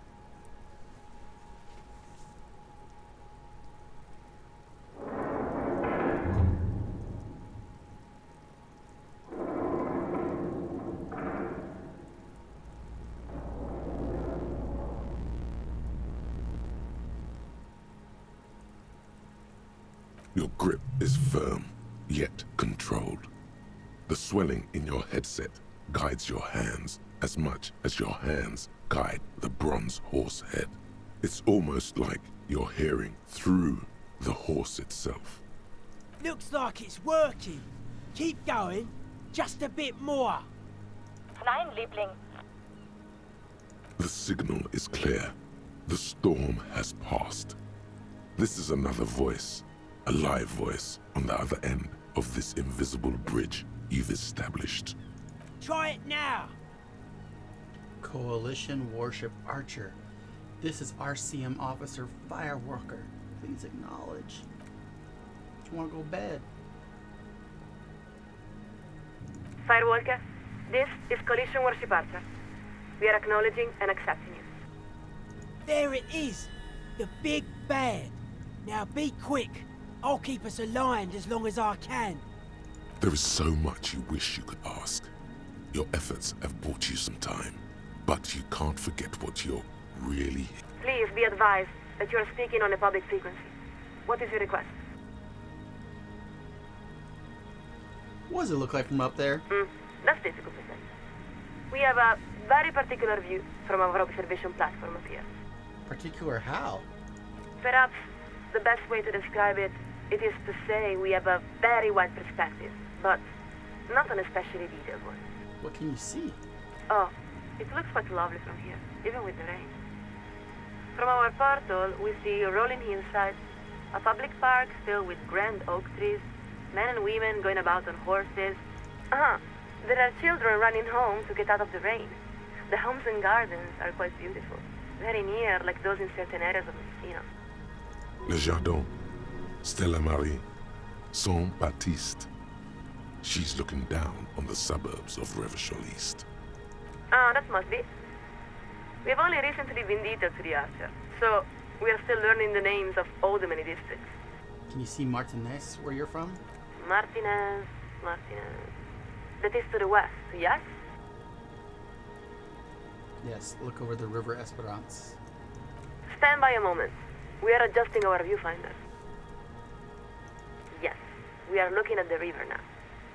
There are small islands in the middle of it. It's very nice, actually. Interesting. The west of the city looks very different from the east. Yeah, this is the empathy. There's a large side quest. motorway dividing it nearly in half. This must be the 881, no? Very well. Now, we're looking at an area that seems to be in urgent need of revitalization. Now we see the lake, and around that, a rather vibrant-looking city quarter. There are some large buildings, from the turn of the century, we would guess. Yes, this must be the heart of the district. So that is Martinez. What do you see? Oh, well, we see the many historic buildings, of course, and the snow gathering along the rim of the bay. The old and irregular streets, like a grid drawn by a palsied hand.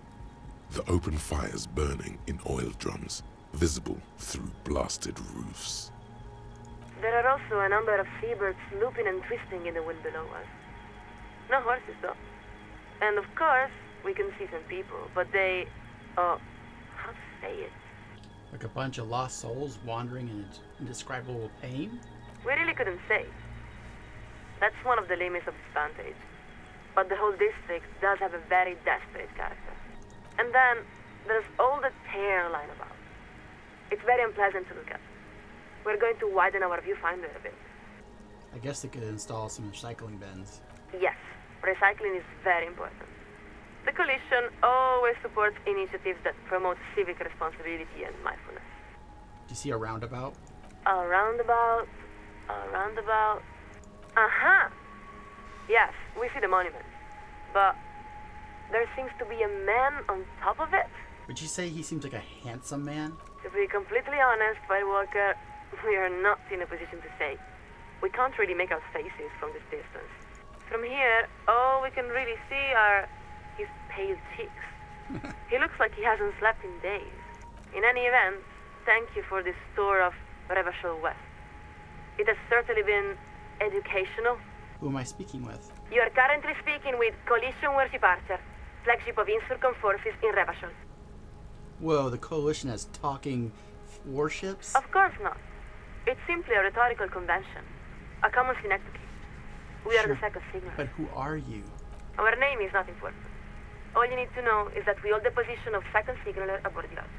You really don't have the faintest guess what her name could be. You were never very good at this sort of thing. I was 1 point off. There's something in the way she refers to herself, always with the first person plural. A deliberate blurring of the boundary between herself and the institution she represents. Because it's standard practice for signalers to use the pluralis officialis during the course of our duties. It's meant to serve as a reminder that we don't speak only for ourselves.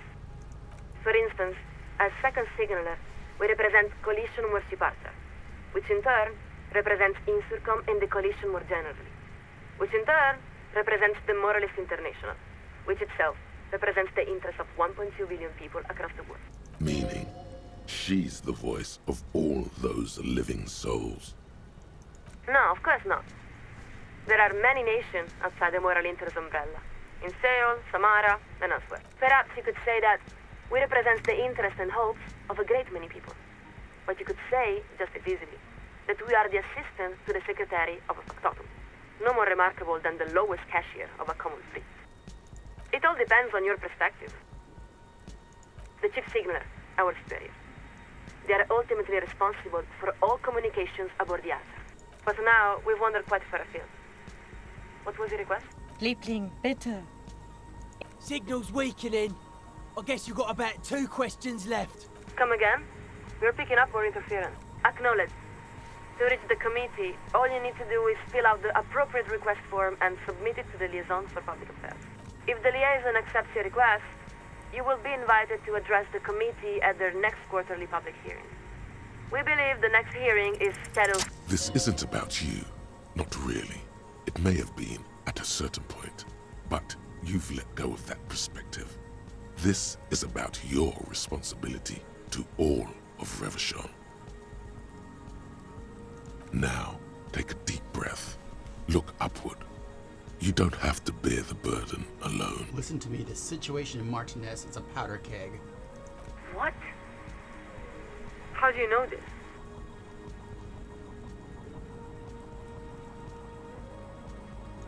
Sir Walker, this is a very serious claim. Please describe the situation as succinctly as possible. We will forward your summary to the committee. There's papers rustling in the background. She's clearing her desk, preparing to take notes. There, you've wedged your foot in the door. Now, if you can show the Coalition how much they're needed, they'll have no choice but to intervene.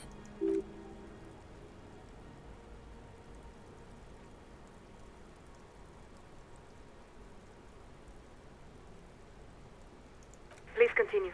We're listening.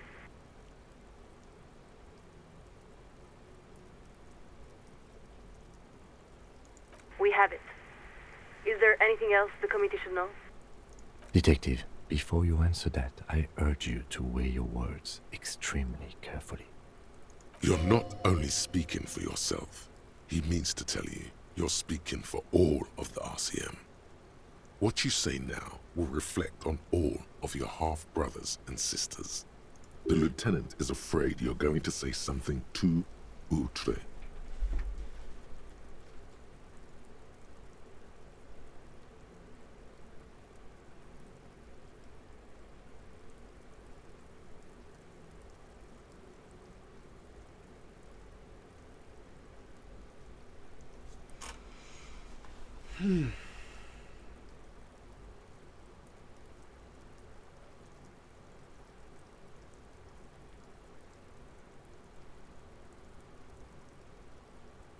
We're afraid. We must ask you to repeat that, Firewalker. Afraid? What is she afraid of? Her tone has shifted. She's no longer herself. Never mind that. All you need to do is repeat what you just said. Acknowledge. Listen very carefully, Firewalker. We're going to ask you a series of questions.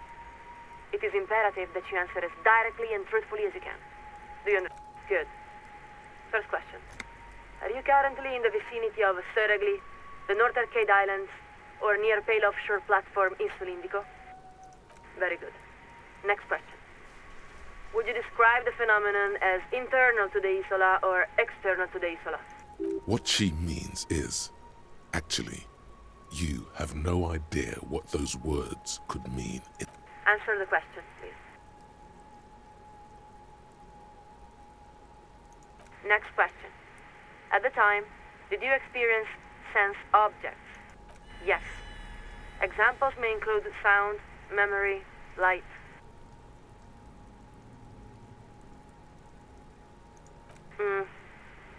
Let's go on. Final question. Were you alone? Yes, unquestionably, irrevocably alone. You are part of a large family. You are never alone. There's no need to overthink this. We repeat. Were you alone? You hear the sound of a page ripping. Thank you, Firewalker. Please stand by while we transmit our summary. A long winter. Signals are starting to misalign. Not sure how much longer I can hold them together. You have to, Noid. Firewalker, this is Collision Worship Archer. Please acknowledge. Thank you for standing by. We are authorized to report the Committee of Responsibility for Rebel has acknowledged and accepted your request. They would like you to address your matter to the committee directly, as their earliest convenience.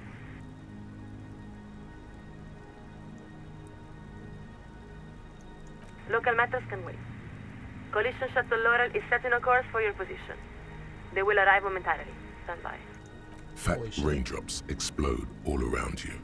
You wait, exposed to the meteorological bombardment. You wish you'd brought a hat. No way! Big Bad's coming here! The lieutenant slowly removes his headphones and turns up toward you. Well, what now? You've accomplished your side task. You've contacted Coalition Warship Archer. I suppose what I'm asking is whether we are about to lose you to the moral intern. Beneath that surface query, a touch of self-doubt. The lieutenant isn't sure he can solve the murder without you.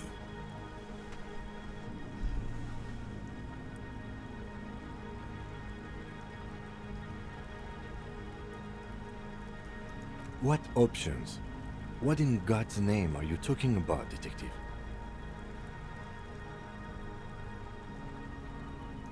The lieutenant takes a moment to compose his thoughts. I don't know where this case will lead us, Detective. But in a sense, that doesn't matter. Our job is to follow the evidence where it leads. Consequences be damned. Because that's what it means to be an officer of the RCM. The lieutenant's final words are nearly swallowed by the roar of the aerostatic's main rotors. Firewalker, this is Collision Worship Archer. We have been instructed to inform you that the Laurel arrived at your position.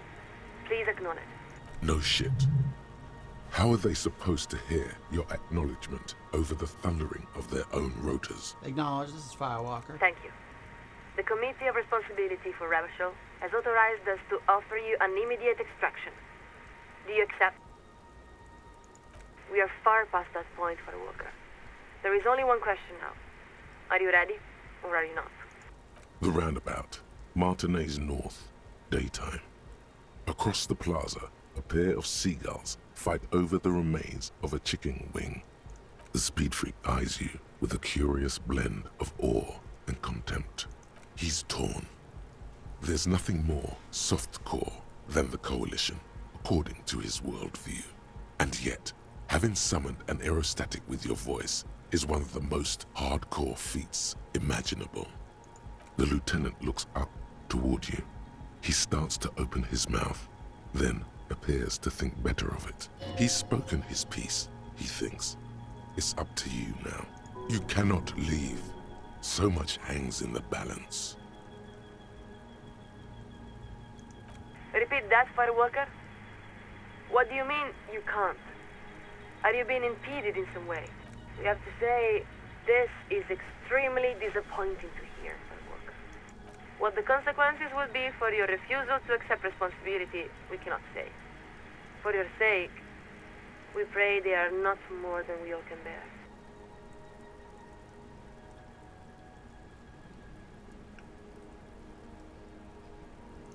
And now, we are updating our frequencies. We will not speak again. This connection will be cleared in 4, 2, 1. Après le monde, le gris. And the line goes quiet. The lieutenant gives you a long sigh as he removes his headphones. There's relief on his face as he turns toward you. I think it's best for you to climb off the statue now, Detective. Your real work is done here. There's a damp cold running up the insides of your thighs. Your legs have grown stiff. You've been up here quite a while. You look around. The strikebreakers are still shouting their slogans and waving their hand-painted signs. Beneath you, the lieutenant and the speed freak have begun disconnecting a few cables.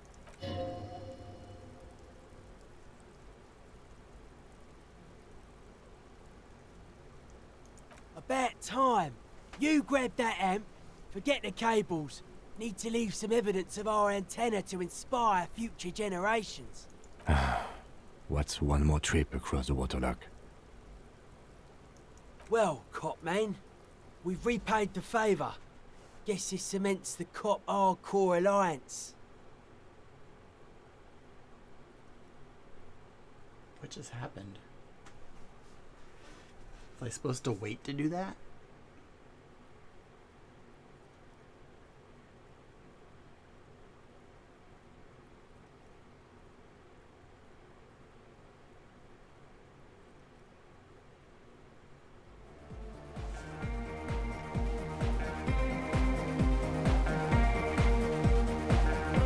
Yeah! We are cops now! Easy, Ed. We're still hardcore music venue organisers, first and foremost, but maybe the stars make us pillars of the local community. Sure, you have to say that now, but it's alright. I'll put this tech away later. Think there's an extra can set, in case you want to grab a souvenir or something. Don't think anyone will miss it.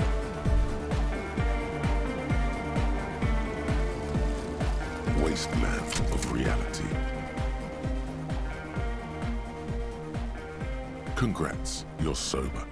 It will take a while for your body to remember how to metabolize anything that isn't sugar from alcohol. So you're going to be pretty ravenous soon. Eat plenty. You can expect your coordination and balance to improve in a couple of weeks. In 2 months, you might start sleeping like a normal person. Full recovery will take years though. It'll be depressing, and it'll be boring. Don't expect any further rewards or hand claps. This is how normal people are all the time. Date of birth generator. You were born in the year 07, in the last year of the commune of Revachol, right before it fell, in the old military hospital on the ground floor, where people usually came to die during a snowstorm. The revolution had about 1 year left to go, and the fires were still burning bright. There were explosions in the blizzard. This was 44 years ago. You are 44 years old. The bloating might never leave your face, but beneath it, you still have some years. You still have some hope.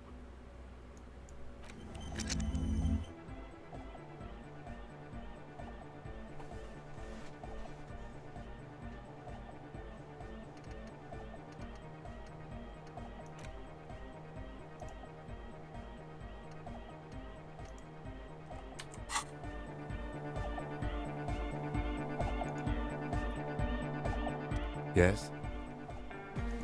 You have nothing to say to me about that, Kim, really?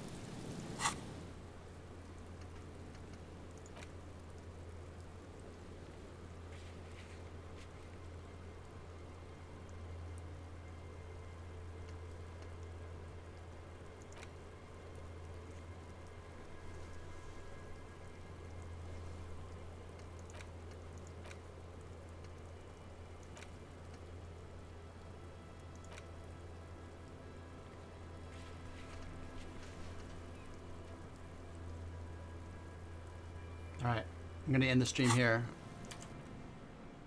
Thanks for hanging out for such a weirdly long stream.